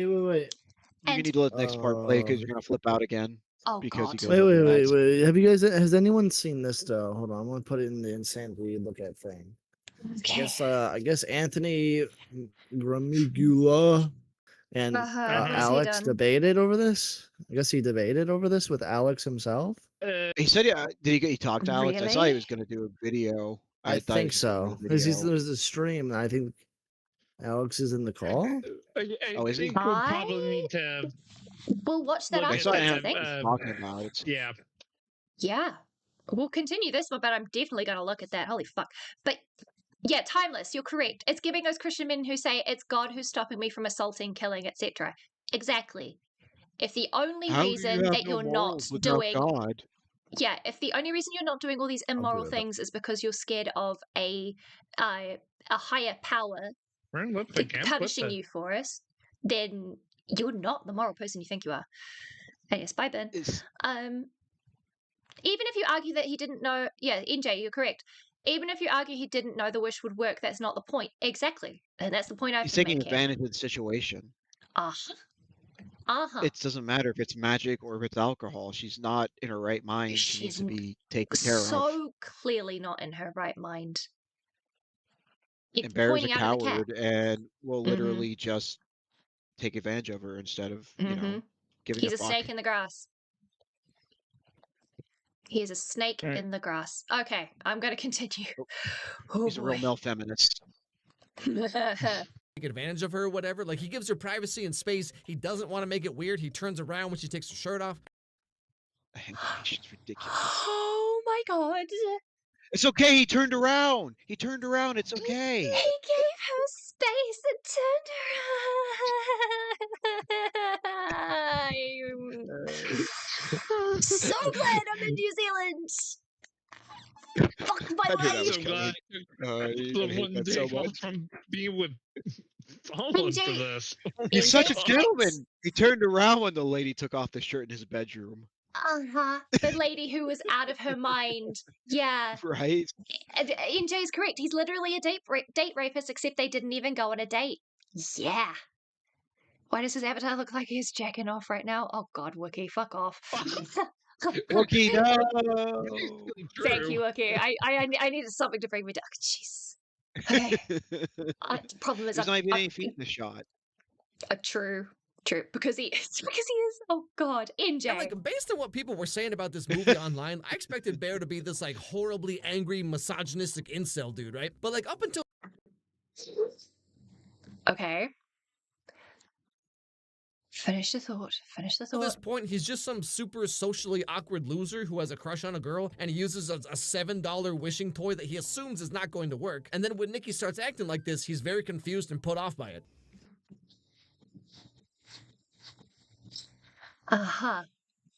Confused and put off by it. I didn't really think you were going to buy that. I didn't really think you were going to be on board with that. Doesn't take her to the ER.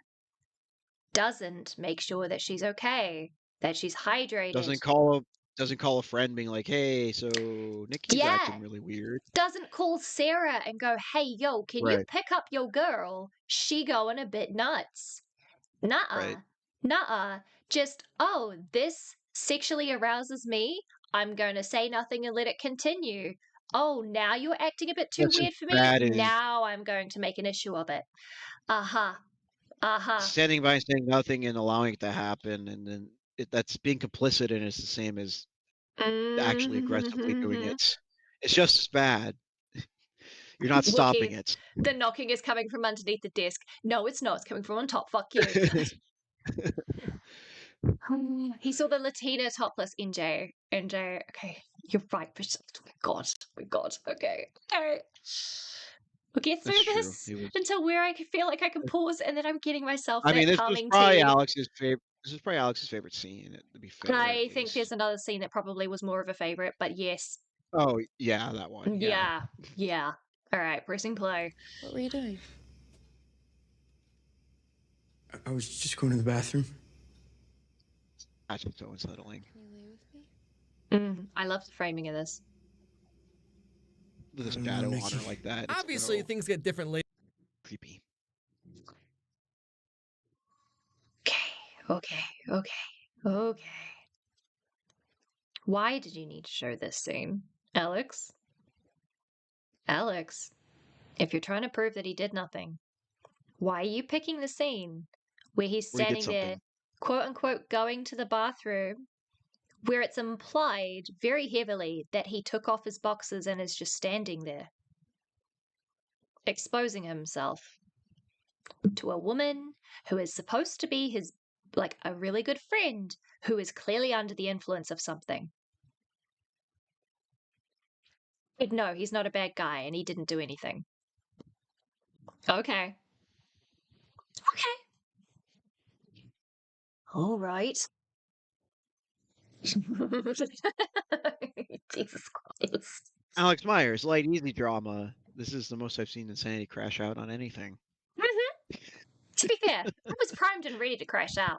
I wasn't expecting to crash out this fucking hard. Jesus. Also, okay. I'm going on a cinematography tangent just to calm my fucking ass down. I love this shot purely because of, like, the shadow that Nikki is cast in this shot. Because it's not Nikki. It's the shape of Nikki. It's something in the form of her. Yeah, it gives the idea that she's there, but not really there. Yeah, it's all of her defining features that he's after, right? The sexualization. Or shadowed. The shadow, the face, you can see the tits, you can see, like, the stuff that he's focused on without having to see her actual face. Yeah. She's the faceless imagining of his obsession in the shot, and it's very, very cleverly done. You pushed it on Strange Images, sibling. Yeah, fair, fair. Honestly, it's talent, it's a skill. The cartoon face is a little A little weird. The light is on, but only in the background, just like Nikki. Exactly, Wookie. Exactly. Yeah, it kind of be representative of how her mind is, like her personality is pushed to the back. Yeah, it's not a personality. Yeah. She is. Or herself. She is yeah, pushed to the back. Her something as the person, else is. Yeah, something else is piloting her body at the moment. She has been removed from the pilot seat. Right, but she's aware of everything that's happening, which is the exactly crazy part. It is crazy. It is crazy. Blame Alex, yes, NJ. So but at least up to this point, Bear has like no idea that the wishing willow worked. And again, to his credit, the very next day he immediately tells Ian that he thinks something's wrong with Nikki. Like, you did not. To his credit. To his credit. Alex. Sorry. To his credit, he starts spilling the fact to his friend that she was a bit wonk, proving that he knew something was up. Doesn't matter if it was the willow or not. Proving that he knew shit was up. Night, Burn. Good night, Burn. Kakite. Oh, okay. Good night, Burn. Fuck, Alex. I would say you need to go touch grass and actually speak to women, but I hope that no woman ever has to speak to you. But he has spoken to women. That's the scary part. I know. I'm just saying from now on, I hope no one has to. Fucking hell. You got one to marry him for like 4 years. Yeah, poor thing. Like, he seems genuinely concerned. Hate to be that woman. Laugh. Yeah. I think Nikki is going through something. What? I don't know, dude. She was acting so weird. Like, she would, like, what? Is she okay? No. Now, I've seen a lot of people saying that this part is showing how Bear's trying to make Nikki seem crazy to other people or whatever, but, like, again, he has no way of knowing that the toy works. Like, why would he think it did? You know what I'm saying? Like, it was $7. Alex. I know you have more than one brain cell up there, Alex. Debatable. It's the point isn't whether or not he thinks. Jesus Christ. Whether or not he's trying to make her seem crazy. I mean, yeah, there you can argue for that, you can argue against that. That's fine. The point of this scene is to prove that he's put off by all the bits that don't serve him, but knows that something is up anyways, and is still taking advantage of it. Do you think Alex kind of self-identifies with Bear a little? That is my concern. That has been my concern for a fucking hot minute. I mean, that was my prediction, was it not? It might not have been. Yeah. It's been a hot minute. Because just before this, Alex is, if I recall correctly, and I could be wrong, but I'm pretty sure just before this bit, Ian caught them making out. And it weirded Ian when out. They were in the store making out. And he's like, "What are you doing?" This is Burn. Sorry, Burn. It's too close to Bear. This is Bear's attempt, if I recall correctly, to try and assuage any fears that Ian has of why they're making out. And then he fucks it up and goes, "Yeah, I think something's going wrong," and then brushes over it. And Ian is the kind of dick that doesn't pick up on, oh, hey, maybe that's like weird and like a red flag. If I recall correctly, it could be wrong. I think he brushes it off after he mentions it. He's like, "Oh, okay." Yeah.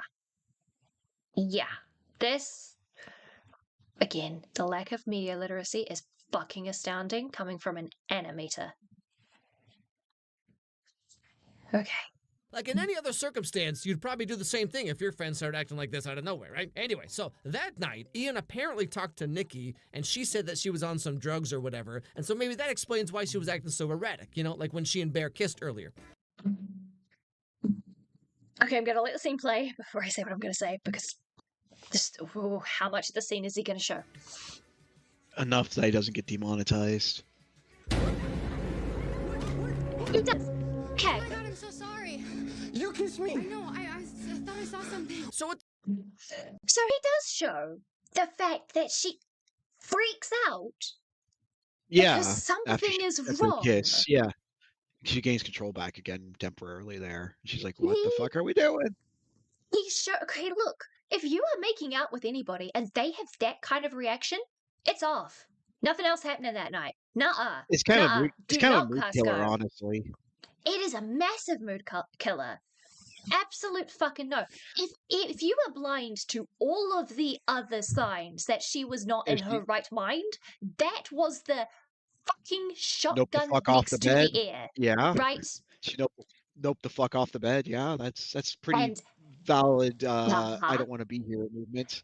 Exactly. And NJ got there before I could get to it. Not, holy shit, I'm making out with a drunk girl. This is wrong. It's, you did it, not me. Yeah, he blames her for kissing him for, yeah. No accountability whatsoever. And apparently it's not his fault. I can see why Alex is associating himself with beer here. And this is the case where I would pick the man over the beer. If you get the joke. Me, okay. Okay. I do that But again guys, with the it's shot. not that bad. The shadow with the shot again. The shadow shot, yeah. Again, excellent I framing. know it pops up multiple times. Well, it's a good shot. It was really cleverly composed. I enjoy it. I mean, it's a good way to show that she's not in control. Uh-huh. Okay. All right, Alex, what are you going to say from now here? You've now realized that something's up. So how are you going to weasel your way out of accountability At this point, Bear thinks that Nikki was acting weird, kissed him, freaked out, etc. because she was on drugs, right? So again, to him, in this moment, it all seems totally above board. No!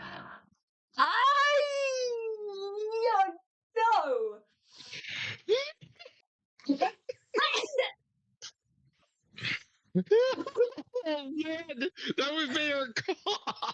You're killing the Kiwi. What do you mean above board? That's an amazing rationalization. That was some mental gymnastics of I'm gonna get a fucking noise complaint because I am this fucking angry. What do you mean above board? Not usually when a woman backs away terrified on your bed like that, usually is the end of your night. No. It's his joke of, so he doesn't know that the wish worked. He just thinks she's on drugs, so it's all above board. That's what he just said. Yeah, that's still not okay if she's on drugs because that's what under the influence of something. That's what I'm reacting to here. I'm not reacting to the backing off anymore. Done that bit. It's the fact he thinks that being on drugs and making out is above board. My dude. So what? If a girl gets date rape drugged, it's all above board because she's just on drugs? So she can still consent? I'm going to have to say no to that. Like... Okay. Consent's pretty cut and dry. They usually includes them saying yes to the action. I am going to take a break here. I think I need to get a cup of peppermint tea because my throat is dead. Probably best. I am so sorry to everybody. I'm going to have to put a headphone warning on the VOD for people because this is. Your reactions have been entertaining, I will say. I'm glad for that, at least. Yeah. Because my you're pretty much covering all the things everybody else pretty much said about this review that I saw. Insanity, you know the story of it is. Only Use Me Blade and getting spiked. No, Wookie, I do not. You can send that to me in things to look at. I am... I wish I had some... Do I have some music that I can pull in? Yep, I'm just going to add some music. Give me a second. Because I'm going to be away for a hot minute. And you guys can chat over it. It's okay. Would it be that one, I think? Would it be under music? Yeah, we'll be back after she's she's come through jets. Yeah. Yeah. Cool. We're gonna chill. We're gonna be right back. Alright. Entertain the stream. Have fun.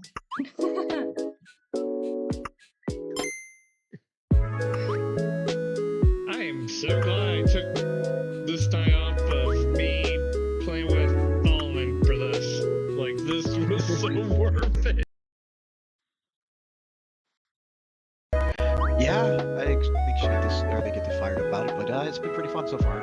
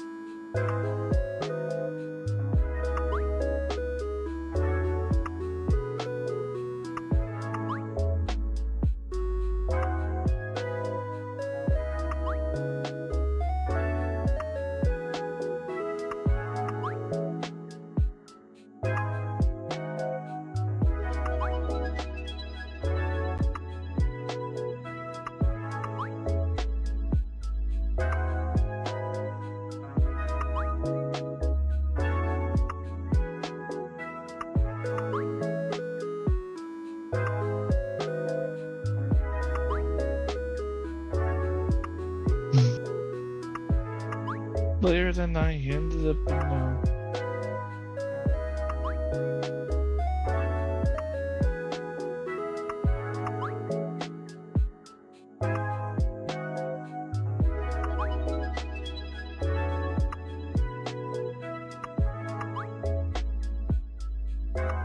Damn, 6 doses of rupees. Yikes. Was that the only Use Me Blade story? Yeah.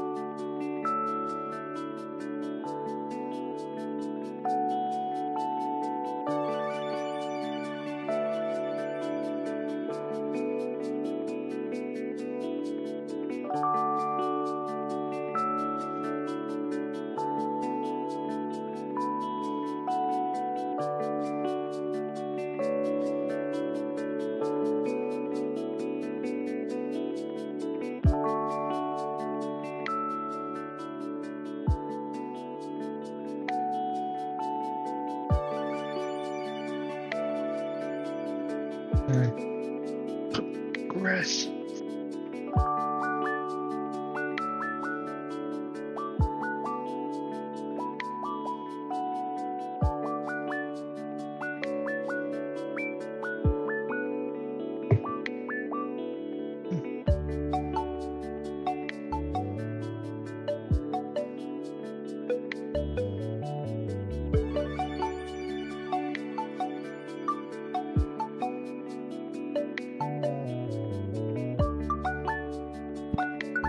Okay, I'm back.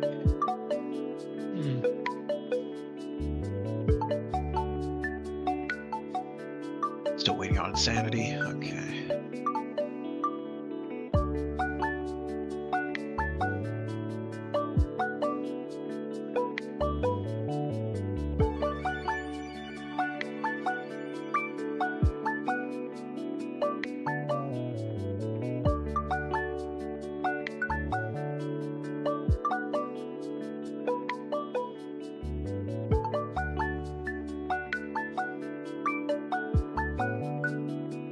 No, the men are just we're just dumb by nature.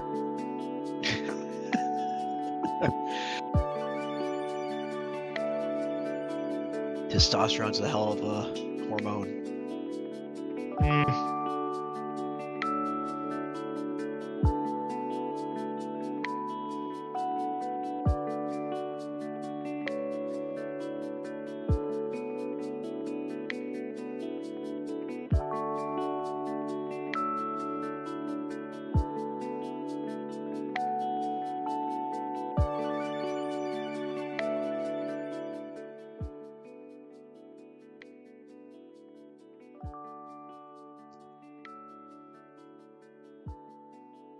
Okay. I am back. Welcome back to pain. Yes. Thank you. Thank you very much. I have got my an extra relaxing tea. And I was just saying testosterone's a hell of a hormone to have. There's testosterone and then there's yeah. I mean, explain what Unfortunately, I actually have to bounce. Okay, no worries. You go and have a good rest of your night. Thank you for putting up with my screeching. No problem. All right. Enjoy the rest of Alex's madness. I shall. Have a good night, man. Shall. I think this might be a series. All right. Thank you. Oh, God. Night. Oh, I was trying to find the honey for my sore throat. I'm so sorry. Couldn't find it, but oh well. Don't worry. I'll stay for moral support. Thank you. Yes, I very much appreciate it. Okay, so I forgot how bad this review was. Yeah, this is. I forgot how dog shit it was. I'm gonna need to get some coffee. NJ, do you want me to wait for you? Because I mean, you seem to be actively very, very invested in seeing my reaction, and I don't want you to miss anything. I should have done what I did. I got coffee while you were getting your tea. Exactly. Yeah. Though to be fair, coffee takes a little longer to brew. Because we have electric jugs. You guys boil your water on the stove, which is so fucking backwards. So actually, I'm a typical American. I have an electric kettle. Fuck yes, they're so good. I know the value of it. So I drink a lot of tea and coffee. So I use a Keurig for my coffee though. Yeah. What? Okay. There's something in New Zealand, right? We are very, very particular about our coffee. We make it away, as we call it. There, don't you? Yeah. So I actually was a barista for 5 years. So I learned to make quite a few coffees. I love me a flat white. Which sounds weird out of context, but yes, we're talking about coffee. What is a creamer? We don't have creamers over here. Usually, it's either just straight cream or half and half, milk and cream. Because we put in the coffee as Americans instead of just milk, because it's richer. It's so weird. Yeah, you still see the Blaze story above? No, it passed, unfortunately, Wookie, so send it to me. But yeah, no, so if we're making a milk coffee, right, we'll get a jug and a steam wand, and we'll froth that froth that milk up to about 60 degrees Celsius. Right. Sometimes a little higher, but 60 is good before you burn it, right? And then you add that to your espresso shot, and depending on how you drew your espresso shot, what size cup you're using, the foam percentage that you want to make out of your milk foam determines what kind of coffee you end up with, right? There's a lot of skill to a proper coffee, but it's still quite easy to do. Like a latte or cappuccino. See, I personally really hate the foam, like milk froth. It just nah. So I go for the velvet because you've got 3 layers. You've got straight hot milk, you've got what's called the velvet, and then you've got the foam. The velvet is my favorite part. So that's why I prefer white. Not hot white, flat white. Cappuccino is more milk foam than the latte.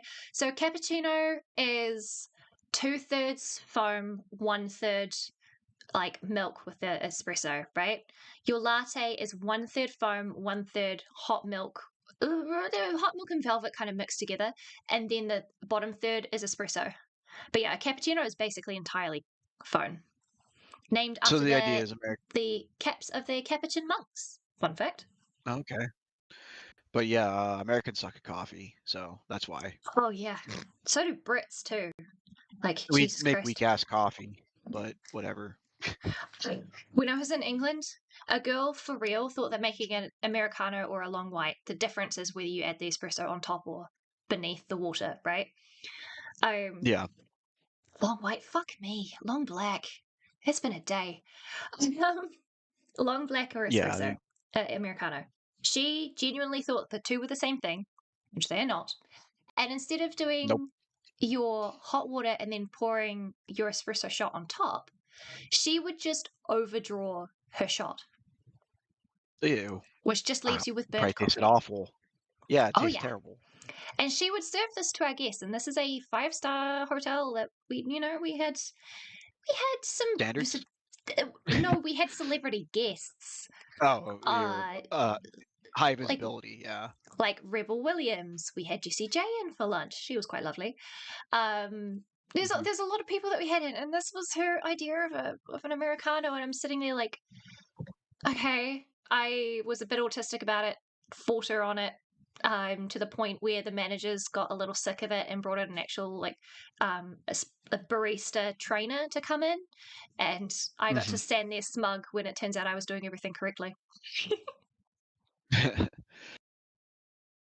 But yeah, anyway, let's get back to Americano is water and espresso. Yes, so Americano is where you draw your espresso first and then you pour your hot water on top, because that disrupts the crema on the top. Right. And when you have a long black, you put your water into your hot water into your mug first, and then you draw the espresso shot straight on top of it, so it preserves your I'm pretty sure it's called crema. It's been a hot minute since I've been a barista, to be honest, and also I'm very tired. I mean, more than I do off the top of my head about that kind of stuff.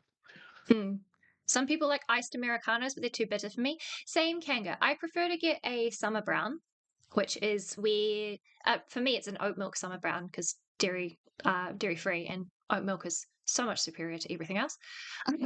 Personal preference, obviously.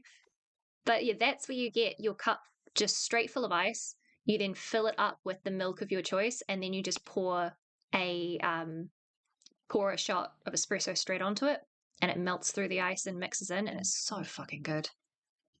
There's not a lot of espresso use in the U.S. It's not really a common thing in the household. Our coffee is a lot weaker.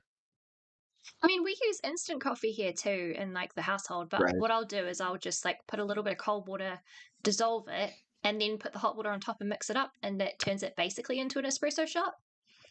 Oh, okay. For use in iced coffees and stuff. Fun fact: if you ever want to make a good iced coffee at home that tastes just like the good store-bought stuff, use chicory essence. Have a shot of espresso and a shot of chicory essence at the same time. Changes your life. There's some people who prefer chicory over actual coffee in the U.S. Yeah, it's a good caffeine-free alternative. Well, it's because during the Civil War they started drinking chicory because coffee was rationed so hard. Oh, I see. That makes sense. But, so it became kind of popular. Our summer treat that my dad would make would be, you'd have your massive 4-liter jug, which I don't know what that converts to for you guys. Probably a gallon, I don't know. But a 4-liter blender jug, and then you put 2/3 ice, about 4 proper scoops of ice, vanilla ice cream, and then you would put your shots of coffee, your shots of chicory, and then your milk to finish it off. Blend it all up, and it becomes a really thick, good iced coffee. They're the best. I was wrong. That's 4 liters is 1 gallon. Yeah. Okay. So that's a gallon. There you go. That's a gallon, and that would cover 4 to 6 people.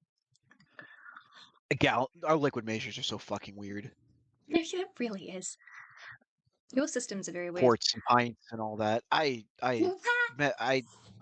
work with metric and science when you work in the science fields. Oh yeah, it's so much better. It's all just divisible by 10.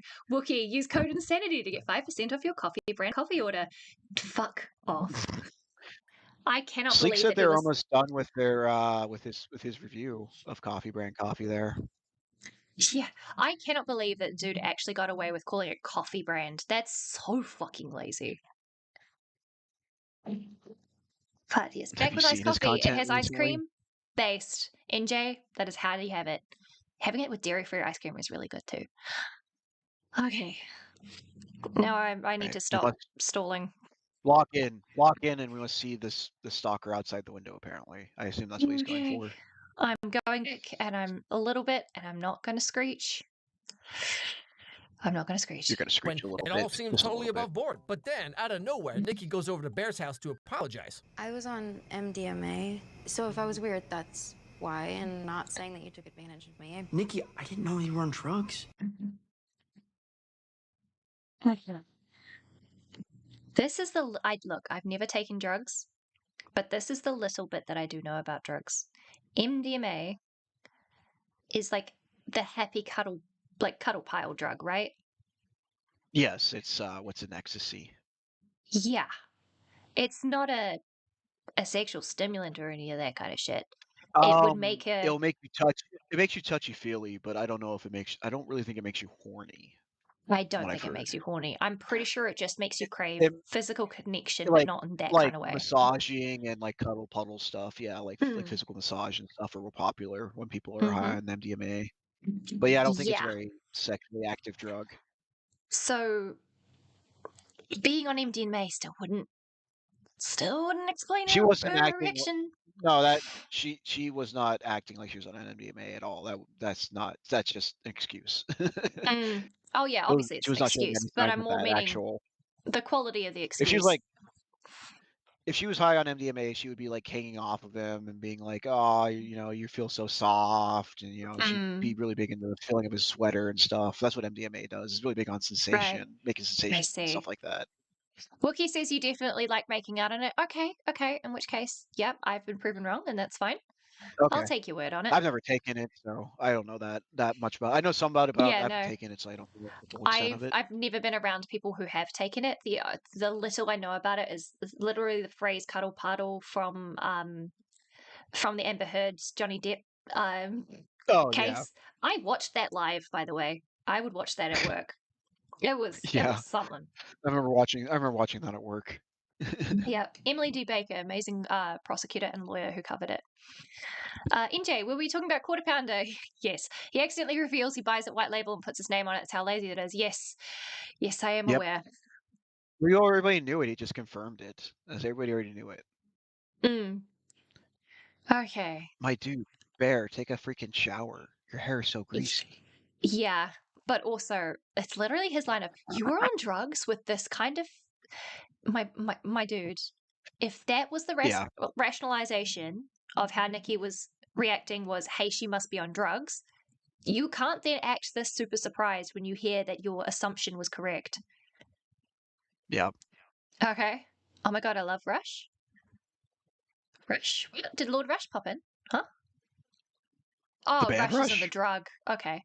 If you take a whiff of Rush at the same time, you can stop time for a moment. Oh. I didn't know that was a name for a drug. I remember watching the Michael Jackson live all the way to the end. Nice. Okay, right. Let's press play. I'm taking a sip of tea to calm my throat. Calming peppermint. Not saying what? You took advantage of... It's actually a what do you call it? Passion fruit flower. That sounds good. It is. I made it double strength as well. All right, going back a bit, because I couldn't find my lemon ginger. When it all seems totally above board, but then, out of nowhere, Nikki goes over to Bear's house to apologize. I was on MDMA, so if I was weird, that's why, and not saying that you took advantage of me. Nikki, I didn't know you were on drugs. That's what I'm saying. I'm not saying that. Not saying what? You took advantage of me. I don't think I didn't. I know, that's why I'm saying you didn't. Okay, see, this is my point. Okay, before he does and just takes his stupid take, I loved this scene purely because of the way that she is clearly fighting the influence of saying, "I'm not saying you took advantage of me," by specifically continually bringing it up. She's clearly fighting the control here and is bringing that up as a, "Hey, this ain't right, Chief, and giving him as much of a warning as she can in her current state of, hey, maybe think about what you're doing?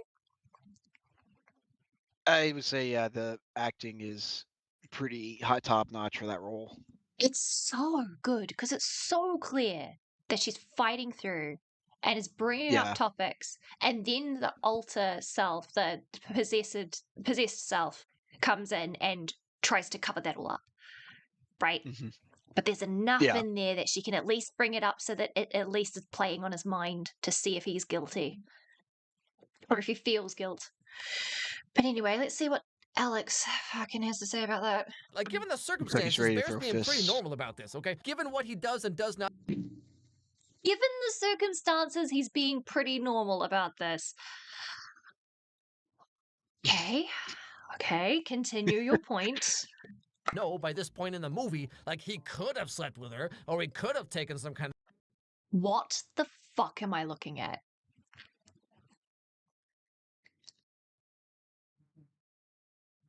What?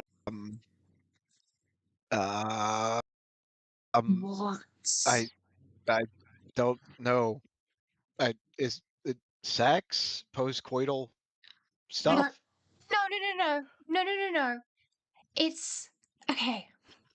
It's her passed out in her own vomit with her rear end in the air. And him wiggling like this while he's talking about he could have taken advantage of her.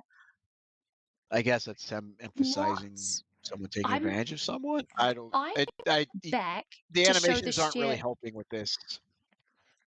That's what I'm going, at is the fucking animation while you're dealing with this topic after saying this is totally normal, a totally normal response. Yeah, NJ, you know, the girl who's like out of it, drawn like she's passed out and drooling. And she's drawn in a way that's clearly supposed to be, oh, look, it's so sexy. Look, her ass is in the air. I hate it. Also, hi, Sinner. Or me when I'm low-key rubbing my crotch. Did not need to know that. I kind of already assumed. You're welcome to get your ass in here and listen to me crash out in real time. Okay, right. Let's look at that again. I'm not saying that. Because what I'm the fuck? saying what? You took advantage of me. I don't think I didn't. I know, that's why I'm saying you didn't. Okay, see, this is my point. Like, given the circumstances, Bear's being pretty normal about this, okay? Given what he does and does not know by this point in the movie, like, he could have slept with her, or he could have taken some kind of advantage of her, but he was rather gentlemanly at the time. I mean, you know, for a guy who has this many Cosby sweaters. Again, oh my god. He brings up Bill Cosby, famously black rapist. Yep. I was going to go to sleep. Kind of prolific. A little on the prolific side. Cinna, my dear, if you are planning on going to sleep, I'm going to give you a headphone warning because I didn't realize that I needed to at the beginning of the stream. You're not going to be able to fall asleep to me shouting. So it's maybe gentlemanly he's not to be screams when he sleeps, you know? Some people may need that. It's like white noise. True. Wookie, I don't think I didn't. Even Bear admits he did it. Yeah, exactly. And the fact that Alex is like, yeah, this is totally normal compared to considering what he knows. This is not Considering circumstances, this is normal. It's like, wait, why would you even say considering these circumstances? This is all completely out of the ordinary. And look, the only way I can describe that little animation short, while he's dubbing it over with he could have slept with her or taken advantage of her, but he didn't, being the most rapey non-rape cartoon that you could possibly have drawn in that moment is actually unhinged. Genuinely unhinged. Dude needs to get his PC checked. This is a guy who primarily makes content for children.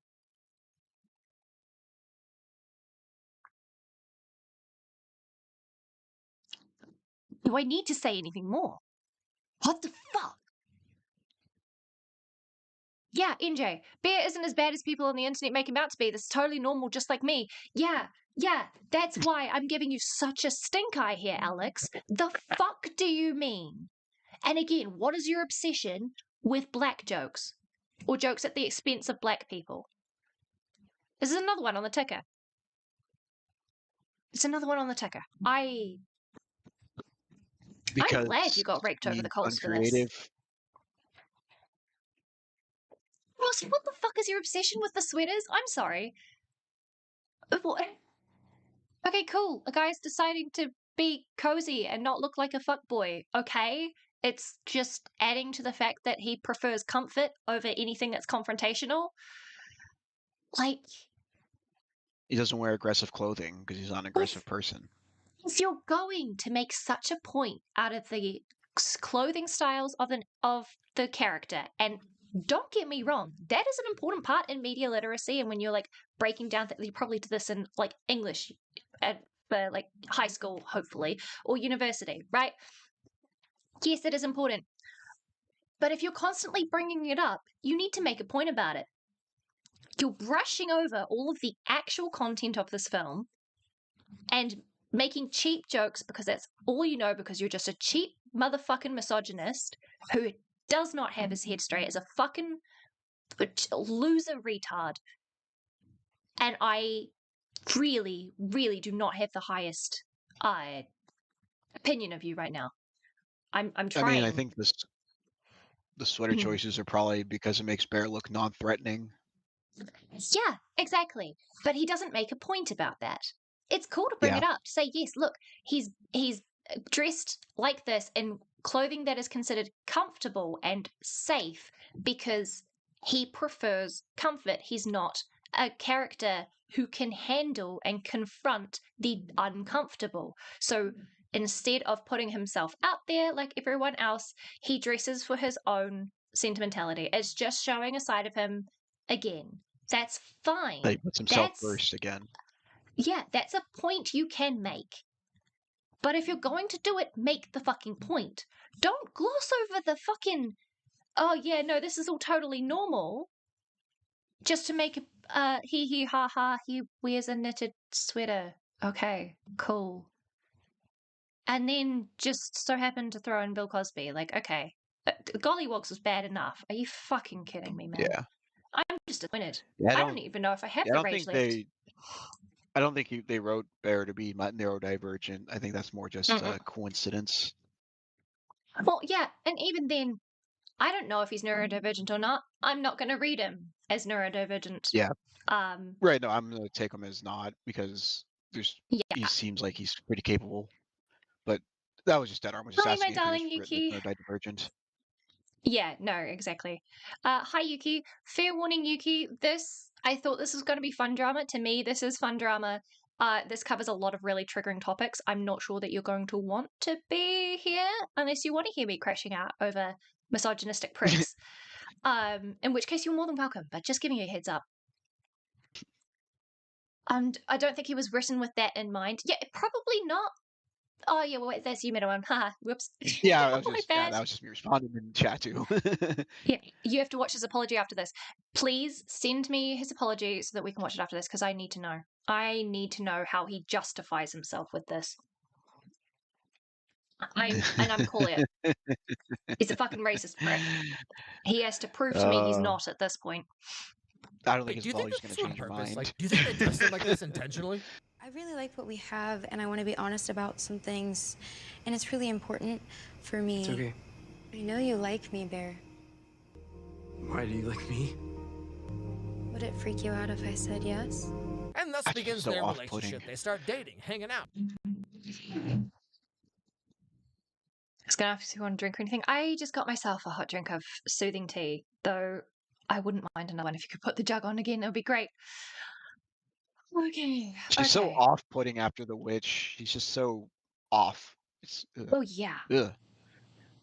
Oh, it is so off. It is so off. And it's great because that's the point. But this scene that he's drawing as if it's a lovey-dovey cute thing, it is not a rom-com, my guy.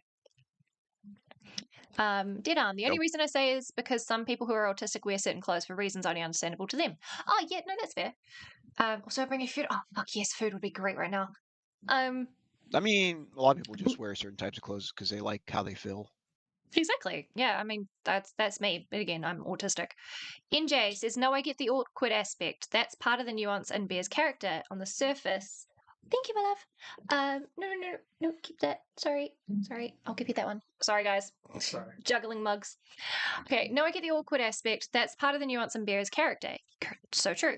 On the surface, at least at the beginning, you could maybe sympathize with him. Yeah, but even autists like me know what he does is selfish and bad. Exactly. Right, he has he's time fine to redeem himself in the movie, but he never does. He never, ever does. And he never faces consequences for what he does, or he never wants to face the consequences of his actions. Yeah, he doesn't want to face consequences. He fucking does, but he doesn't want to.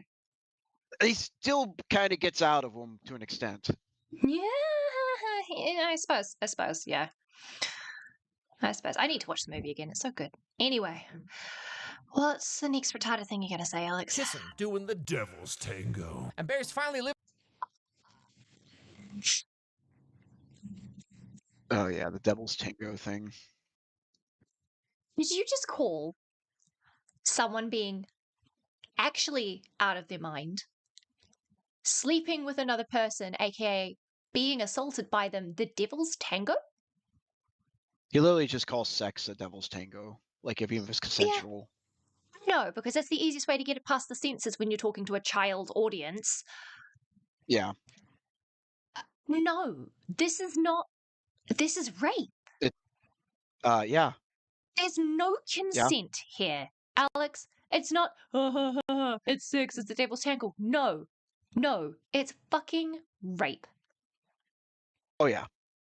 I mean, every time sex comes up in one of his videos, he calls it that. Yeah, I bet you it's to get past the censors.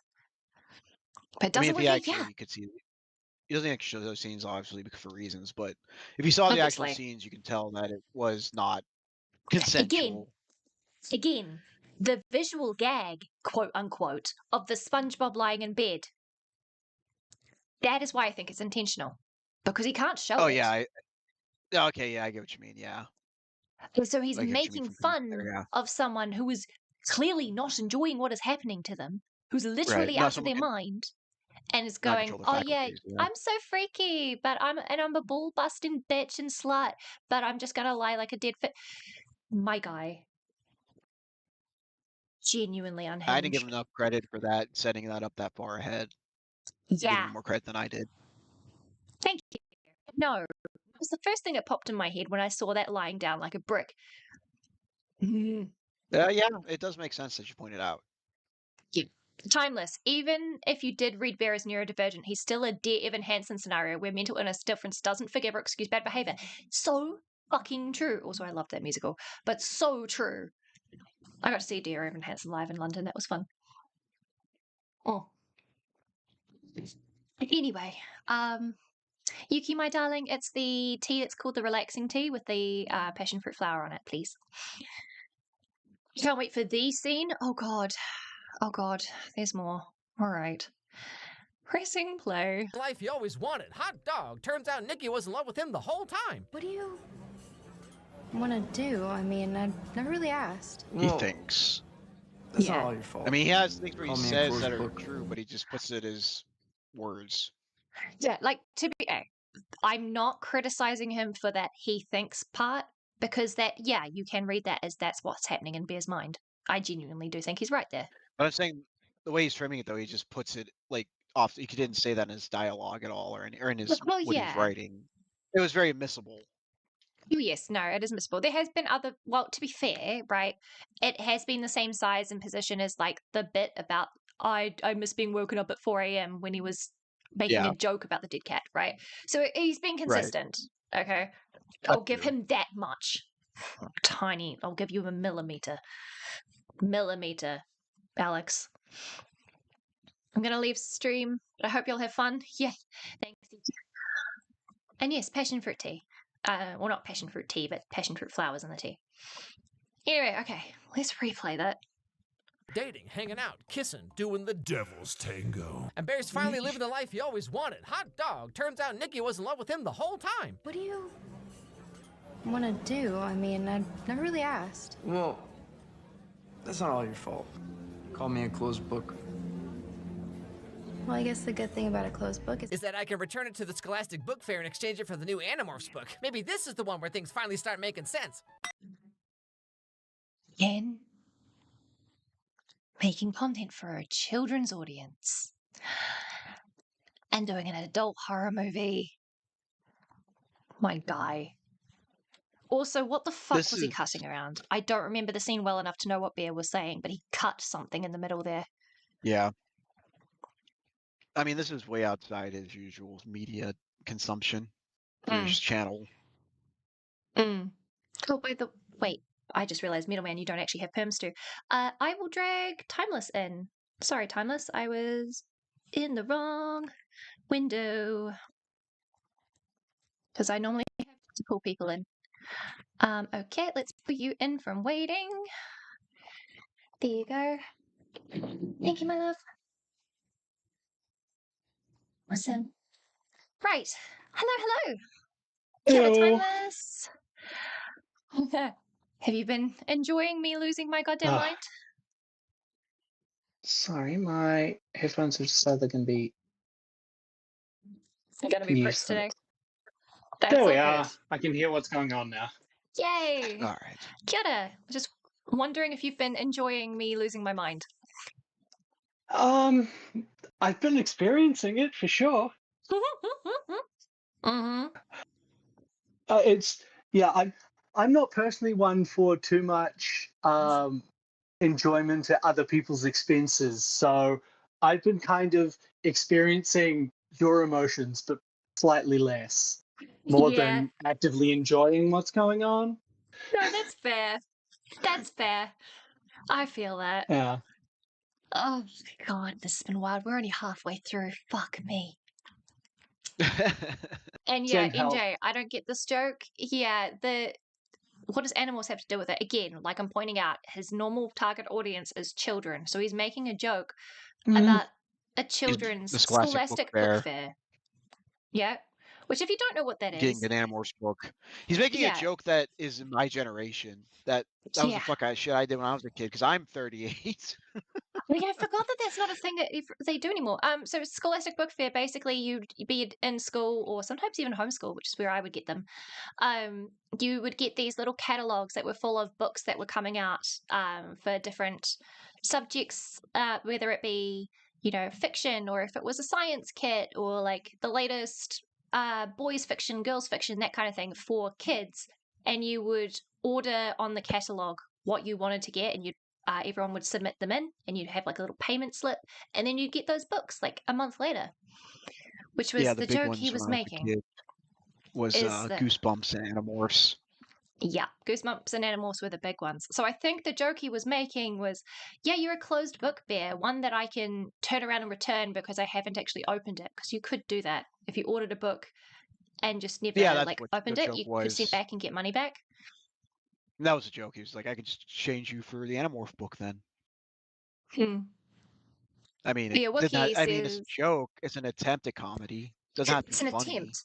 The problem is, he's making a kid's joke towards an audience of kids that don't have that happening anymore. Right. See, that's how you do fellow kids. I find it interesting that you are calling him a children's trend, because I had stumbled on him a couple of times, and my understanding of his content was that it was aimed at the people looking back on their childhood. It seemed like it's aimed towards like people, like teens and 20-somethings mostly. If I have been told correctly, I could have been told incorrectly, but I was under the assumption that he takes his content as yes for kids.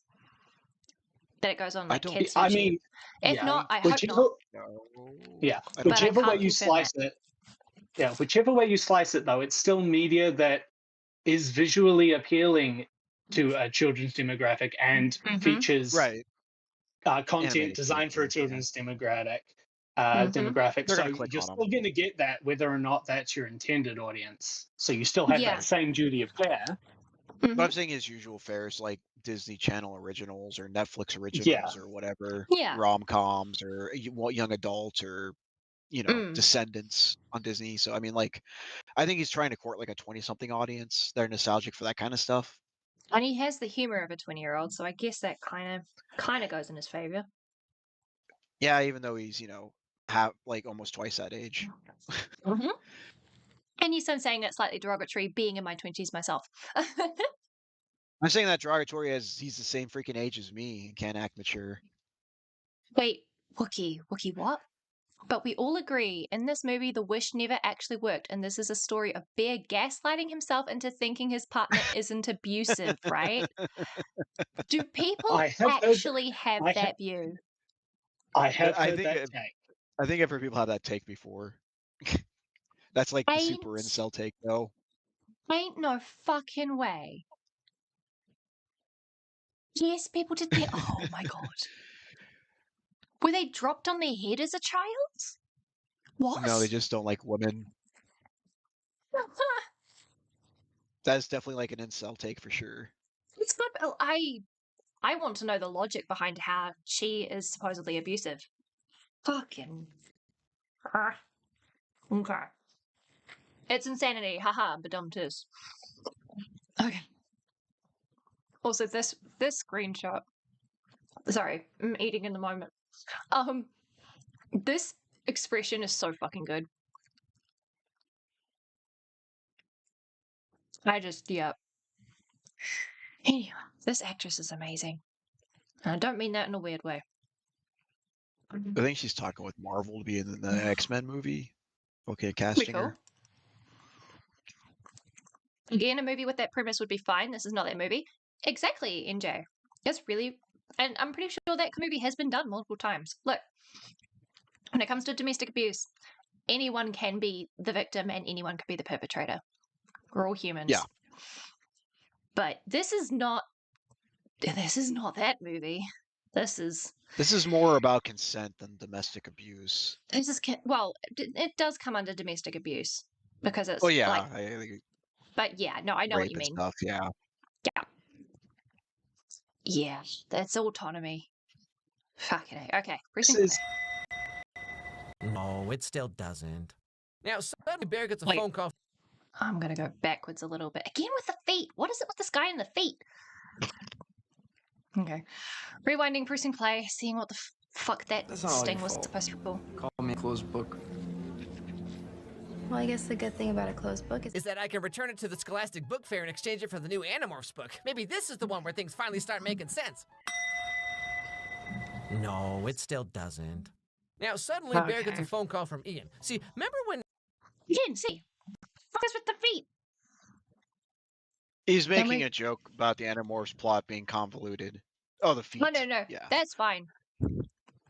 I guess. Doesn't really land, but already. I see the problem with this movie. They aren't married. Tactical Templar. Wookie. You're right, but god damn it. Yeah, Templar would agree with this movie. He's like, I don't see what's wrong with Bear. He's just doing what a man's supposed to do. If they were married, he wouldn't see a problem with it. It's the fact they're not married that he would have an issue. She's a whore. Not married whore, that's right. Which is so funny. The term is slut because whores get paid. Anyway, okay. I'm sorry. I'm sorry. You used the wrong slur. No. You're fine. I was making half a joke and also just being autistic. The ACC is burning, says Givenant. Hi, Givenant. Hi. Why NJ. Isn't the ACC burning? It's always on fire. It's like the Springfield tire fire. It's always going. Mm-hmm. NJ, this same guy criticized, I think, Zootopia 2 for having animation that quote-unquote moved too fast. Yeah. Or whatever. He was mad the animated movie was animated. Meanwhile, his animation... Oh, hey, it's Ant-Man. Yeah, it's kind of wild over here. Glad I'm not there to watch. I'll wait for you to finish that sentence, NJ, but Jesus, maybe we'll watch that one next. Yeah, his Zootopia 2 was like, this is brain rot version. This is all brain rot with these jokes and all this animation. Why are the characters always moving around with this animated movie? Oh, Jesus. I need to watch the second movie, actually. Because that's how Disney does it. The second movie's pretty good. Oh, I'll have to look at it. All right, pressing play. Ian's calling on the phone. Just wondering whether he did gloss over the entire dinner scene? We'll see. He told Bear that her dad was like sick or whatever, and Bear told that to Ian. And apparently Ian looked into this because, as far as Ian knew, Nikki hated her dad and hasn't seen or talked to him in like years. Okay. Yeah, he did. Oh no, this is after that call is when it's like no, don't do that. That's right. Yeah, that's right. Yeah, so he finds out her dad is actually sick. Yeah, then she's like, no. Yeah. Why again? Stop using the actress's picture when you're talking about the character. Sake. Again with his comments on the actress. Yeah. Given Ant, apparently Monstrous Saint and maybe Hidden were plotting to overthrow Lio and Gilded. No, not Hidden? Heaton, maybe? It'll be one of the two. Quick to the boobs as always. Yeah, so true, Wiki, so true. Given Ant, like, give me, if there are any, like, logs or anything on that, like, feel free to send them my way. It sounds interesting. Really? About to get that? Well, that's Monstrous Saint and B. Oh, B's involved. Yeah, definitely send it my way then, please. Because we already covered the FCK, not FCK, the Touchgrass logs. Yeah, that's what I want to know. Why would they go after Lio? I thought they were fine with Lio. Yeah. Maybe that's just part of the ACC checklist is to, just take on Lio. I don't know what's up with that, but it's allegations against Gallagher that were false. Oh, is this part of the sex pest one? Where they're saying it's a sex pest. Yeah, is this part of the Touchgrass log that got leaked that we already covered about Shadow and Beckett's poor handling? His admin stuff with Haas and Shadow. Yeah, if it's that stuff, then I already know about it. It's all good. Most of it, anyways. Well, that makes sense. I don't want to watch another Civil War. Yeah, fair. B was the one that told Gallagher he was fine, and then would go in the Thunderdome and talk shit on him. So yeah, that makes sense. B did the same to Lord Rush, which is a document that I'm still writing. Anyway. Okay, that makes sense now. Yeah. Back to this terrible thing. Yeah, we covered that. NJ, if you want to go back to last week's commentary stream. No, I think it's the same. I think it's the same situation. It's still just smoldering. Okay. I think it's still smoldering. Yeah, we covered that last week. If you want to look at the VODs there. But yeah, okay. Pressing play. I'm not gonna tell Sarah about this. Yes, again, right now. Drama. Okay. Apparently, it's on fire again. I looked into Nikki's dad having cancer, and he's healthy as a baby. The heck does that mean? My dude, babies just have constant projectile vomit and diarrhea. The heck you talking about? Also, how exactly would you find this out? Like, pretty sure you can't just call a hospital and they... So clearly this man never raised a child. No. Okay. Use someone's medical history. Okay, so is Ian lying about this? Or was Nikki lying to Ian and Sarah about her this whole time? There ain't no way. There ain't no way. Oh, okay. I'm putting down my rice bowl. Oh no, it's getting serious. No, more the fact of the sheer stupidity. I have to focus. I can't eat and listen to this and not immediately get flashbanged every 2 fucking seconds. So, again, he's making a Life is Strange joke. Yo, dad's a cringe, bro.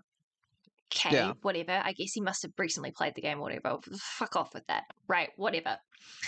The reason that she was telling people that her dad is dying and has cancer was because she was trying to figure out a reason to have you, aka Bear, over, right?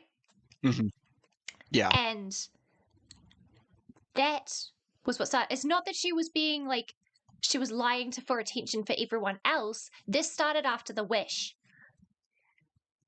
The fact that I'm rewinding because I'm so mad that I've lost my own train of argument, and I want to. Yeah, it's when she came back when he Constant made projectile the wish. vomit Was and like, diarrhea. The my heck you dad's talking about? sick. Also, how exactly would you find him. this out? Like, pretty sure you can't just call up a hospital and they tell you someone's medical history. Okay, so is Ian lying about She's this? like, I get him to be alone was or Nikki whatever. lying to Ian and Sarah about her dad this whole time? Yes. Okay, there we go. Is it about this, or is Nikki lying to Ian and Sarah? Yes, she's lying to Ian and Sarah because the wish is making her do so. Right. That's obvious. It doesn't need to be a sort of point. It's serving you're the purpose making of the wish. Exactly. It's not a point in the movie aside from the fact of, yeah, she's acting and saying things so in a way that gets sympathy from Bear because of the wish. Yeah. That, well, the things she does out of level. character are all tied to the wish. It's the wish forcing her to do these out of character things. Mm-hmm. This isn't. It's not like a character flaw that she's been holding up this entire time. This is a new lie since the wish. And I think he's trying to make the point that she's been doing it this whole time, which is not what's happening. No, she didn't mention anything about her dad until after the wish. Wookie said, Insanity has put down their balls. If only Alex did the same. Well, fair.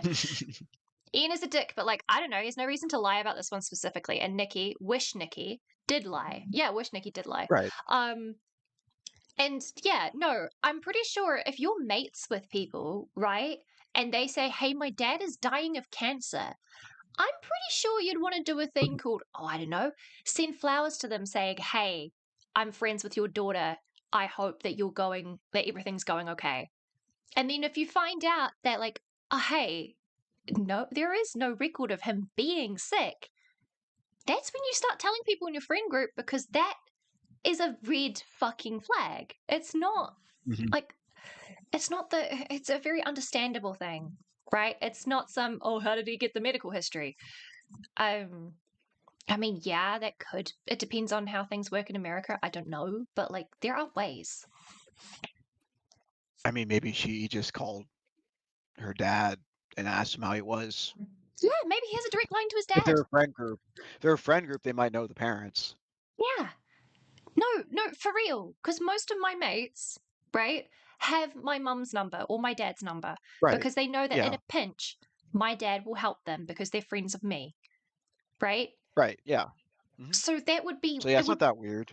It's not that weird at all. You don't have to go hospital calling. You can just listen directly. NJ also said that does get brought up later. It's the wish acting as Nikki. It directly tells Bear, I can be Nikki, but it isn't.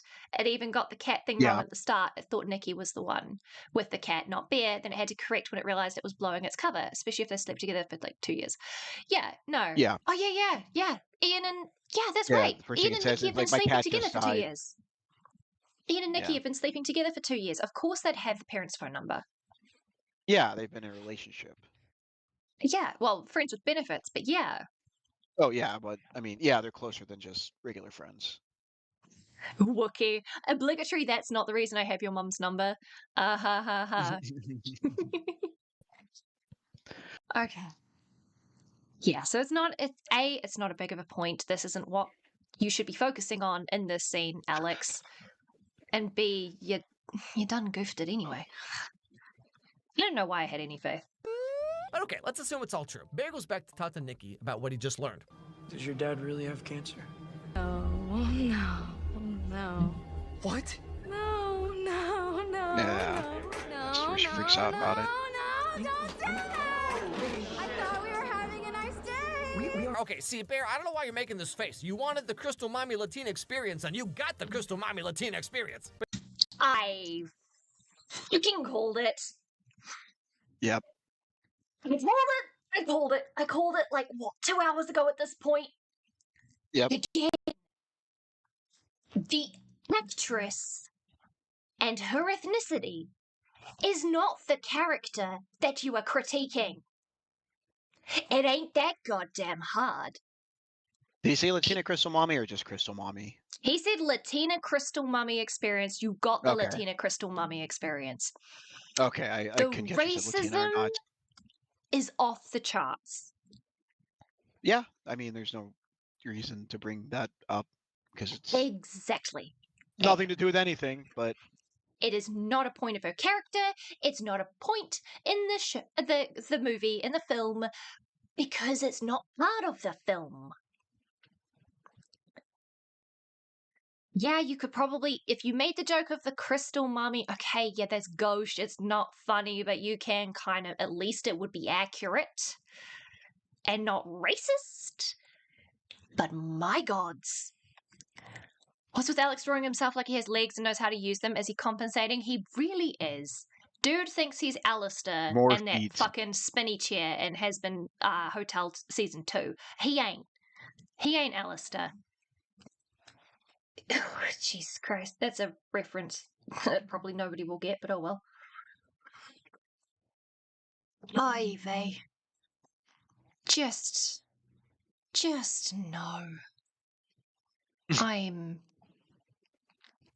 Misogyny is also, like, look, the racism is the easiest one to point out because it's the first word that he uses. The misogyny is so fucking thick. It's like molasses. Right. It's as slow as his brain is. Still waiting on the scene because I'm going to go ballistic? Oh, no. Oh, no. Okay. I mean, it's also like, it's not like he could also not be making fun of Bear for the things he does. I mean, in the same way. He's not critiquing Bear. Right, he's self-inserting with Bear. That's the problem.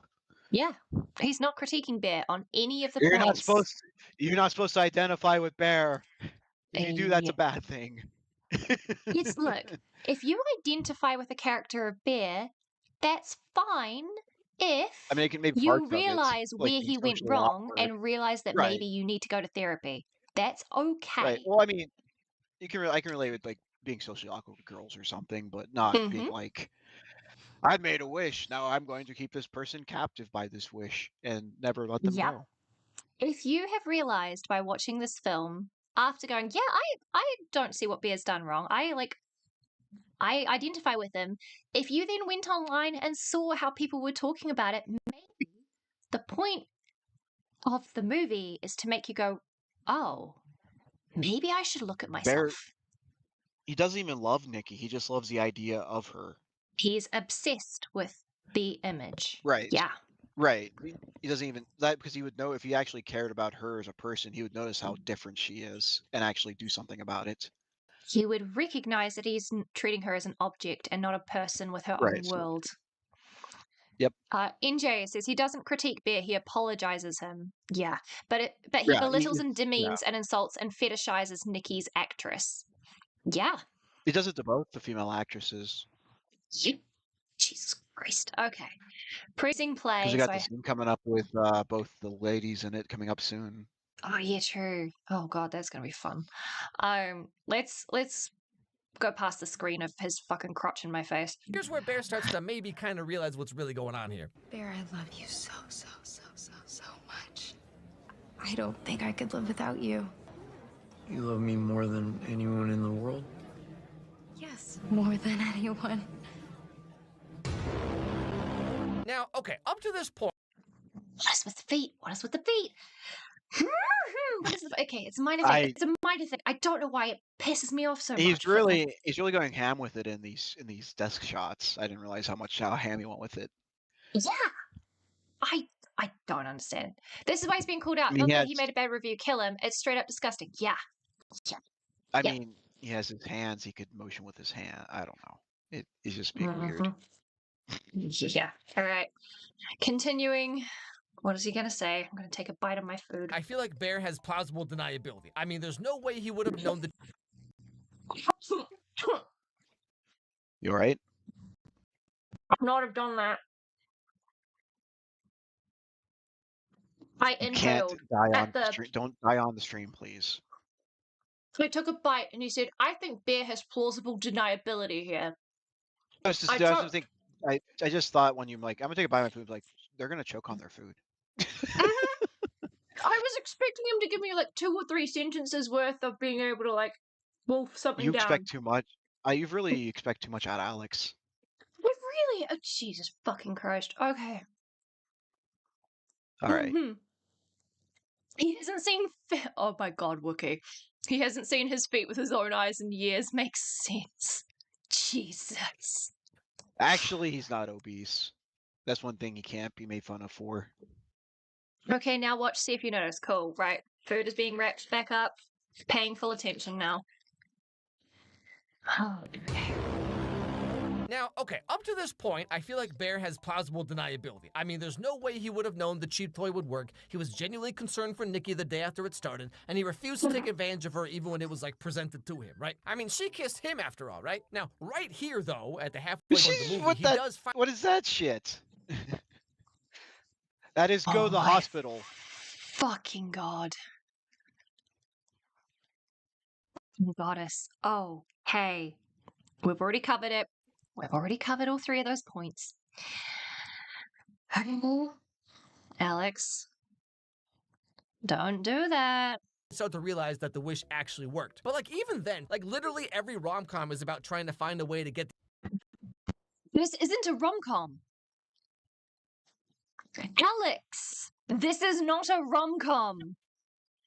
This is a horror film. That's all he knows. Fucking kidding me? Stay in your lane.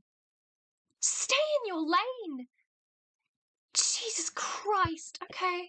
The person to like you, or you manufacture a meet cute or whatever, right? Like, I've seen some internet comment threads where it's like, he only saw her as an object and wanted to remove her autonomy. That's why he made that wish. But like he didn't wish that she would do whatever he wanted, or I wish that she would become obsessed with me and me only. He specifically wished that Nikki would love him more than anyone, which is literally what everyone who has ever had a crush wants. Like, so he was aware. So he was aware of the discourse. Yes. And deliberately didn't consider that as a potential reading. It's like he sees something, he's like, no. Just throws it to the side. That's bullshit. Why? Oh. Clearly he watched this movie. I just don't know how he's getting these points. It's because if I were to conjecture, I would assume that he's trying to defend himself because he's recognized himself in Bear to such an extent. He's like, I have to protect my own ego. He's projecting on the Bear so hard because he sees such a similarity, yeah. And refuses to acknowledge his own faults. Obviously, yeah, I'm not a psychologist. I'm not trained in the mental health field, all right? Okay, this is just my opinion. I'm not diagnosing him, okay? But I feel like he's fucking projected so hard that his own ego is at stake if he doesn't protect and like apologize for this movie. I mean, we've seen a lot of YouTube creators. We know that a lot of them have big egos, so I mean, it's not a far-fetched idea that would be it. It's not that, okay, when I mean ego, I don't mean like big self-importance. I mean sense of self. Right. I mean, like, yeah, he sees himself in Bear, and he's like, he literally, why are people looking on Bear? That's me. Yes. Yeah. And that's, if I were to like assume anything, that is what I assume is happening here. Yeah, it definitely seems like he identifies with Bear quite a lot. Yeah. I'd also almost say that he not only does he see himself, he also sees that as the default reading. Like he's not going, guys, hear me out. I think Bear is okay, actually, too much. What he's got, like he's perceiving it as though this reading is the default reading. What the text wants. It's saying everybody else is wrong. Which is why it's so aggravating to watch. Yeah. Yeah. He's disregarding everybody else's. He's like, he could just be like, this is my opinion. This is my reading of the movie and present his case. But saying this is the correct reading and the other ones are incorrect. Yeah. Wookie says the movie is about the dangers of friend-zoning women. The curse wasn't real. The snap in her mind was actually him rejecting her. I could make such an awful essay on this movie. Wookie probably make something even worse than what Alex did, I imagine. No. I think the Wookiee is just going, this is what happened with Alex. And honestly, it better not be plagiarized from a Reddit thread. That'd be actually, oh God, that would blow my mind nice in the guys. worst possible. Oh yeah, absolutely r/nice guys. Okay, I'm gonna go back a little bit. Let's see what he says. Yeah, again, because I brushed over this because I was just so fucking pissed. His talk about the specific wording of the wish. I've seen some internet comment threads where it's like, he only saw her as an object and wanted to remove her autonomy. That's why he made that wish. But like he didn't wish that she would do whatever he wanted, or I wish that she would become obsessed with me and me only. He specifically wished that Nikki would love him more than anyone, which is... Yes.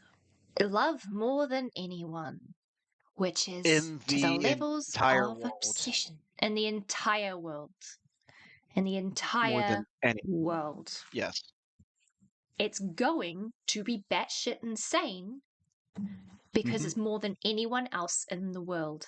And if someone loves you more than anything else, that includes things like looking after themselves or I don't like doing anything other than exactly what you say. Right. Well, like, I mean, there's the part where she literally stands in the living room and just pisses herself while he goes to work. So yeah. It's basically extreme puppy love, yeah. Yeah. And the fact that we have a term for it, puppy love. And if you think of that and take it to the extreme and then say more than anyone in the fucking world, look, you literally got what you wished for. You can't. Exactly. Alex, you cannot turn around and say, oh, she's not a puppet because he didn't say she's not a puppet specifically because he didn't say that in the wish. It doesn't mean that's not what she became. He asked for a fundamental change in her personality to do something she wasn't doing. Mm-hmm. She still lost her autonomy because without that, she would not be able to comply with the wish. She obviously has some level of care for Bear, as a friend at least. Yeah, but as a brother. There's no romantic love there. And him saying, well, clearly, it's a wish that anyone would make. Sure, if we're being careless. But if you're 12. actually trying to... Yeah, but even if you were 12, you would see the result of this and go, oh, oops, I fucked up. This is not a movie where you can go, oh, well, you shouldn't be critiquing, the consequences of actions because they didn't specifically say this consequence of actions. That's not how monkey paw movies work. I'm sorry if that made no sense. Right. That with that idea, the monkey paw, yeah. You get what you wish for exactly kind of wish. Yep. Yeah. To the letter. To the letter. NJ says, whatever crazy shit you come up with is obviously made to be humorous and make fun of these people. He actually means what he says. Yeah. Wookie says it's Nikki's fault for not loving other people 99% as much as Bear. All right. Oh no. NJ says it's coming up. Strap in, boys, girls, thems and gems. Okay. Yeah. We still got some really bad takes. Literally what everyone who has ever had a crush wants. Like every single fanfic about like, golly gee, I sure wish One Direction would kidnap me and fall in love with me all at the same time. Like oh my god. Okay, fanfic is clearly not actually wishing that would happen to you, but exploring the fun hypothetical fantasy of X, Y, and Z in a world where you can control what is happening because it's a fictional world. You cannot... When I watched that when I watched this review, I knew you were going to freak out about fan fiction. Well, yeah, because I read and write fanfic, to be fair, right? Okay. Yeah, but I was I know Sandy's going to have a big problem with this. The shit fucking... Again, it's the media literacy. There is no media literacy. I don't know, he's more playing dumb to try and make Bear look less bad. He keeps trying to make apologia for Bear that makes him look stupid. Because he clearly and yes, Jack was still sees going. what's going on in the movie. He understands the wish is what you say it is. He's just not like seeing the actual implication of that as negative. Also, look, with that example of the fanfic that you gave there, Alex, fun fact. Yeah, you picked the cringy One Direction ones written by 14-year-olds. Cool. If you ever actually looked at how they develop, because fun fact, the way that fanfics develop over time in a fandom is steadily leading to, okay, this is a funny fantasy, but then what were the actual implications of it? And then it leans into horror fanfic because people start going, well, if this was real, this is funny, haha, let's make it not so funny, haha, and explore the bounds of this. There's multiple levels of fanfic. Regardless, when people write fanfic, they're not wishing into the active world for this to actually happen to them. No. It's fiction. It's made up. And it's safe because it preserves the autonomy of its subjects because it is specifically fiction. Right. I just feel like he's going really bad faith with this. I feel like he kind of gets the movie, but he's bad faithing it because he doesn't want Bear to be a bad person because he's too much like Bear. Yep. That is basically what it is. I'm going to crash out more, just wait. Oh, God. Jack, well, it could be worse. Could have been an AI movie like what we just watched. I am so sorry for you. But Did also, you watch the AI Odyssey? Oh, God. Oh, God. No. I have gone through a cup and a half of soothing tea because I have literally almost lost my voice twice now from screaming. He's not actually screaming. There's no soothing happening. I'm out of honey, so it's like, okay. Anyway, we are almost 2/3 the way through. Let's press play. If half the girls who saw this movie haven't wished the exact same thing before. Hello, it is I, Willem Dafoe, from the movie The Lighthouse, and I've secretly been in love with you for years. Like, you have to look at... I don't get the reference. And I kind of feel like I would have crashed out if I did. I don't know. I mean, it's just... Willem Dafoe's just an actor. I mean, I don't know. I'm sure someone would find him attractive. He specified the movie. So, considering every time... No, I've never seen the movie. And he specified what movie that this character was from. And every time he's specified something in his example so far, it has either been racist or really, really poor taste. Well, in The Lighthouse, he's a lighthouse keeper, and he's just kind of going insane. Okay. There's probably something he's digging at there, and I do not know enough. Probably the farting joke that they made in the movie. Okay. That's his level of, maturity. Gotcha. No, it's a movie made by a person who's actually made a good movie afterwards. Oh, okay. Yeah, it's made by I'm Robert going to press Eggers. play and continue because that flew over my head, and I'm being honest about it. Context, okay? If that's Bear not had a very gone to good the store joke, specifically and honestly. been like, hey, do you have... Even if you understand the reference, it's not good. Oh, good to know. Hello, it is I, Willem Dafoe, from the movie The Lighthouse, and I've secretly been in love with you for years. Like, you have to look at the context, okay? If Bear had gone to the store specifically and been like, hey, do you have something that'll force a girl to fall in love with me? Or if he, like, searched on the internet for some kind of, like, weird ritual that's gonna make anyone fall in love with you, then yeah, that's some funky, funky stuff, man. Oh. You see here, Alex. Oh, is not in Bear's character. Because Bear has been specifically illustrated as a coward who takes opportunities. AKA a stick that gives him any wish he wants. After making a joke to the person behind the counter of, hey, it actually ruins people's lives and they want to like die and stuff. He understood what he was buying enough to make jokes about it. He could have gotten her a crystal necklace. Yeah, he bought a random magic toy. For himself. Instead of getting something for her like originally wanted. It wasn't for Nikki. It was not for Nikki at all. And, Again, I I'm probably getting. should let you know you should brace yourself soon because he's going to compare this plot to a plot point in one of the Descendant movies soon. I haven't seen any of the Descendant movies, so that will go. It's a Disney original movie. It's like, you know, Yes. it's I know what they it's are. not I just haven't seen them. Trust me, it's such a non-congruent analog. Yeah. You'll be like, why? Yeah. I mean, there's been half of these things. Fucking gollywogs, why? Yeah. There's also the point of, again, the misogyny angle of the fanfic, specifically talking about teenage girls and only using girls as illustrative points when talking about fanfic results. Right. There's tons of men and women who write fan fiction. Yep. Fanfic is for everybody, and using the teenage girl, therefore it's cringe, misogyny angle is unfortunately really common that you kind of, it's so ubiquitous in like social, not even commentary, what's the word I'm looking for?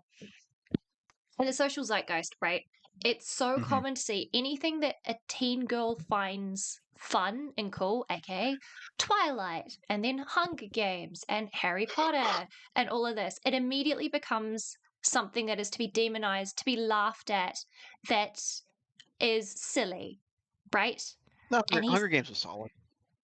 No, Hunger Games was solid, but the perception of it, right? Yeah. Is anything that a teen girl finds fun and fascinating and becomes obsessed with, cringe. Don't do the same thing for media that teen boys fall in love with. But it's the teen girls, it's always a thing. And he's falling into that again. Yeah, I can see that. He's 40. He should know better. I'm 26, and I know better. Also, hello, folks that said hello, going back to the next movie. Okay, Jack, kakite. Wookie says, not gonna lie, for some reason I confused Gollywog and Just Wog and made that analogy go strange in my head. That's fair. I'm sorry. So it must be a like an English thing then, if Gollywogs are a Kiwi and Australian slang for them. Anyway, NJ, this is where he brings up a Disney movies and show he's covered to prove that The Wish is fine, actually, and you're not allowed to be mad at it if you weren't mad at those other ones. It's about a magic apple that loves Belle in the Descendant movie. Let's get to that so I can. It's bulletproof. To be fair, I also hated that plot point in the Descendants movies because it was cringe and bad. But all right, pressing play. Let's see how bad it is. Later on, we find out that maybe Ian and Nikki have been hooking up, right? But Bear doesn't learn this until the very end of the movie. So, like, for example, if he'd found this out at the beginning of the movie and he was like, oh, so Nikki's just some slut that bangs every guy except me, huh? Well, I'll show you. Then, yeah, he'd be like some misogynistic incel. But Alex, it's not the only way to be a misogynist or an incel. That's just the one that ends up on the news because it's what ends up killing people. That's just the loud way to be a misogynist. Yeah. There's much quieter misogyny out there, like yours, Alex. Well, his isn't even that quiet at this point. But I mean, I'm saying compared to what he thinks actual misogyny is, he's very subtle. No. He's talking about people who have gone so far as they will commit crimes, right? Which is this year extreme. Those are the extremists. Those are the ones that go the most extreme. Yeah. Yes, extremists allow you to like point at something and go, hey, this is something that this group or whatever like believes or does or whatever. But they're called extremists for a reason. They're at the edge, the fringe. The extreme? He doesn't realize his own misogyny. Or he does and he's trying to cover it up as jokes. I take care of my positions. How can I be a misogynist? Jesus, Wookie. I'm pretty sure he's aware of how he treats women. I mean, his wife divorced him, so obviously something didn't work out. I hope she got the house. All right, pressing play. At least half of the movie, he has no idea that this would work, and in fact, he's concerned for Nikki when she does change. To me, at least, it totally seems like a fanfic or whatever that he thinks would have no way of actually coming true. I'm not...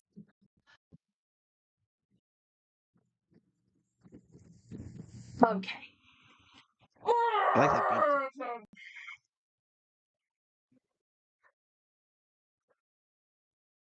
No. We're just gonna hear something go through a window here in a minute. Nope. Nope. Nope. I'm not even going to deign that with a response. Just keep pressing play. Saying Bear is a blameless, innocent victim, okay? But I think some of you are a little too quick to attach motivation and subtext to this character that is not based on the movie. Like, it really... I think some of you are too quick to attach character and subtext. Okay, quit attacking me, said Alex. I'm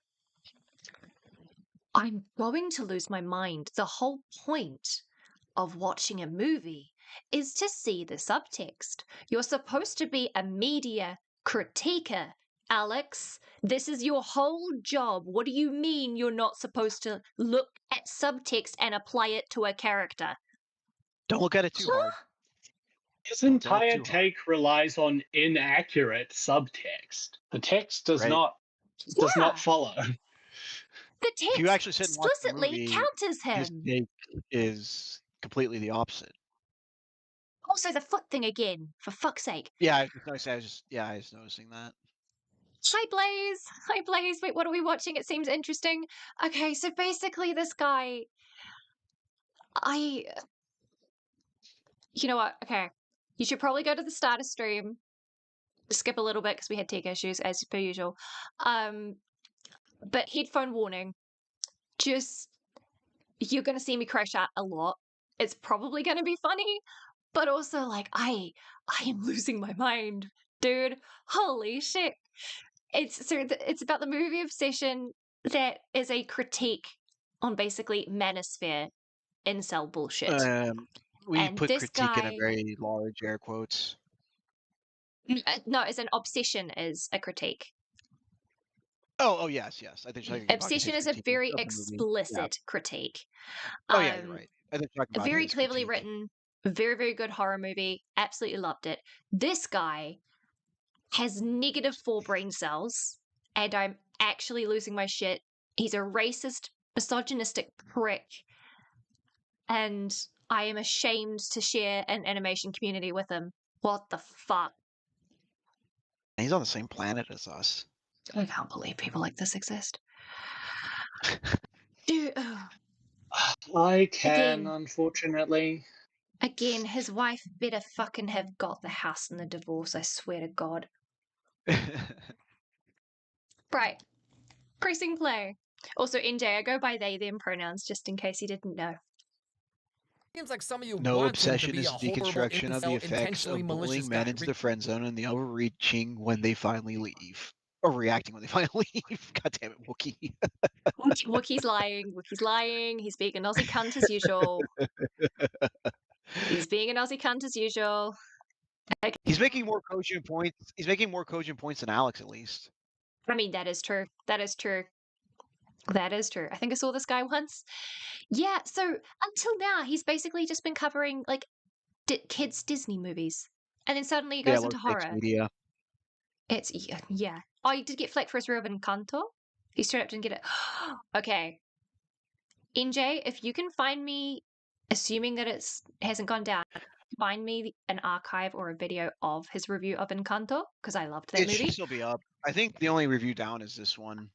I think all his other reviews are still up. Send it he my also way. has a pretty negative review of Zootopia 2. Yes, but I haven't seen Zootopia 2, so I can't critique him as much as I can in Encanto.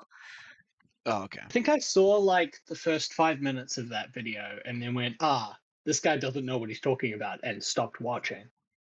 Oh, wow. Yeah, pretty much. All right. Pressing play. I backed up a little bit. A fanfic or whatever that he thinks would have no way of actually coming true. I'm not saying Bear is a blameless, innocent victim, okay? But I think some of you are a little too quick to attach motivation and subtext to this character that is not based on the movie. Like, it really seems like some of you want him to be a horrible, incel, intentionally malicious guy, regardless of what actually happens in the movie. Even the... What do you mean by regardless of what happens in the movie, Alex? No one's ever said he's intentionally bad. This is about how society has made him. Oh, no, there is intention. There is intention. There's a lot of intention in what he's done. True. He's just a fucking... he's a fucking coward who goes about it like a snake in the grass instead of, like, actually getting what he wants in the normal human way that accounts for other people's ability to consent to shit. Right. His intentions when taking her home, when she first started acting weird, were clearly to take advantage of whatever had suddenly possessed her. The same thing happened when she started kissing him. The same thing happened when they started, quote unquote, dating. The same thing happens later when it gets to them in bed. It's intention. You can't what I'm saying is he doesn't have malicious intention until he makes the wish. He doesn't realize what he's doing is malicious.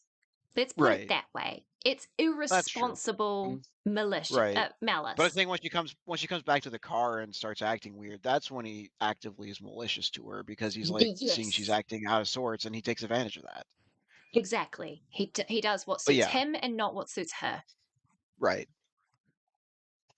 You know how it's weird about feet and he keeps drawing them? His criticism on Monster High was that it focused too much on the girls' feet to show off their designer shoes. He kept complaining about that. He's like, what is wrong with these animators? All the feet. It's like, this is a show about dolls. They're showing off the doll costumes, bro. Yeah, they're showing off the shoes. Like, come on. Okay. It's part of what the kids buy. Uh-huh. Okay, I'm pressing play again. What more is he going to say about Bear? Who played Bear himself said this about the character. I never thought of Bear as a villain, but what really drew me to this story was the gray morals of it all. Bear has good in him and has bad in him, like all of us. I do think that he leans more toward the bad in a lot of ways. Fully the antagonist, though? I don't think I would say fully, because the key thing is he didn't know that the wish was going to work. I wish I was kidding. Pause. Uh-oh. Okay. NJ? So, the actor actually came out and with another statement on this saying that, yes, Bear is the villain of the movie. Yeah, I recall hearing about that, actually. I was just trying to read this. He's like, yes, 100% he's a villain. He's just showing these a little more nuanced. He's just talking about being like an actor, being a nuanced character. You know, instead of just like... NJ says, I wish I was kidding. Pause. He doesn't finish that article. It goes against him. He doesn't like her. He just wants her to like him in a possessive way. Mm-hmm. Oh, no, that's Wookiee, sorry. In the altruistic wish, he would have said something like, I wish we were in love. Yeah, true. So NJ is saying he doesn't finish that article. It goes against him. And on top of that, Bear's actor literally says Bear is the villain. Yeah. Mm-hmm. He has good and bad in him, but leans on the bad. Yeah. Yeah. Scratch, give me a second. I need to turn on my lights. It's getting dark over here. Ow. Yeah, it's the interaction after he realizes the wish actually worked that makes him evil. The most evil. Oh, yeah. Self-serving. Everything was self-serving. And I forgot I injured my knee. God damn it. Ow. Okay. Right. So, did Alex have time to correct this? Well, actually, the fact that I believe NJ when NJ is saying that the rest of the article goes against him. So, okay. Yep. That's and then also there's another interview with the actor literally just saying that Bear is the antagonist. Yeah, he is the villain. Okay, pressing play. His desires were incredibly selfish. Totally, 100%. But he didn't know the wish was going to work. And you have to assume that this guy was in close talks with the writer-director of the movie the whole time. So basically, both of them are saying that Bear is meant to be ambiguous. And you all are just over here like, nyah. Like, are you... Yeah, no, for a fucking reason. Granted, the interview with Bears actually clarified it, even though it didn't need clarifying, came out like 4 days or so before the review, but Alex still had time to reconsider. Yeah, okay. Jesus.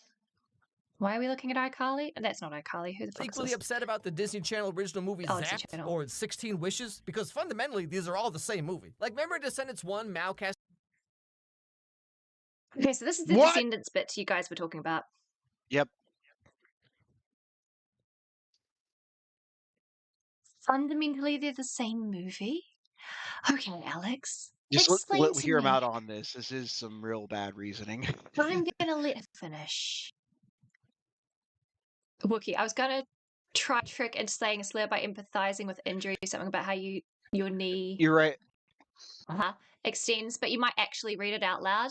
Yes. You almost got me there as well. And Jay's right. Like, this is a movie he actually understands, and he still gets it wrong. Those are the movies. Oh, chill. Also, Wookiee, high five for the attempt. Well done. Bad, but well done. Spell that made Ben fall in love with her. Where's all the Reddit threads about that? I don't see no 2-hour video essays. You know, I made a video years ago about the show WandaVision, and everyone got so mad at me when I said it's crazy that we're supposed to be so understanding about how Wanda enslaves an entire town and uses magic to force her husband to stay with her and have kids with her. Isn't that interesting? I know that well enough, but I'm assuming he's wrong. So please explain to me. Wanda's been highly traumatized, and she basically does it as a trauma response. And they're basically like keeping her inside this little town to keep her from causing more issues, essentially. Okay. And with the Descendants thing? It was literally like a love spell. Yeah. So the funniest thing about using that as an example is the love spell is explicitly like positioned in the show as being a bad thing to do. Like the main character does it and then goes, wait, that was really bad, tries to undo it, and then turns out it got undid before and he actually is in love with her. But that's Disney Channel bullshit. Right.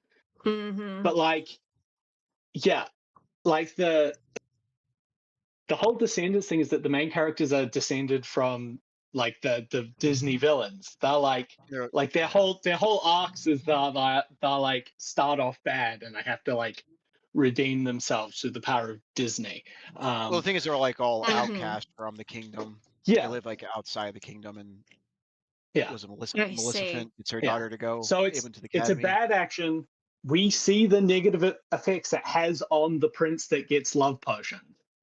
I see. Like pretty minimal because it's a Disney movie, but like there's a whole really over the top, very clearly out of character song that he sings about being in love with her. It's very fairy tale. Yeah. Damn. Yeah. And he's reading this is the exact same movie. Fuck my life. Yes, he sees them as the same movie as Obsession. Which, like, there are connections you can draw. The connection is not. The connection is not wishing people in love is good. Actually, it's bad to take away people's autonomy. Is probably the lesson you can connect from both those movies. Yeah. Yeah. It sounds like they're critiquing the same thing, but not in the way that he's thinking. Yeah. Not even comparable to Bear. Yeah. I'd like NJ's saying there. Like the difference is that the difference is that Mal, the character from Descendants, actually goes, "Wait, this is wrong," and takes active steps to undo it. Yeah, she actually. Whereas Bear goes, "Hey, I'm feeling uncomfortable," but does nothing to change it until. Okay, there was one bit where he tries to call to amend the wish, but even then, it's just to make the consequences less negative on him. It's not even to free her from it, which is And then they tell him the only way they can break the wish is for him to kill himself or her to die. And then he's like, "Yeah, then I guess I'll deal with it then." Yeah, it's. He's not. It gets messy at the end. Too much of a coward to take himself out to make her life go back to normal. Yep. See, the movie is funny because she thinks she finally made a move, but he thinks it's a monkey paw wish. Slapstick and stews. My essay is coming together. Okay. I look forward to that, Wookie. All right, I'm pressing play. This comment in a Reddit thread that puts it so perfectly, so I'm just gonna read part of it. But remember, this sub attracts the most obsessed fans of the movie. They flex about watching it at the theater like 10 times already. They make several posts a day about it. They make crazy over-analysis and theories that have no ground in the reality of the film, etc. It's not just a movie for them. They're incredibly emotionally invested and attached to an unhealthy degree. It's almost cultish at this point. And people who are chronically online or addicted to a piece of media aren't the most emotionally stable or media literate to begin with. So a lot of it comes from an emotional standpoint, hence the refusal to engage with the material in good faith and just making it say what they want the movie to say in an over-the-top, sanctimonious, dogmatic way. It's like a ritual for them, a catharsis. See also Encanto. Why is man literally quoting Reddit as if it's a fucking Reddit person wrote that? Progressive source. Yeah, Reddit as if it's a source too. That it's is not literally reading about himself, and Rod doesn't even understand. Yeah. Oh my god, the irony is. Yeah, this is a deep palpable. cut. How many layers of irony are we on now?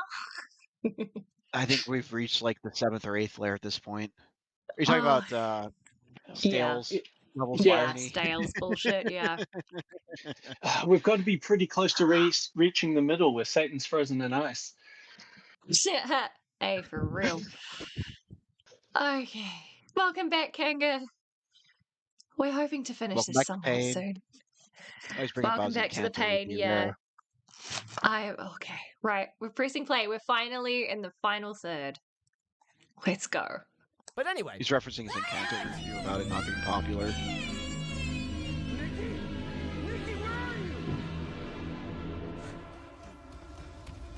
Oh yeah, this scene was weird. So the movie goes on. Nikki gets more and more insane. She walks around like this. She cooks up his dead cat and feeds it to him. She waits for him to come home so long that she pees herself. I mean, yeah. What the fuck was that animation?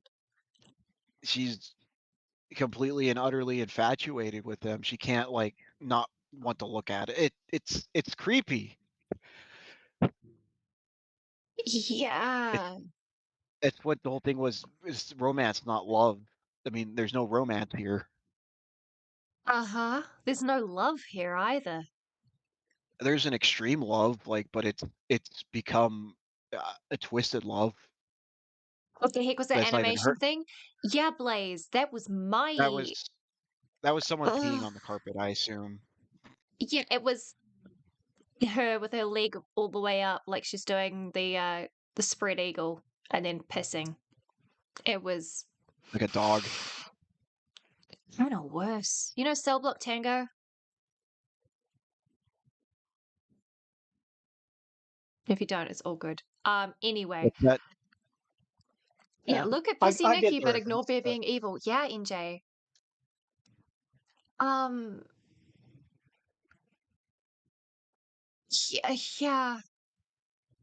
Yeah, ignore the scenes of him literally taking full advantage of her while she's there. He's literally just living his regular life and just leaving her there all day while he goes to work. And then comes back and like uses her like a doll in that way while she just stares off. And that's it. Mm-hmm. God forbid, NJ, God forbid, shows the woman doing something bad, but God forbid the scene that makes Bear the undisputed villain of the movie. No. A scene later.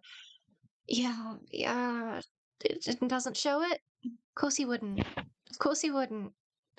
Because he's obsessed with this fucking actress.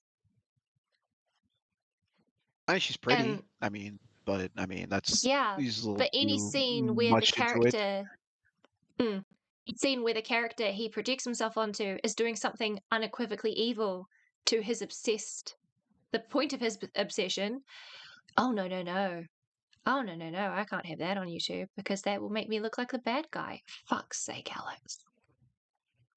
Fuck's sake. I think it really speaks to his character if he sees himself that much in Bear. Mm-hmm. Okay, cool. And what we come to Why find out is that the real Nikki is trapped inside because of this he's a fucking Nikki. freak. And every so often she gets to come out for just like a brief second. Which is why Nikki seems to be acting the way she does. It's like the more the real Nikki tries to break free, the more the demon has to overcorrect. Again with this scene. Oh, so you... Again, pointing out yet again to all of us that you knew that she is under the influence of something and that this is not her, and yet somehow this is fine to you. That is not the face of someone having fun making out right there. No. That is someone that doesn't know where the fuck they are. Again, this is the beginning.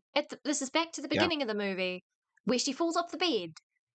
And apparently that was fine to him, assuming she was under a drug, not a wish. I was just on MDMA, it's fine. Okay. No, as in like Alex himself. So he's like, oh, this scene. Oh yeah, at the party. Once This Bear one's realizes intense. Yeah, that God. I would have been scared that she was in active psychosis if she wasn't on drugs. Yeah, for real. Yeah, that scene, so good, so visceral. I'd have been in psychosis. Yeah, for fucking real. They're screaming, "This isn't me.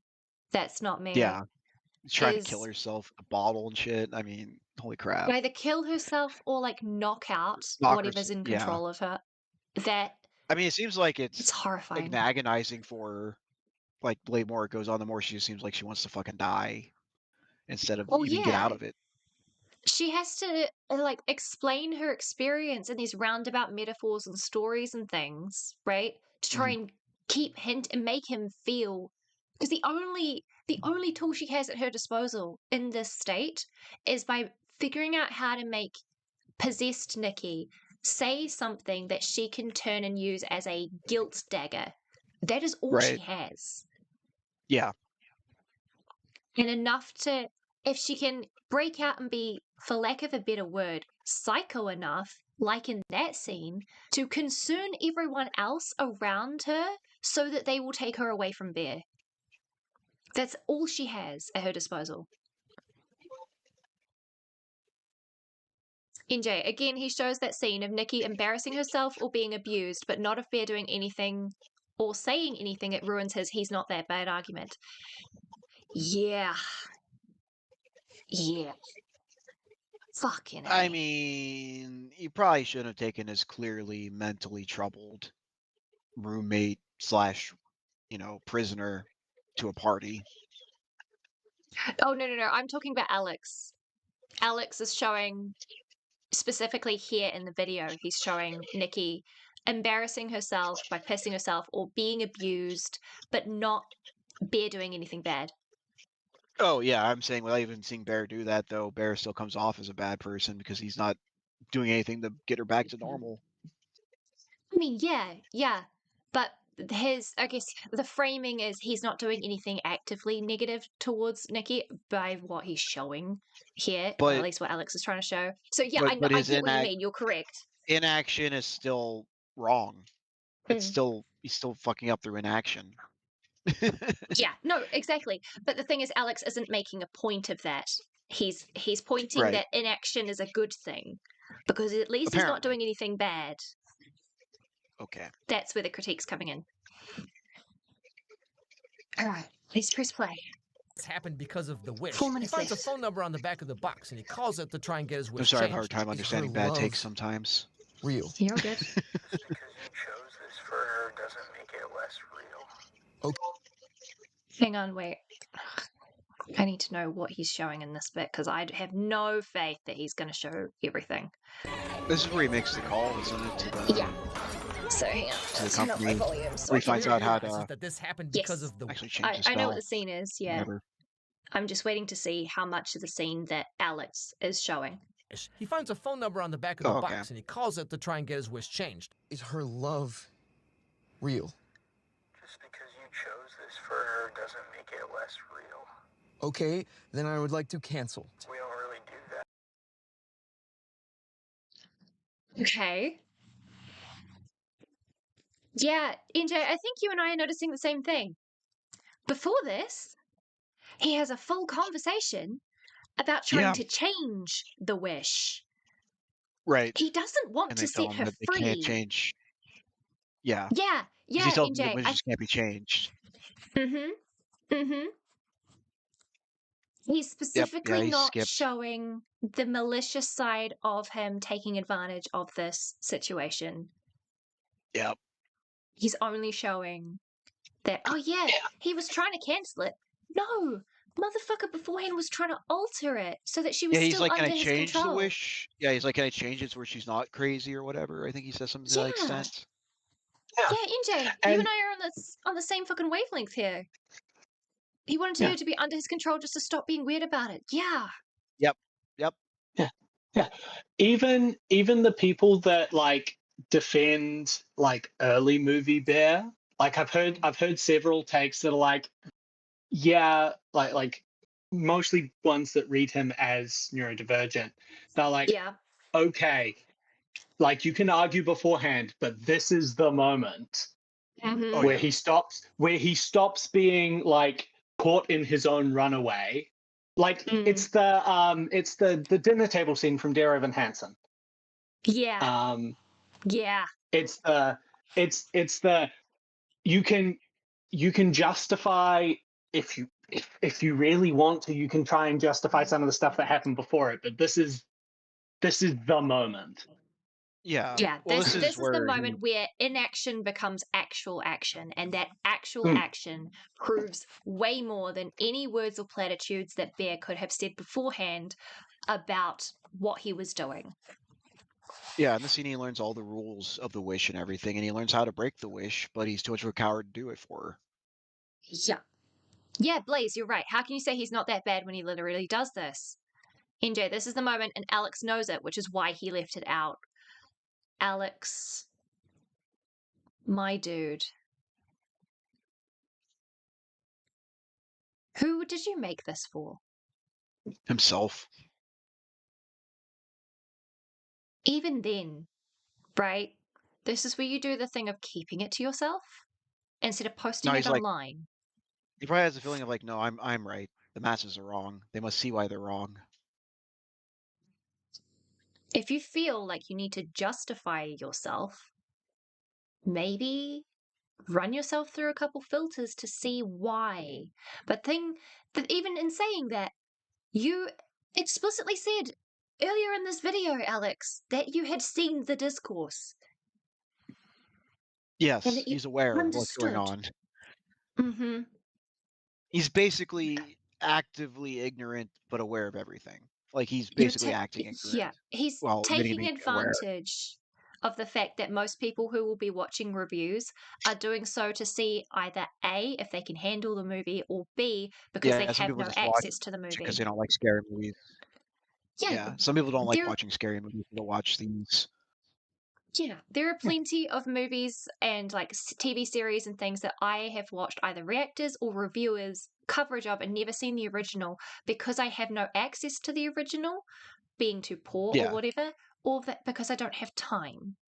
And so I think he's taking advantage of this section of people who, who wouldn't be able to fact check him. There's obviously a section that defends Bear, so that's who he's trying to align himself with obviously. Yeah. So bad. Okay, we've got 4 minutes and 41 seconds. Let's finish this. Jesus Christ. I love how chill the wizards are in this movie. This is like the halfway point of the movie, isn't it? So your girlfriend's soul is like trapped here or whatever. Anyway, I gotta go reheat my nachos, bro. Glaucoma or something. That's what you take away? Oh my god, Alex. I don't even have the energy to be like outrageously angry at you anymore. The customer service was a satire of customer service. Yeah. But like that's not cool. Yeah, it's your video. You're allowed to joke about what you want, but like that's what we're focusing on here. Okay. Sure. Yes, it was obviously satire. Mm-hmm. You didn't need to, yeah. This He's not isn't talking about how Bear this actually asked how he could alter the wish, and then asked if he could cancel it after that when he said it couldn't be altered. Yeah. The important plot point. Yeah. No, he'll just let it play in the background and cut around it. At least he left a scream in, but like. Do you think he wears like a Bear did nothing wrong shirt? I would not be surprised. All right, I'm going back again. Friend's soul is like trapped here or whatever. Anyway, I gotta go reheat my nachos, bro. Glaucoma or something. Do you want to talk to her? You want to talk to her? Who is that? Nikki. Now, just to be clear, I'm not defending all of Bear's actions, okay? Okay. I forgot about that part of the call.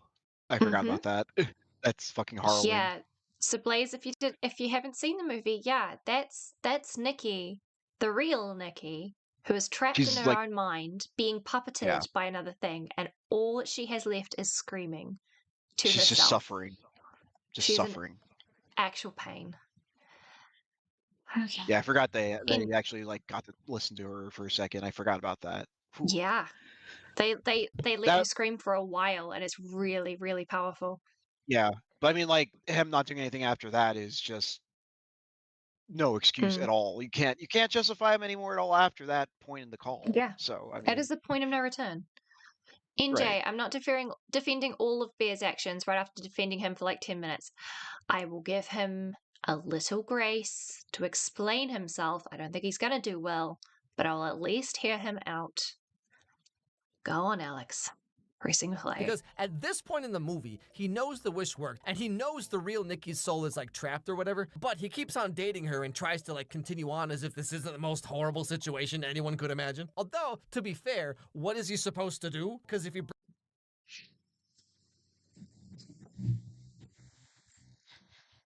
What do you mean? He's supposed to sacrifice himself for her. If he actually loved her. What do you mean, to be fair? My fucking god. Okay, my throat is actually ragged. I'm still caught up on the, like, he continues to date her even though it's the worst possible thing in the world. Like same.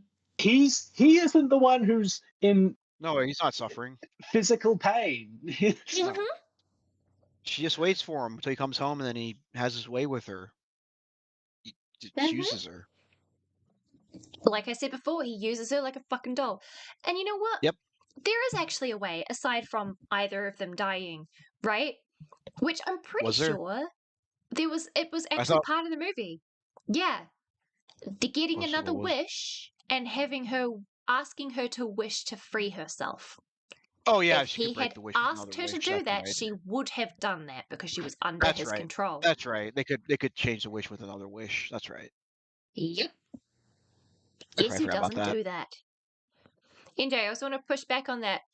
At that point, he knew the wish worked. No, he knew way before that. That's why he called. He called with the intent to make his wish more oppressive. Exactly.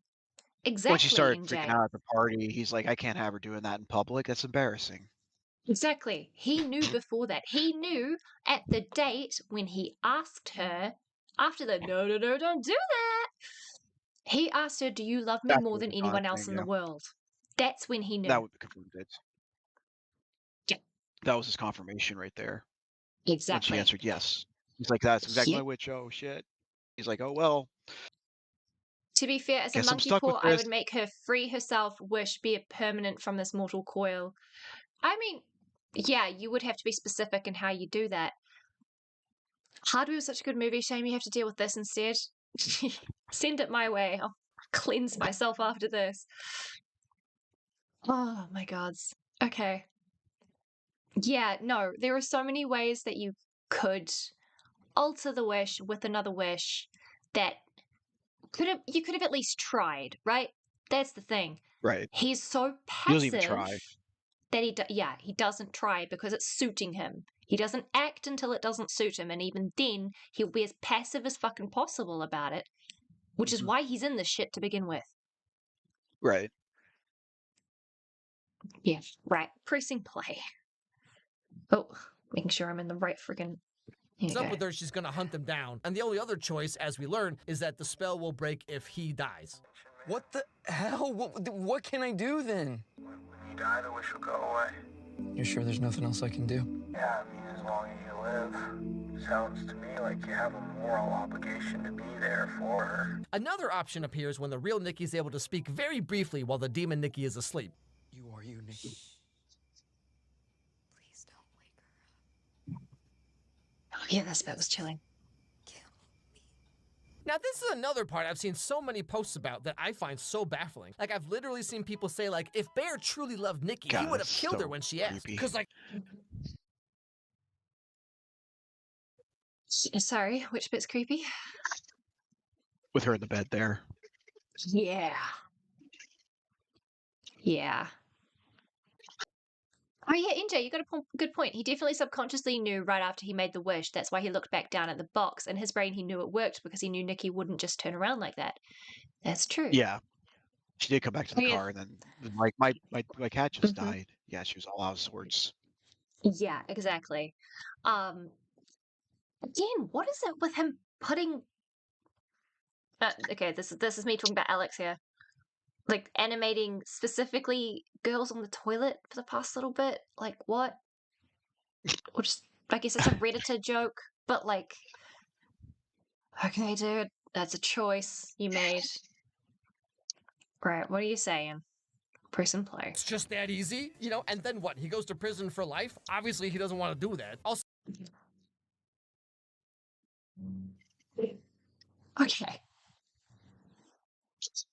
Alex, there are two ways. Killing her, like she asked, or killing himself. Right? Yeah, NJ. Right. Yeah, NJ. If he didn't want to have those two be his only options of getting out of his living hell, he shouldn't have become a rapist. True. That's very true. If He's you don't want to living go with to the- prison, don't do crimes. It's, yeah. 9 times out of 10, that's how it goes. But, you know, and Well, to I be fair, mean, in in the America, ideal society, it in a depends on the color of your vacuum, skin, but like, I agree with you. That's a whole Yeah. other can of worms. it is, yeah. But yeah, don't want to go to jail, don't be a monster. For fucking real. And yeah, that scene, what's so bad about being with me? Just, so chilling. Oh yeah. He's so dense. And yeah. It's a really Yeah, minor Thomas? detail amongst all of this stuff, Uh-huh. but the thing that's grabbing me the most is he doesn't seem to understand the Alex, the concept of like self-sacrifice in either direction. Because he does the whole like, oh, I've seen people say if he loved her, he would have killed her when she asked, and he's acting like that's insane. Or killed himself. Yeah. And like, yeah, people are in.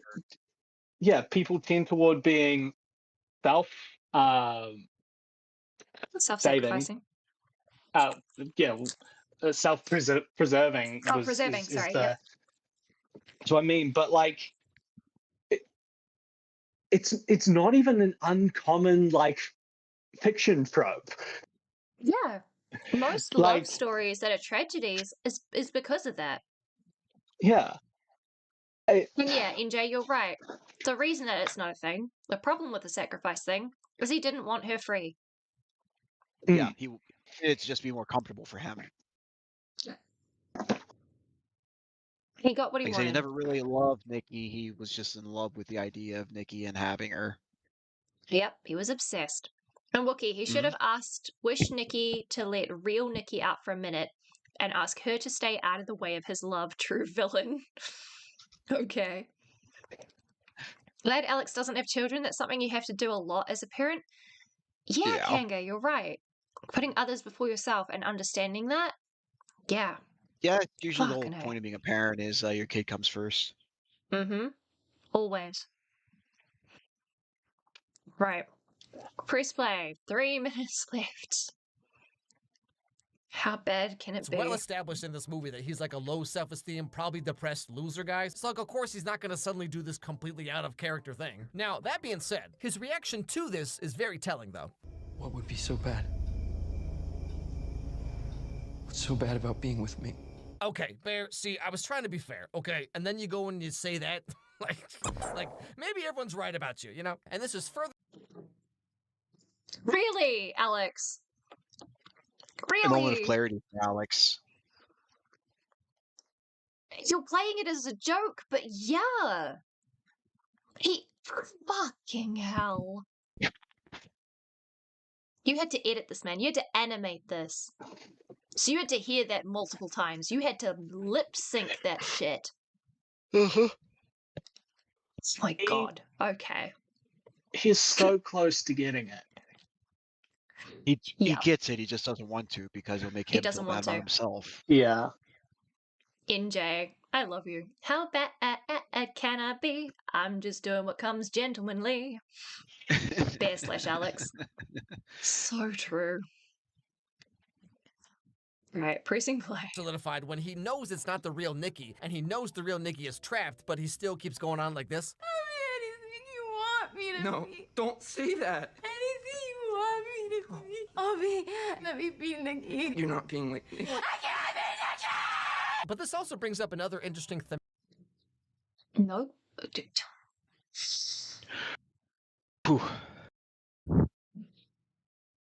No comment on that? No comment on that, Alex? The movie's so intense, man. Oh, the movie is. I love it. I need to watch it again. Insanity being Fauci 2.0 confirmed. Wookie, shut the fuck up. Shut the fuck up. She hasn't started a friend server to backstab us yet, so we're good. Yeah, true. They need a touch grass server and they need a dog. I can be Nikki. Yeah, it's clear it's not Nikki. It's so clear. Some people still don't get it. It's wild. It's just meant to in dumb people's minds that this isn't Nikki. She has no control. Yeah, Alex. That's the horror. That's the horror. It's almost like this is the horror movie and not a rom-com, like you keep calling it. Where is the comedy? I fail to see the comedy, Alex. Yeah, not a whole lot of levity in this movie. Like element of the movie, I guess, which is like people are saying, you know, if he truly loved Nikki, then he would do this incredibly selfless thing for her. But remember, his wish was not that Nikki would become obsessed with him. He wished that she would love him. So why isn't her? He wished that she would love him more than anyone else in the world. AKA obsession. Yeah, if that's not the definition of obsession, I don't know what is. Alex, you dumb motherfucker. Actually, I'm gonna look up the actual definition of obsession just to show how wrong he is. I would argue that obsession is usually less intense than more than anything in the world. Just on a linguistics level, but insofar as that only goes to like, you can't say something isn't a thing if it's clearly an amped up version of that thing. All right, this perfectly describes the movie. It says, an obsession is a persistent, powerful, and often intrusive preoccupation with a specific idea, feeling, or person. It occurs when an irrational thought continuously forces itself into your mind, dominating your attention and making it difficult to shift your focus elsewhere. Yep. Yep.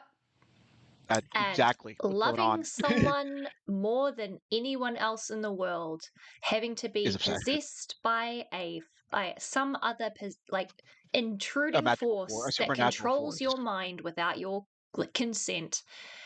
It's textbook. It's textbook. Jack, one dog on the way and I'll get the other server going. You cheeky shit. Okay. 2.5 minutes left. To be fair, he said semi-rom-com, so it's completely fine. Yeah, right. Semi-rom-com? What? I love you, NJ. Oh, all right. For him, as selfless as you're claiming that his love for her should be. You know what I'm saying? Again, I'm not saying Nikki's the bad guy or Bear is some like blameless victim or whatever. I'm just saying there's many ways you could look at this movie. Like maybe the wish didn't work at all. Maybe Bear's just that cool. You ever thought of that? But anyway.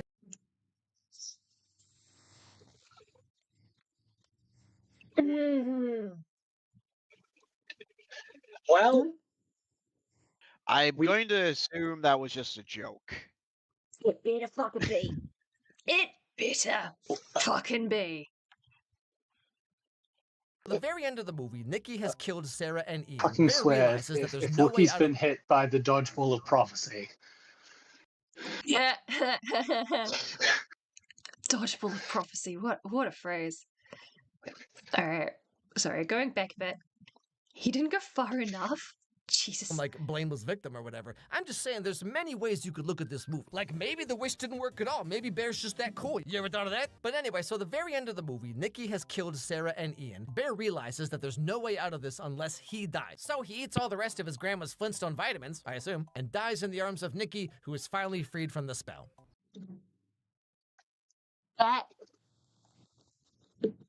Alex, that is such a disingenuous take of the ending. That is so disingenuous. He chickened out of that. Yeah, he just died because I took him. He wasn't planning to die. He wasn't. He tried. Yeah. He missed a couple scenes. He just skips over the murders. Yeah, he tries to throw up the pills. Yeah. Yeah. He Right like after he does swallows it. them, holds on to them for like what, 2 minutes, and then it was like within that 2 minutes goes and like forces himself to eject them. Yeah. Mm-hmm. It's also just glossing over the murder of 2 people. Like those were like, like the murder of kind of Sarah was so right. It was kind so of important. Yeah, it was really, really important. Like that skips over the fact that Nikki, like obsessed Nikki, is standing there wearing the scalp of Sarah's hair. Oh yeah, and right. the fact She that had the hair on. Yeah. even though he has Nikki at home, he decides, you know what, I'm gonna like cheat on her, quote unquote, because I don't count that as dating, but whatever. They go out. Goes out with this other girl. Yeah. When you've got someone who's literally obsessed with you waiting at home and cannot do anything without you. Guess what Nikki does? Freaking kills her and takes her scalp and wears it because you like blonde better. Mm-hmm. It's like. Also, she drew all like the tattoos and stuff on herself too and stuff that she had. Yeah. Yeah. It's. Yeah, that last scene. That scene's. It's a gut punch. This bit. When she's in control again. Well, she gets in control and just sees what everything. And you hear the police sirens coming. Yeah. The horror of being back in her body and having to deal with his consequences. Right. What is his closing thoughts? That's why I say he kind of gets out of it in a way. 1 minute, 43 seconds. Alex, please.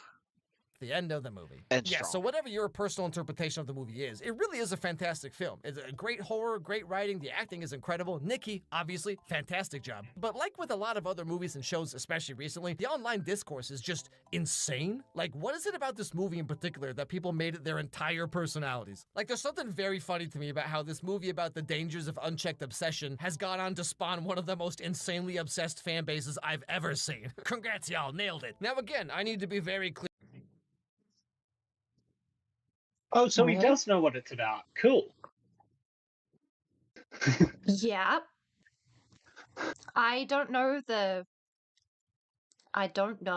what the online discourse like spaces are like. I know the general takeaways some people have had.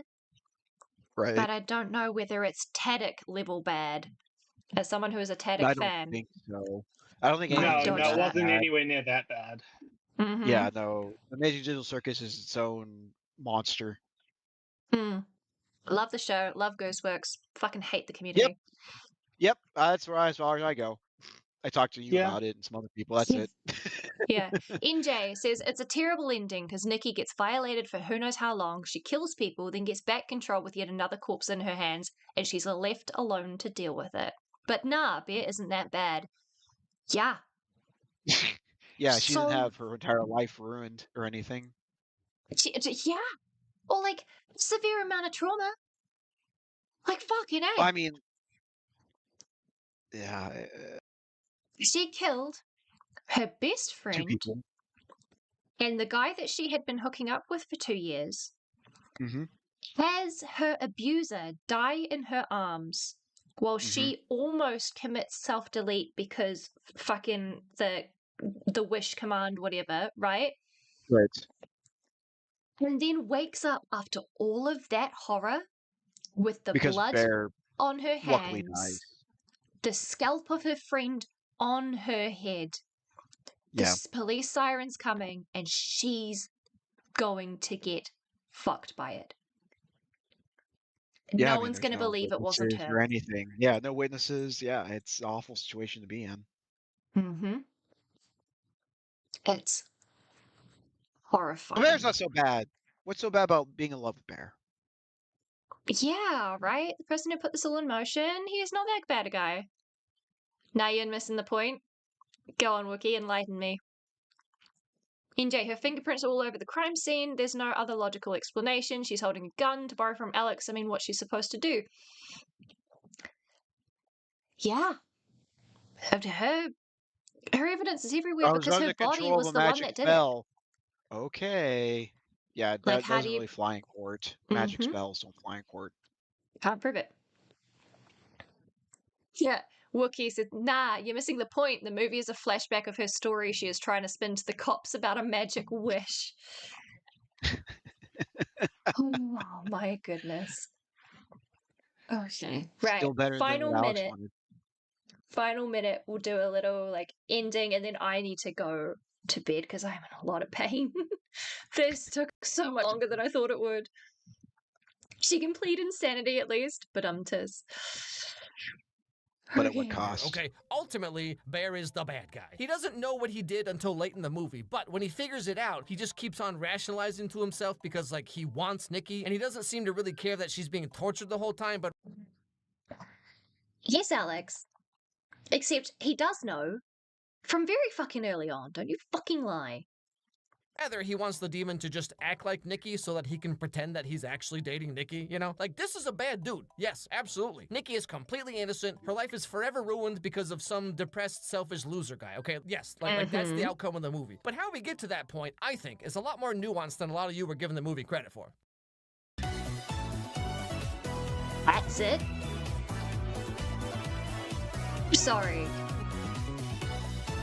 That's garbage. That's a garbage ending. Yes. That was garbage ending, bro. You can't. Oh, nah. It was nah, the friends we nah, made nah, along nah, the nah, way. Nah. You don't fucking do that. Oh my god, I'm actually so mad. No wonder he got shat on. That was really bad. It was awful. It's more nuanced than you think, but I won't tell you. It's more nuanced than you think, but I'm going to apologize for all of the things that everybody has picked up on and accused them of digging too deep into subtext when the whole point of watching a movie is to look at this. Oh my god. The writers and directors obviously made this with a lot of subtext in mind. There is so down to the point of when someone, whoever it was, pointing out that the trivia question was Aladdin. Oh no, that was actually Alex who pointed it out. Down to the point of that, they were considering shit. Mm-hmm. And yet we're not supposed to read into subtext. We're reading too much into it. Sometimes the curtains are just blue. Yeah. I know what that is a reference to. Blaze says, the fact I went to sleep an hour before the stream started, woke up and it was still going. You should definitely get some rest afterwards. Yeah, babes, this is my final day of streaming this week because it's Sunday here, and then I get 4 days to rejig things and accidentally break things that I discover live on Friday because that's how it's been going so far. But yeah. No deleting the Pokemon game again. No delete. Yeah, I'm not rebuilding the Pokemon game from scratch again. I'm not saving over all the save slots. I am not going to unplug my audio track, assuming that it was an auto mute for scenes rather than audio tracks. What else have I done? A few things. It's balked. But yeah, no.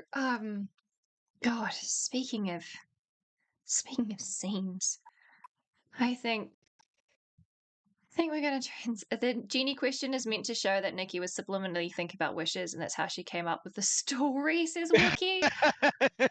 Okay, Wookiee. Wookiee is better at making up bullshit explanations than Alex is trying to make up his. Well, I know, right? But yeah, with that, I've put up the stream ending. Final thoughts, everybody. Final thoughts on Alex so far in this bullshit video. Stay in his lane of Netflix originals and teen movies. Look, it's a white man giving opinions on YouTube. That never happens. That never happens. It's a white man being loudly wrong. And I'm making light of the absolute heinous shit that we've been watching. But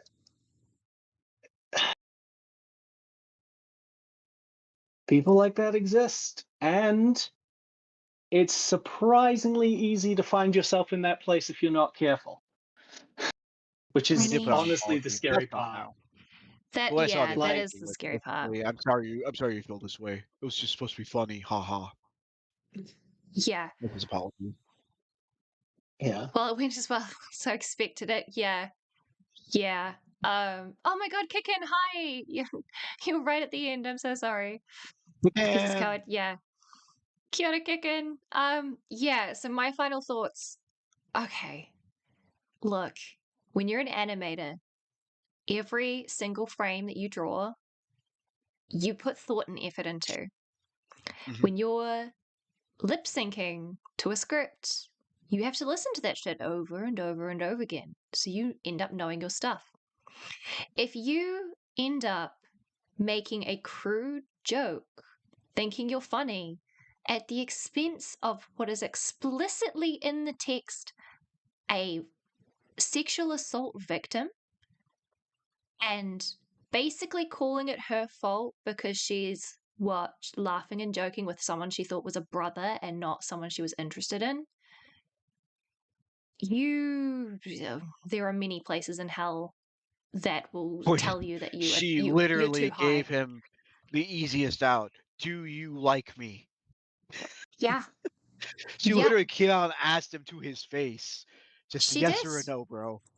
She did. It's all And taken. the text is explicit. There is no way, like we saw earlier, there is no way you can read Bear as like a good guy, or at least innocent to a point, unless you start maliciously editing around things like that call, where he wasn't trying to cancel the call.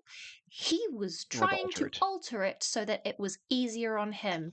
Had nothing to do with her wants.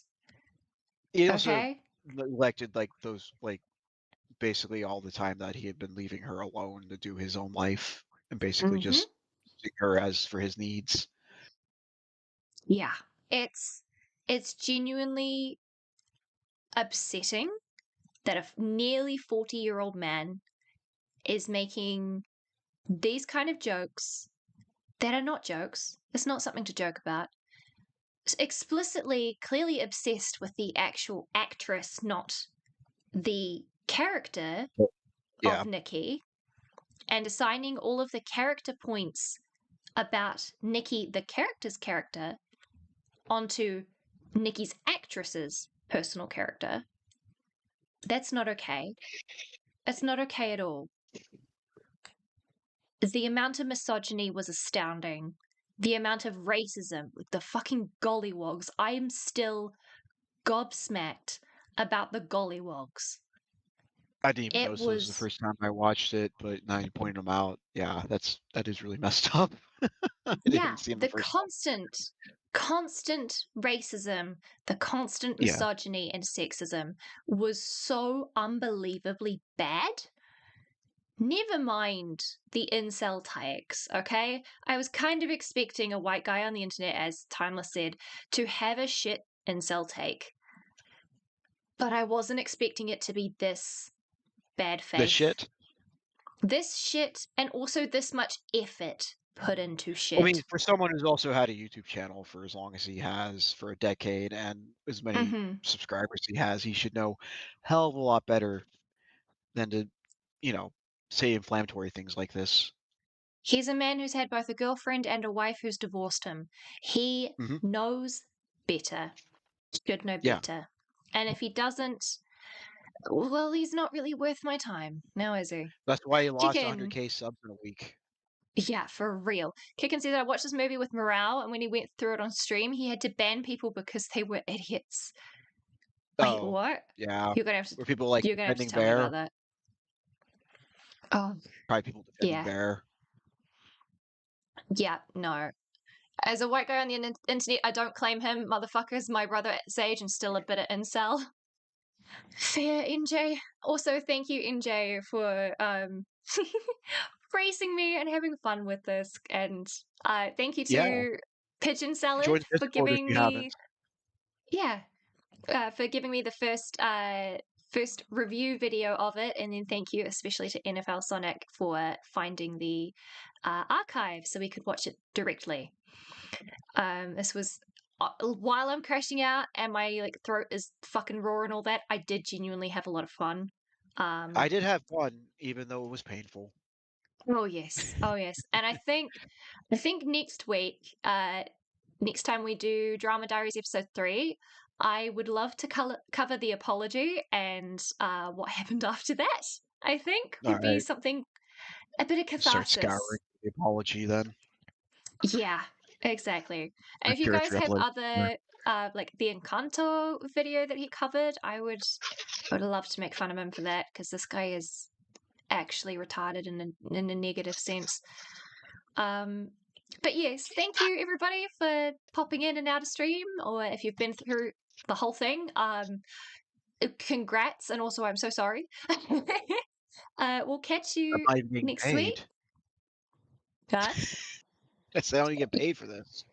Yeah, you get paid in exposure, didn't you know? It's like it's the new rage.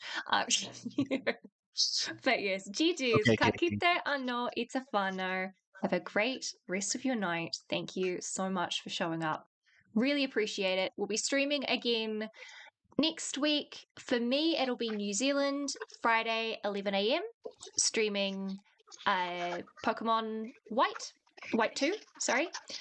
There's a link to the Discord in the description. Feel free to join us there. I send pings and stuff when we go live, and you can suggest other content for me to cover on Drama Diaries there as well. Have a great rest of your day. Bye.